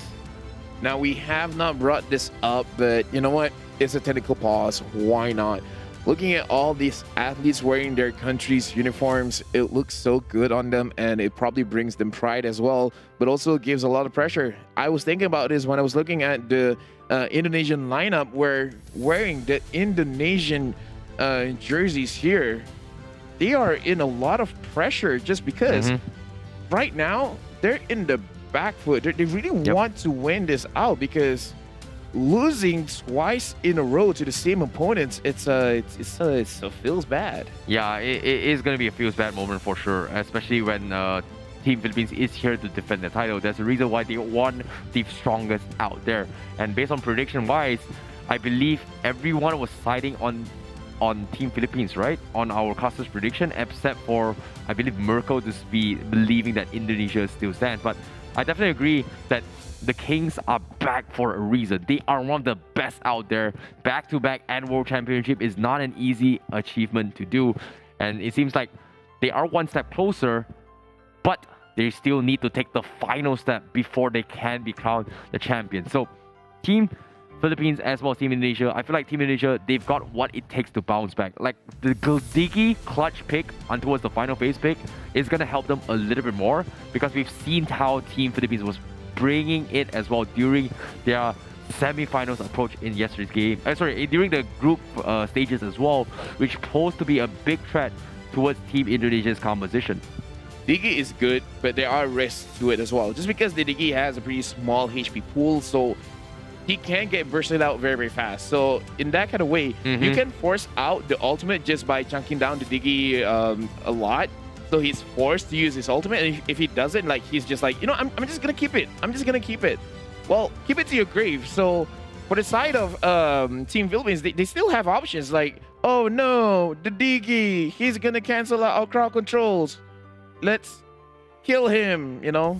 That's a good idea, yeah, you know. Yeah, I definitely agree. But of course, when it comes to Digi as well, there was a very, very super underrated update coming in towards the Digi as well, which is each time you get a kill, that is going to be building some stacks. Or each time you hit a alarm bot onto the enemy, as long as you do not die, you are going to build up stacks for the damage output. So it's a super underrated skill coming from the Digi. But as long as you do not die, eventually the Digi is going to get a lot of damage output. But as of yet, looks like we are going to be going for a little bit of a pause as of yet. And seems like there is going to be another technical issue coming in from both the teams. Yeah, and again, this is a situation. Now I feel like it is from the side of Team Philippines, where Del Rosario is showing his phone to the Marshal, indicating there is some kind of an issue there. Where before this, it was Villa Luna. So right now, for both these teams, it's going to be difficult for them to actually juggle this situation of maintaining focus while going through all of these technical pauses. So this will all factor in into how they're going to play this match. So it's not easy to get the gold. It really isn't. Yeah, there's a lot of things that's going to go in your way. So it is very, very difficult to do so, especially that they have been playing this so long. I believe that it is going to be very, very much more games to be anticipating. And considering that this may potentially drag into game number 5, we have to ensure the integrity of all systems to be on point and 100% in order to be able to for all the players to play at the highest level and to ensure all the best viewing experience for everyone as well as for us casters. Yeah, I'm glad that the players still are looking happy. They still are high spirit in this game. It's just like, yes, we are still in it to win it. For Team Philippines and Team Indonesia, I feel like they could also use this to their own advantage, knowing that all these technical pauses is going to really mix it up inside of their opponents' heads. So at this moment of time, you should be able to identify who is the shot caller for the enemy team, and you should really put on the pressure there. It's like, we're gonna make sure that you can't think, because if you shut down the brain, the entire body falls down. I haven't experienced it yet, but I've seen it happen. Are you sure you haven't experienced it yet? Not enough for my body to shut down. Okay, not. Oh wait, never mind. It was yesterday. I got home and I fell asleep instantly. All right. Yeah. I guess I can relate as well if you put it that way. But of course, now continuing into this match, anything can happen, and I feel like it is going to be very, very difficult to actually overcome this mental state. And the reason why we mentioned this as well, I believe you guys at home are very, very excited to watch the game, asking for it to actually continue. But it is also very mentally taxing for us casters, apparently. Oh, no. To be consistently predicting what is going to be happening. What are you talking about? We're doing fine. This We is are easy. doing fine. Come on. We are doing fine. Yeah, that's the thing. We what are are you doing talking fine. about? It's very, very hard to keep up at the same level as a professional to be consistently predicting what may be happening later on. And it's funny enough, I was able to predict a couple of compositions previous game, but game 4, I really don't know what to expect. I really don't know what to expect. I know that Team Philippines has a little bit upper hand, but I feel like Team Indonesia got a very, very strong reply. And guess what? We are going to be jumping straight in towards game number 4. As of yet, as we are going to be going through what is going to be happening. But seems like we are going to be jumping straight to the first turtle fight, and that's going to be turtle secured from the side of Team Philippines as they continue to back out. Now, the Tortoise Baton has been expanded from Albert. Can he back off? Yes, he will. However, on the other side of the lane, CW winning his 1v1 matchup against Gonzalez. That is going to put the 1-1 in a very, very comfortable position. That is why the 1-1 is so strong in the laning phase, because once she hits level 4 and then is able to get all the weakness tags, it's like, yes, my HP is low, but hello, I'm going to jump in the air. I'm in an iframe, you can attack me, and then that's a free kill for him. So right now, Team Philippines, they have advantages across the map except for the gold lane. However, I feel like, look at this. Gonzalez with the damage onto Vin. This is what I'm talking about. Yes, Vin has a lot of utility, but he can die very fast, so it's good and bad. Yep, and at the same time right now, Soto's going to get dived on the bottom side. He's going to try and make a retreat. He does have the pure sprint, so he's going to be A-okay. So fortunate for him, there's not going to be losing out too much in that regard. But I definitely agree. You can see the hesitations coming from Team Indonesia as well. They want to set up what the Sanguine Calls caught up with the time reversal to allow CW to win his game. And you can see Villa Luna is a little bit afraid to do so. And as of yet, Team Indonesia, they cannot afford to lose both CW's life and win if they want to abuse the alarm bomb stacks coming in. But looks like they are going to be calling in the cavalry as Team Philippines is going to be forcing a fight with the Tortoise Baton. And it seems like they're not going to be overcommitting as well, as Team Philippines will back off. Gonzalez will look to chip towards the gold plating, where CW is going to try and farm as safely as can. But it looks like he is going to be forced to back off and concede the lane itself just because Team Philippines is going to be around to pressure him off. That's not fair. Look at what Gonzalez is doing. CW can't do anything against that. He's pushing the turret even though there's no minions. And the moment the minion comes, the Mirror Passion cleans it up. So right now, Team Philippines as well as Team Indonesia, it's almost a repeat of the first game. Prioritizing the gold lane. But now, looking at this advantage, Gonzalez, he is already rotating. And this is what you get when you have lane priority. So this turtle is potentially going to have a very big fight. Agreed, but seems like Team Indonesia is going to buy a little bit more time. Look at how R7 is positioning the turtle just to buy time and for the team, especially when 1-1 needs to actually farm up a little bit more lanes if he decides to join the fight. Team Philippines is not going to be able to contest that, so they are going to focus on clearing their lanes before actually contest this. But this time, the turtle is going to be in their control, and there's a little bit of a stalemate for now. R7 going for the flank, trying to go for a fight. Heavy Spin is still kept yet. Here comes the time journey, trying to secure the turtle, but it is going to be Team Philippines that gets it. But the rest of Team Indonesia is going to get caught up by the Numenor Blast, and R7 will get chunked away. And the Science needs to run for his life, and he is going to be A-okay as Team Philippines comes up on top. Team Philippines, look at that. Look at the control. They have a lot of crowd control there, and they actually managed to play it around the Diggy. Again, the Diggy can cancel a lot of these engagements, but the positioning from Villa Luna being away from the Diggy, positioning himself, being able to have that big Numenor Blast. Team Indonesia, they still have to be careful. They have answers, but the questions are still difficult for them to deal with every single time. Yep, as long as CW is going to be alive, they are going to be good, because as of yet, Team Indonesia, they are just gotta play it safe. And I like how greedy Team Indonesia is trying to do in trying to get objectives without trading lives, just because of the stack they want to build up on towards a win. But it seems like there's going to be a attempt coming from Albert as well. The choice for Sons is been used, and Team Philippines is going to be ignoring the fight. While that's actually happening as well, Team Philippines, they will try and cut the waves as Soto is going to try to outmatch the XP lane against the Esmeralda. Right now, let's look at the goal difference. But before that, we have to see Sans getting pushed out, and he will try to survive. But unfortunately, the kill is still going to go over. It could have been a little bit more cleaner, but a kill is a kill. And right now, Team Philippines, they're going to push for more advantage. Look at the damage going on to Vin. Vin has to recall this is a bad situation for Team Indonesia. We can see how Gonzalez managed to get a lot of goal onto himself. His damage is going to get out of control using all the advantages, and CW having to rotate to the bottom lane to try to get some extra farm, while Villaluna is trying to run away from R7 being oppressive as well. Imam is there trying to help out, and oh wow. You know what? That is worth a pause. If they want to pause now, I would accept it. You know? Yep, I definitely agree. And while that's actually happening as well, it seems like Imam was trying his best to actually kite as well. I like the defensive dawning light back towards the base to make sure that the dive doesn't happen on towards his teammate, but still preemptively anticipating the Esmeralda. Very, very big brain 5-hit. I like how you turned it around. It's true. Yeah, it's like I anticipate you, the person in front of me, to be behind me. I'm gonna shoot it there. You know what? No, he blocks his pathing, so it's pretty much an insurance to make sure that Villaluna gets out safely. Yes, the Xavier insurance. Get it now. He will save you when you are in trouble, and you will pay full price because right now he has a very high win rate. Xavier insurance, not sponsoring the SEA Games. I like how you're trying to indirectly promote insurance company of your choice known as LaFell Insurance. No, Xavier. Okay, Xavier Insurance. Maybe not it's sponsored, by the way.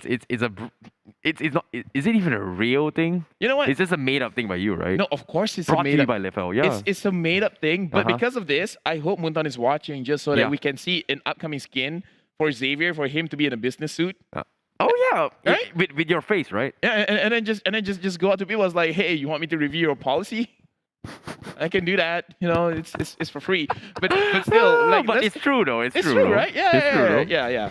So either ways, right now we're still looking at the game. And Team Philippines, I want to talk about the goal advantage actually, and I feel like a lot of the goal advantage is on to the Beatrice, just because she's been chunking out that gold plating a lot, and the minions die off before they even make it to the lane. Yeah, I guess if that actually happens as well, I feel like the win condition coming from Team Indonesia is going to be obviously on CW with the 1-1, right? But I feel like it's very, very greedy on how they're trying to play this game, because they are trying to drag this into his later stage game, hoping not to lose out on trades because Team Philippines are afraid to cash them off, which is surprisingly greedy, but smart as well, because sometimes you tend to overthink on how the layers that you need to overcome, right? You have this Sanguine Claw, you have the time reversal from Diggy, which can pose as a threat. But they're using the threat not for kills. They're using the threat to buy time and build up the stacks on the Diggy, as well as buying time for the 1-1 to build gold. Whereas Team Philippines, if they don't realize that this is actually happening, they are going to be in some trouble. But so far, what I'm seeing is that Team Philippines, they're winning off in their turtle trade. So they can look to throw a little bit more crazy, but the moment they start killing on towards the Diggy, this is where they would be a little bit more relieved, because eventually into his later stage game, the double mage composition coming from Team Indonesia is going to be a very, very annoying factor, because you've got this Esmeralda, you've got this Sicilian, he's building stacks, you've got this Diggy is also building stacks. Eventually, you don't think it hurts, but you won't realize it until it happens. Yeah, right now I'm looking at this, and I just, for the sake of all the Philippine fans here, they should close the game as soon as possible, just because CW is an amazing player, and I'm looking forward to the point where he's just like, he shuts his brain off, focusing entirely on mechanics, gets the crossbow of tank, and then just pop off, because 1-1 has that quality. 1-1 has the opportunity to potentially 1v5 if the situation calls for it. Agreed, and I definitely 100% agree on that as well, because Team Philippines right now, they are going to be taking the lead knowing that there's nothing much Team Indonesia is going to be doing right now. They're just playing as defensive as possible. Team Philippines is going to get a little bit of a lead in terms of economy. Demon Hunter Sword up on CW, hoping to get a little bit more mobility later on, but it's going to take a little bit more time to gather his items. But seems like Team Indonesia, they are going to go for a lane swap between CW as well as Esperoda. Likewise coming from Philippines to mirror the matchup, to sync up for the Lord down bottom. Seems like this next Lord fight, they want CW to be joining very soon to farm some kills. However, here comes the harassment coming from Team Philippines. The snipe doesn't finish off Win, so that is going to be Win holding on towards his stacks once again. It seems like there is going to be a split push coming from Team Philippines, and there is going to be another pause coming in. And seems like there is going to be a little bit of an issue once again. Yeah, this Sanguine Claw didn't manage to hit. So now, IC Baby 1-2. Yeah. What's up? What else are we gonna talk about? You know, I'm not gonna lie. It's gotten to the stage that things are getting a little bit ridiculous when it comes to all this pause, and I don't know what's happening, but somebody's got to tell us what is happening there. Like, I understand that we have to be very, I would say. You know, let me take a guess. Right? Yeah. So let's look at the body language that all of the players have been exhibiting. Okay. Number one, it's obvious whenever they're showing the phones, right? And usually when it comes to the phones, it could be a connection issue. Okay. So I feel like part of the issue is connection. And there are often times, well, actually more towards Vin, where I see him testing out his headset. So there might be some audio issues as well. Perhaps Vin could not hear parts of the game sounds, because that is also a possibility. Yeah, that's actually a very important mechanic that is always overlooked. Before the audience makes any sort of assumptions, right? We're just making guesses, all right? We're just making guesses. It's not true. We really don't know what is causing this technical pause. But what I do know is that the officials are trying their best to make sure that everything is running as smoothly as they can, making sure that the integrity of the game is not violated and any sort of unfairness not happening as much as we can. Because we've seen it happen in the past before, where a specific team, not gonna mention who, not gonna mention which team, lost because of one issue. I actually don't know. But yeah, exactly. That's why I just put it in there, you know. The person died and then suddenly come back and then lost the entire series. You know what I'm talking about. Anyways, right now, now I know. Anyways, now Team Philippines again is pushing on at mid. Yes, I finally got it. I feel like some fans got it as well. Exactly. Yeah, especially for the people watching this, they know what I'm talking about. Especially either Team Indonesia or Team Philippines.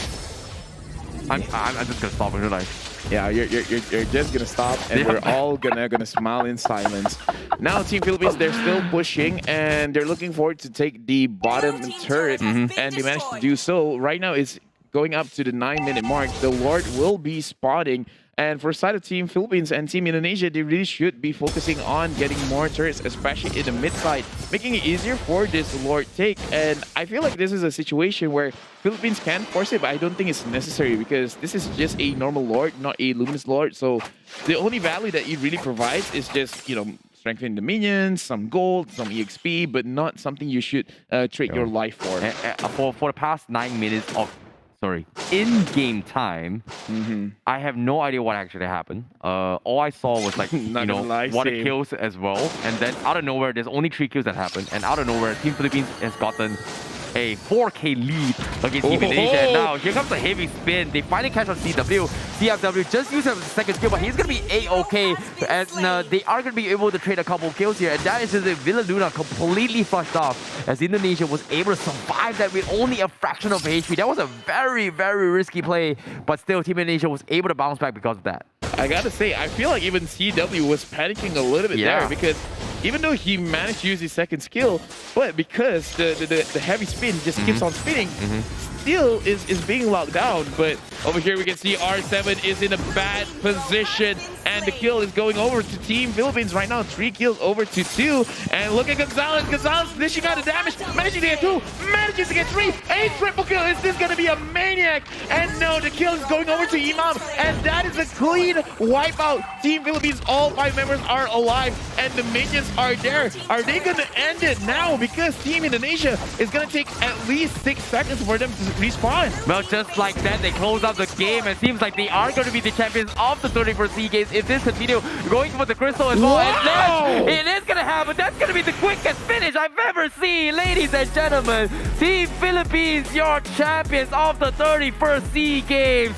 What a way to close out the SEA finals right here, right now. Team Philippines, they defend the title. Their second gold medalist 2 times in a row here at the SEA Games.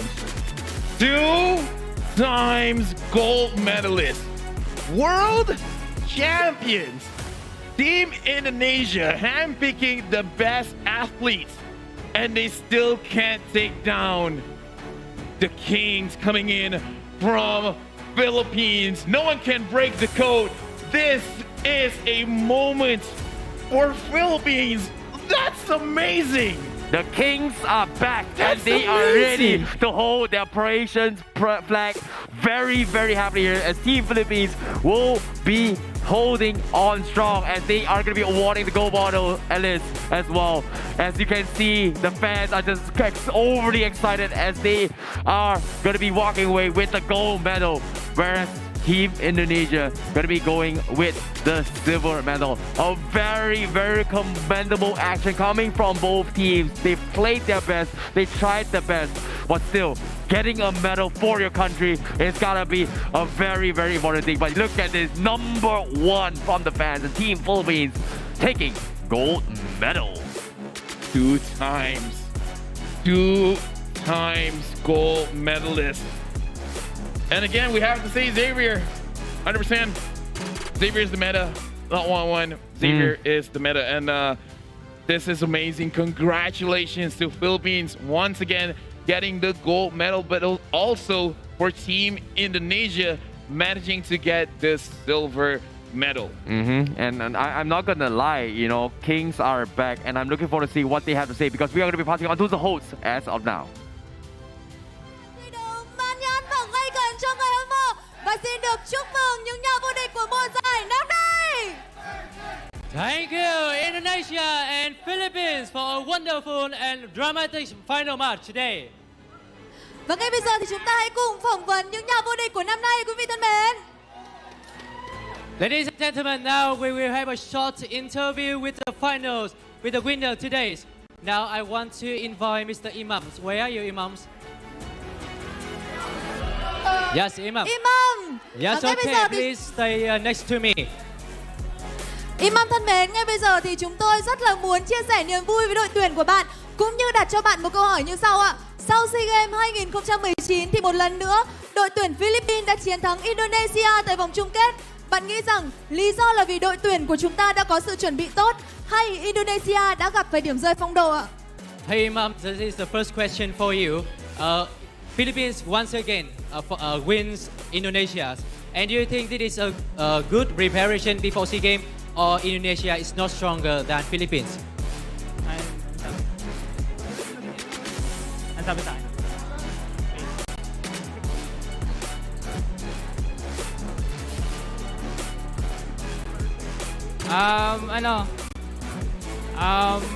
Masasabi ko Pinas lang malakas. So Haji said Philippines is the strongest. Yes, Philippines is strongest, right? Yeah. Vâng ạ, chúng tôi rất là thích tinh thần này của Philippines. Và câu hỏi thứ hai ạ, team bạn đã trở thành nhà vô địch Đông Nam Á tại SEA Games 31. Bạn có lời nhắn nhủ nào cho đội tuyển nước mình để chuẩn bị tham gia vào mùa giải MSC 2022 sắp tới không ạ? Hey Mom, you have won the gold medal at the 31st SEA Games. Do you have any message for your home teams that will represent Philippines at MSC later?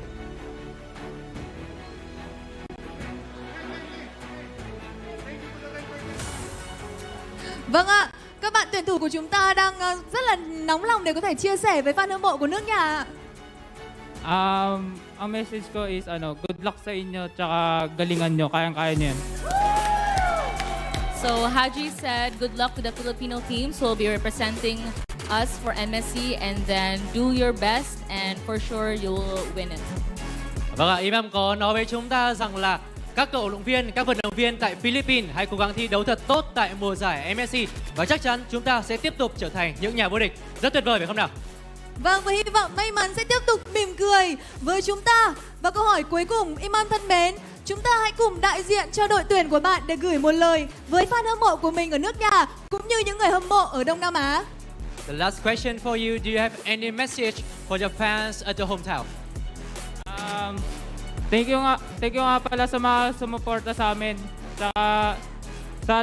Sa buong blacklist, sa lahat na nandito, thank you sa inyo lahat sa pag-volunteer kayo. Tapos, ayun, thank you din sa Sibol dahil yun. Tsaka shoutout nga pala kay Doggy. Ano yan, ikaw lang yung takot eh.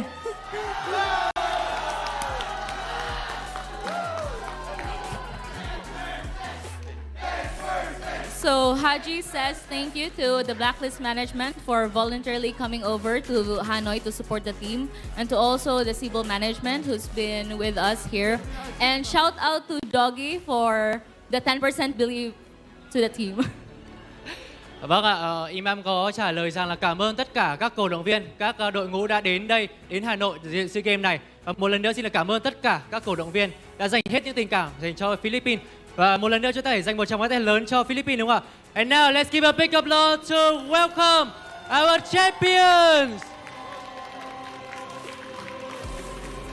Và các bạn thân mến, chúng ta hãy cùng tiếp tục theo dõi chương trình, bởi vì ngay sau phần này chúng ta sẽ cùng đến với lễ trao huy chương. Ladies and gentlemen, now please stay tuned because we'll come to a very important moment, a victory ceremony.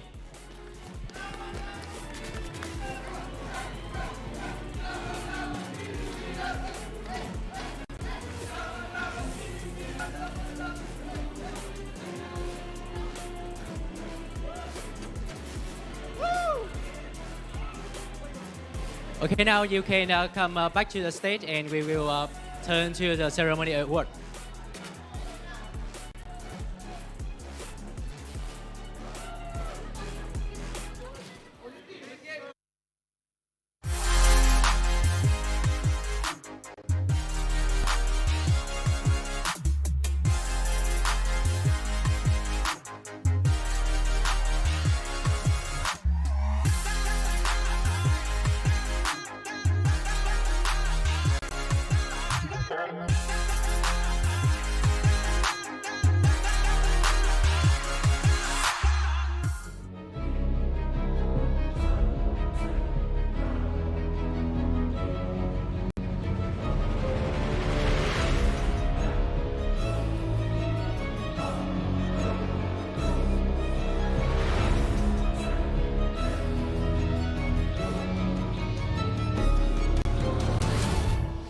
Và như vậy thua dành cho bên phía của Philippines, và dòng chạy đang đổ ra và đây là killing spree cho Formay. Son đang gặp nguy hiểm và Son sẽ lên bàn điểm số, đó là mạng dành cho Del Rosario.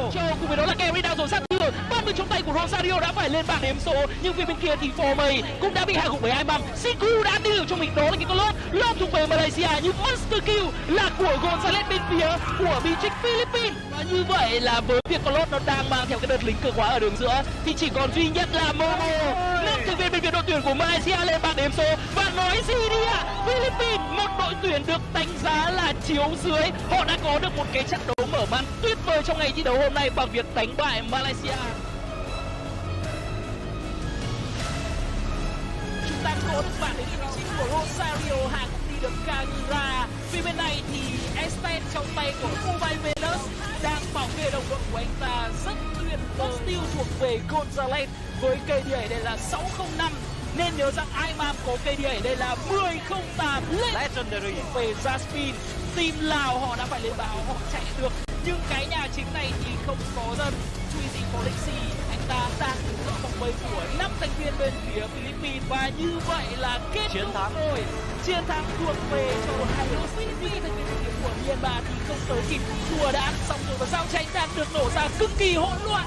Trong khi đó thì Rosario đã có được cho mình đó là tay, kèm theo đó là đĩa các thành viên bên phía của Shutdown lên bảng đếm số. Shutdown đến từ vị trí của Gumi, Shutdown đến từ vị trí của Oh My Lord ở thứ 22 này. Hãy nhìn xem chiêu cuối của OC đã gần như thay đổi cục diện trong cái trận đấu này. Lên bảng đếm số đó là Gumi rồi. Giao tranh đang được nổ ra, chiêu cuối của OC được kinh hoàng và lao vào đến từ vị trí của Esmeralda. Và chúng ta đang được thấy máu của nhà chính bên phía của Myanmar đã từ thấy con số lượng và Philippines họ chỉ tự kết thúc trận đấu ở vòng bảng này với số điểm tối đa là 9 điểm.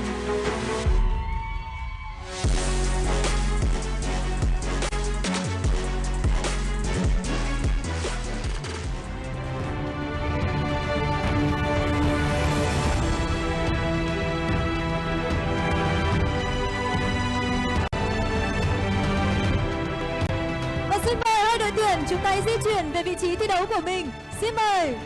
Dâu đã bị giữ chân lại và đây đó là chiêu cuối đến từ vị trí của Heo Cân. Bàn cờ làm ra và như vậy đó là chiến công đầu dành cho Ray và Dixon. Bị giữ lại một cờ và đó là bàn cho Villa Luna. Đang một bàn vị trí của Sela và đó là chiêu cuối của Heo Cân dựng lên rồi. Bàn cờ đặt ra Sela đang gặp nguy và đó là bàn dành cho Imam. Cùng đây là như vậy là hết rồi. Philippines đã muốn lao lên và đó là đây rồi. Người chân đi rừng mega kill cho Imam. Adamir chạy đi đâu? Với Adamir thì không thể nào chạy được cả. Stop một cho Gonzalez.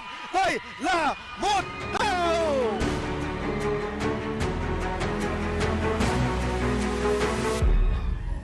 Khả năng hồi máu của mình đang có. Đây sẽ là pha giao tranh Azure, thì vậy đây Rosario đang gặp nguy hiểm và đây là Azure dành cho đó là Brunel Rosario.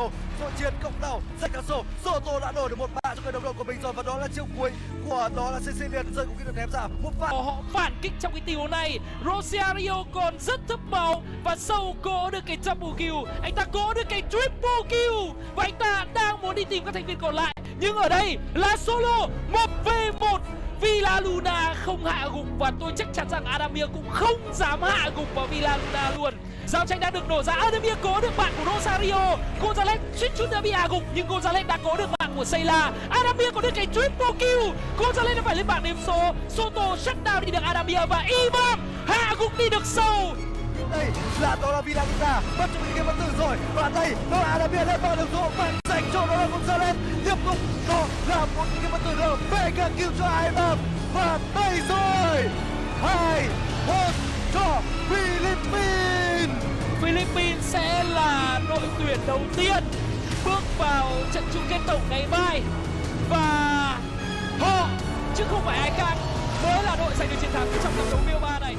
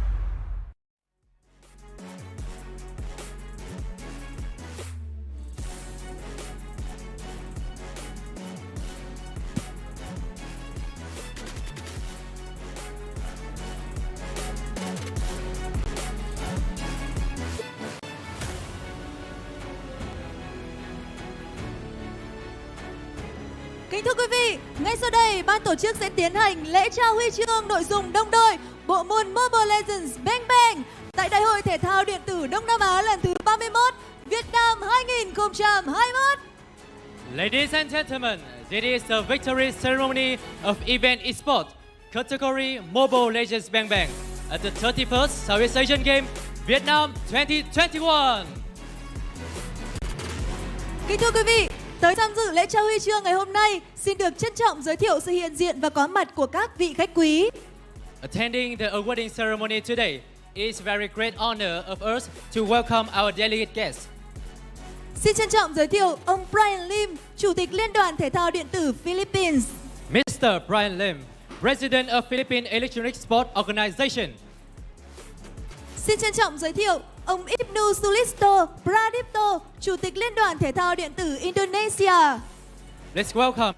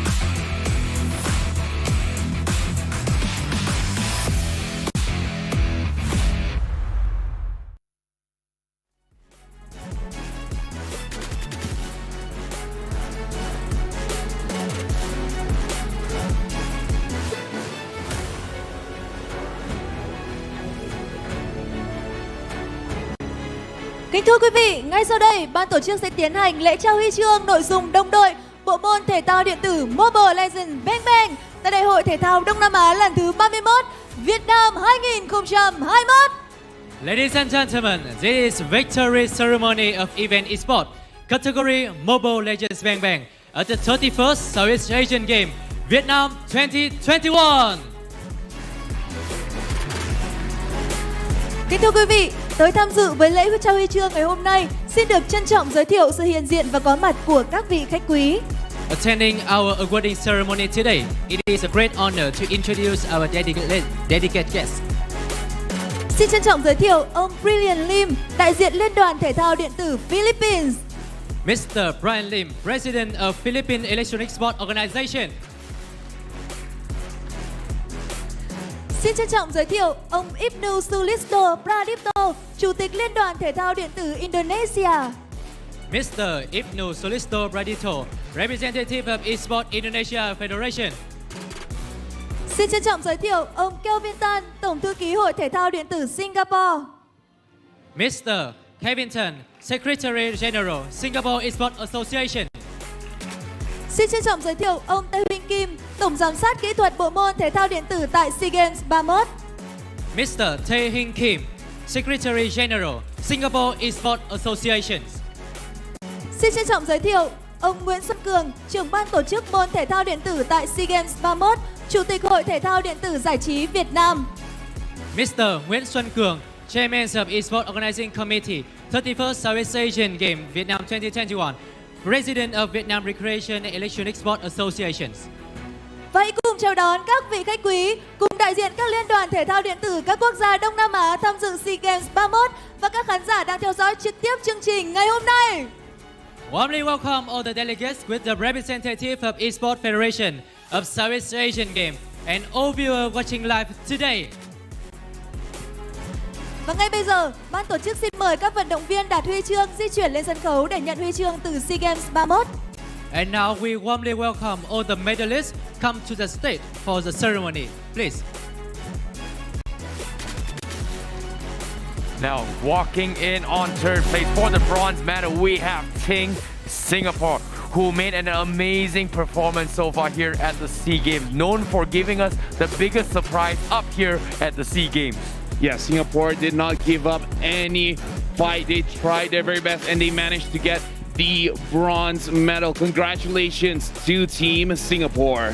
They have made it a long, long way. Bagging a medal for Singapore is a very, very impressive feat.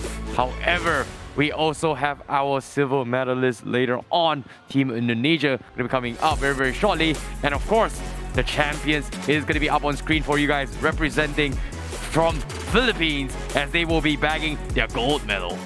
After an intense best of 5 series, here we have it.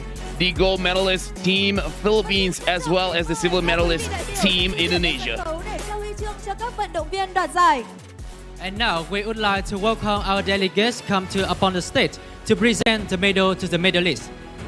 Ban tổ chức xin trân trọng giới thiệu và kính mời ông Kelvin Tan, Tổng thư ký Hội Thể thao Điện tử Singapore sẽ lên sân khấu để trao huy chương đồng cho các vận động viên. The bronze medal will be presented by Mr. Kevin Tan, Secretary General of Singapore Esports Association. Please welcome him on stage. Và xin mời các vận động viên giành huy chương đồng đến từ đội tuyển Singapore sẽ bước lên bục để nhận huy chương. Singapore team, now please take a step up to the podium to receive the bronze medal. Kính thưa quý vị, huy chương đồng đã được trao cho các vận động viên của đội tuyển Singapore vì sự nỗ lực vươn lên từ trận tie break. Ladies and gentlemen, and now Singapore team is belong to bronze medal and for all the effort in the tiebreak game today.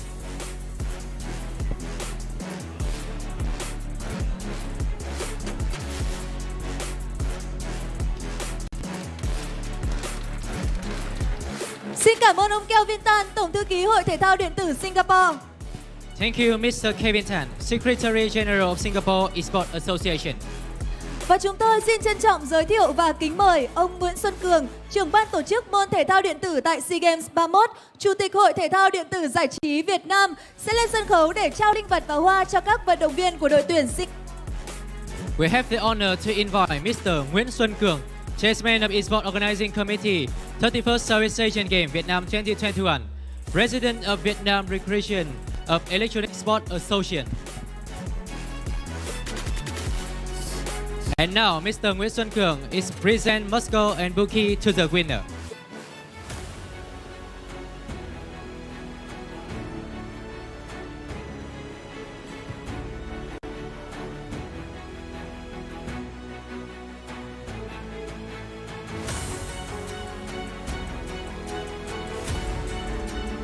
Xin cảm ơn ông Nguyễn Xuân Cường.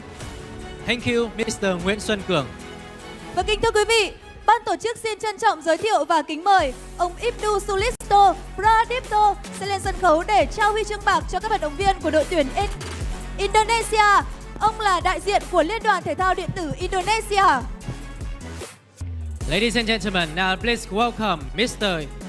Sulisto Pradipto, representative of Esports Indonesian Federation, will present the silver medal. Quý vị thân mến, huy chương bạc đã được trao cho các vận động viên của đội tuyển Indonesia với sự bền bỉ suốt kỳ đại hội vừa qua.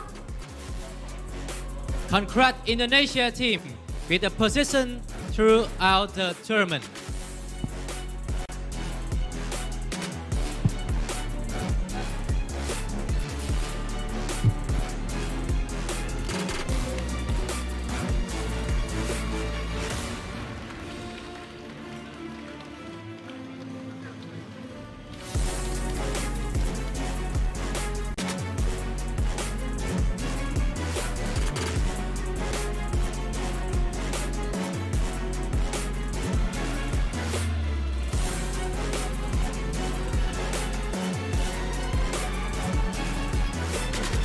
Xin cảm ơn ông Ibnu Sulisto Pradipto. Thank you, Mr. Ibnu Sulisto Pradipto. Và ban tổ chức xin trân trọng giới thiệu và kính mời ông Nguyễn Xuân Cường, trưởng ban tổ chức môn thể thao điện tử tại SEA Games 31, Chủ tịch Hội Thể thao Điện tử Giải trí Việt Nam sẽ lên sân khấu để trao hoa và linh vật cho các vận động viên của đội tuyển Indonesia. And now we have the honor to invite Mr. Nguyễn Xuân Cường, Chairman of Esports Organizing Committee, 31st Southeast Asian Games Vietnam 2021, President of Vietnam Recreational of Electronic Sport Association, will come to the stage to present mascot and bouquet to the silver medal team. Well, congratulations to Team Philippines for an amazing performance here at the 31st SEA Games. As you can see, they are being awarded their gold medalists up on stage. And this is an impressive Và feat. đó là những linh vật cũng như những bó hoa tươi thắm đại diện cho tình cảm của Đông Nam Á dành cho các tuyển thủ đến từ Indonesia.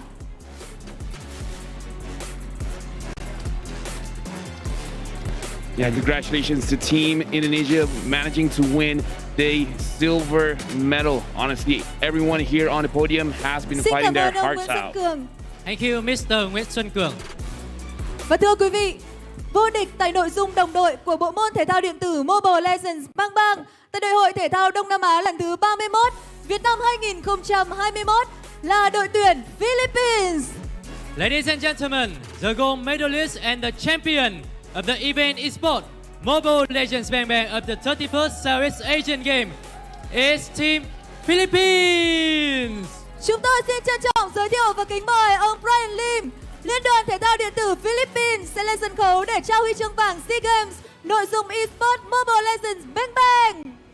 And now we'd like to welcome Mr. Brian Lim, President of Philippine Electronic Sport Organization, to come on the stage to present the gold medal.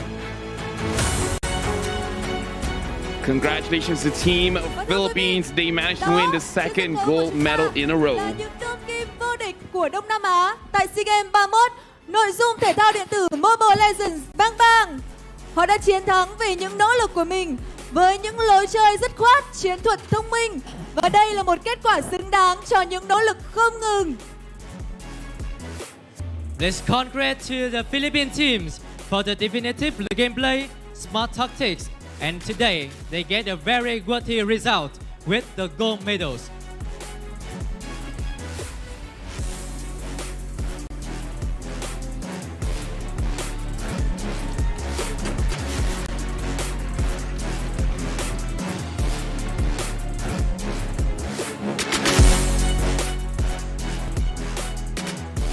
Quý vị, chúng ta hãy dành một tràng pháo tay thật lớn hơn nữa để cổ vũ cho tinh thần Đông Nam Á. Ladies and gentlemen, let's give a big round of applause to congratulate our champion today, Team Philippines.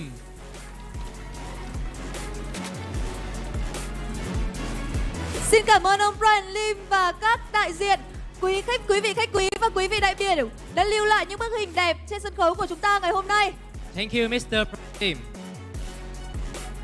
Và ngay bây giờ, chúng tôi xin trân trọng giới thiệu và kính mời ông Nguyễn Xuân Cường sẽ lên sân khấu để trao linh vật và hoa cho các nhà vô địch năm nay, đội tuyển Philippines. And now, we have the honor to invite Mr. Nguyễn Xuân Cường to present the mascot and the bouquet to our champion today.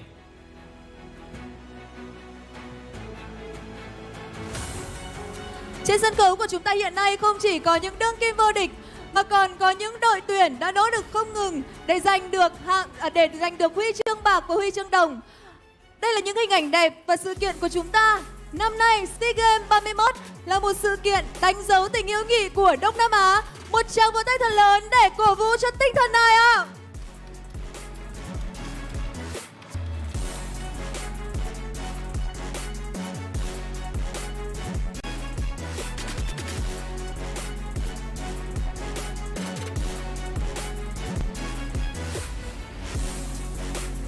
Xin cảm ơn ông Nguyễn Xuân Cường và một lần nữa xin được chúc mừng đội tuyển đã giành chiến thắng trong năm nay.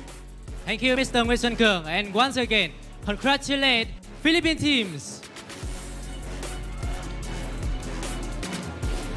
Và xin mời tất cả quý vị chúng ta cùng hướng ánh nhìn của mình về phía lá cờ quốc kỳ trên sân khấu và đứng dậy làm lễ chào cờ trên nền nhạc quốc ca của đất nước Philippines.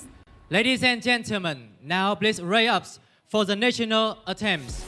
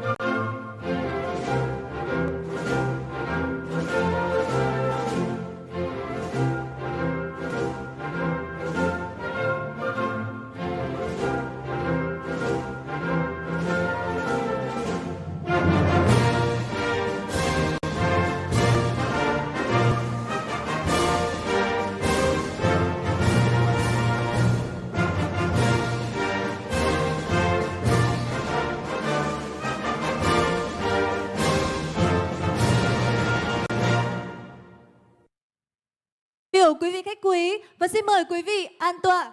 Thank you, ladies and gentlemen.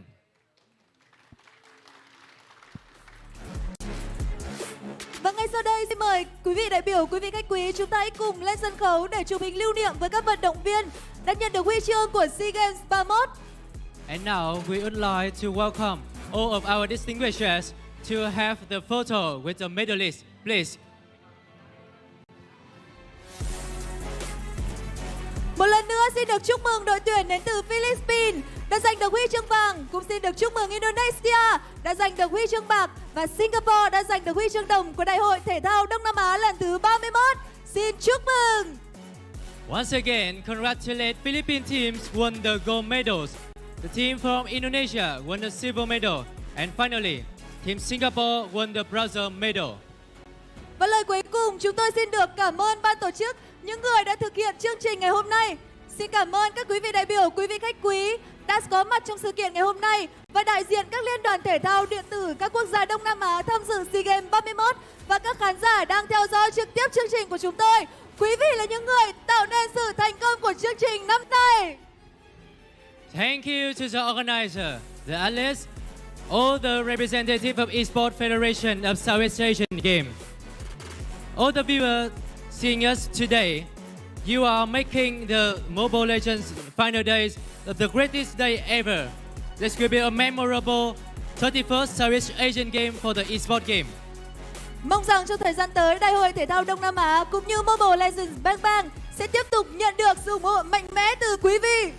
We hope that in the future, SEA Games as well as Mobile Legends Bang Bang will continue to receive a strong support from you.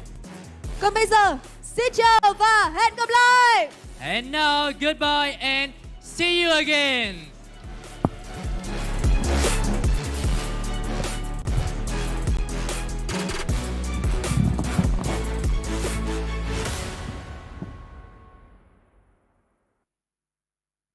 There you have it. That is going to be the SEA Games for you guys concluded for the Mobile Legends Bang Bang. Once again, congratulations to Team Philippines for taking the gold medal and the first runner-up from Team Indonesia and second runner-up from Team Singapore. It has been an amazing journey here in the 31st SEA Games for the Mobile Legends Bang Bang. Thank you guys all so much for witnessing such an impressive moment with us to witness and support everything. Yes, this has been an amazing journey by all, but that is all from us. We will be seeing you guys in the next international tournament. Everyone, make sure you guys stay safe and bye-bye.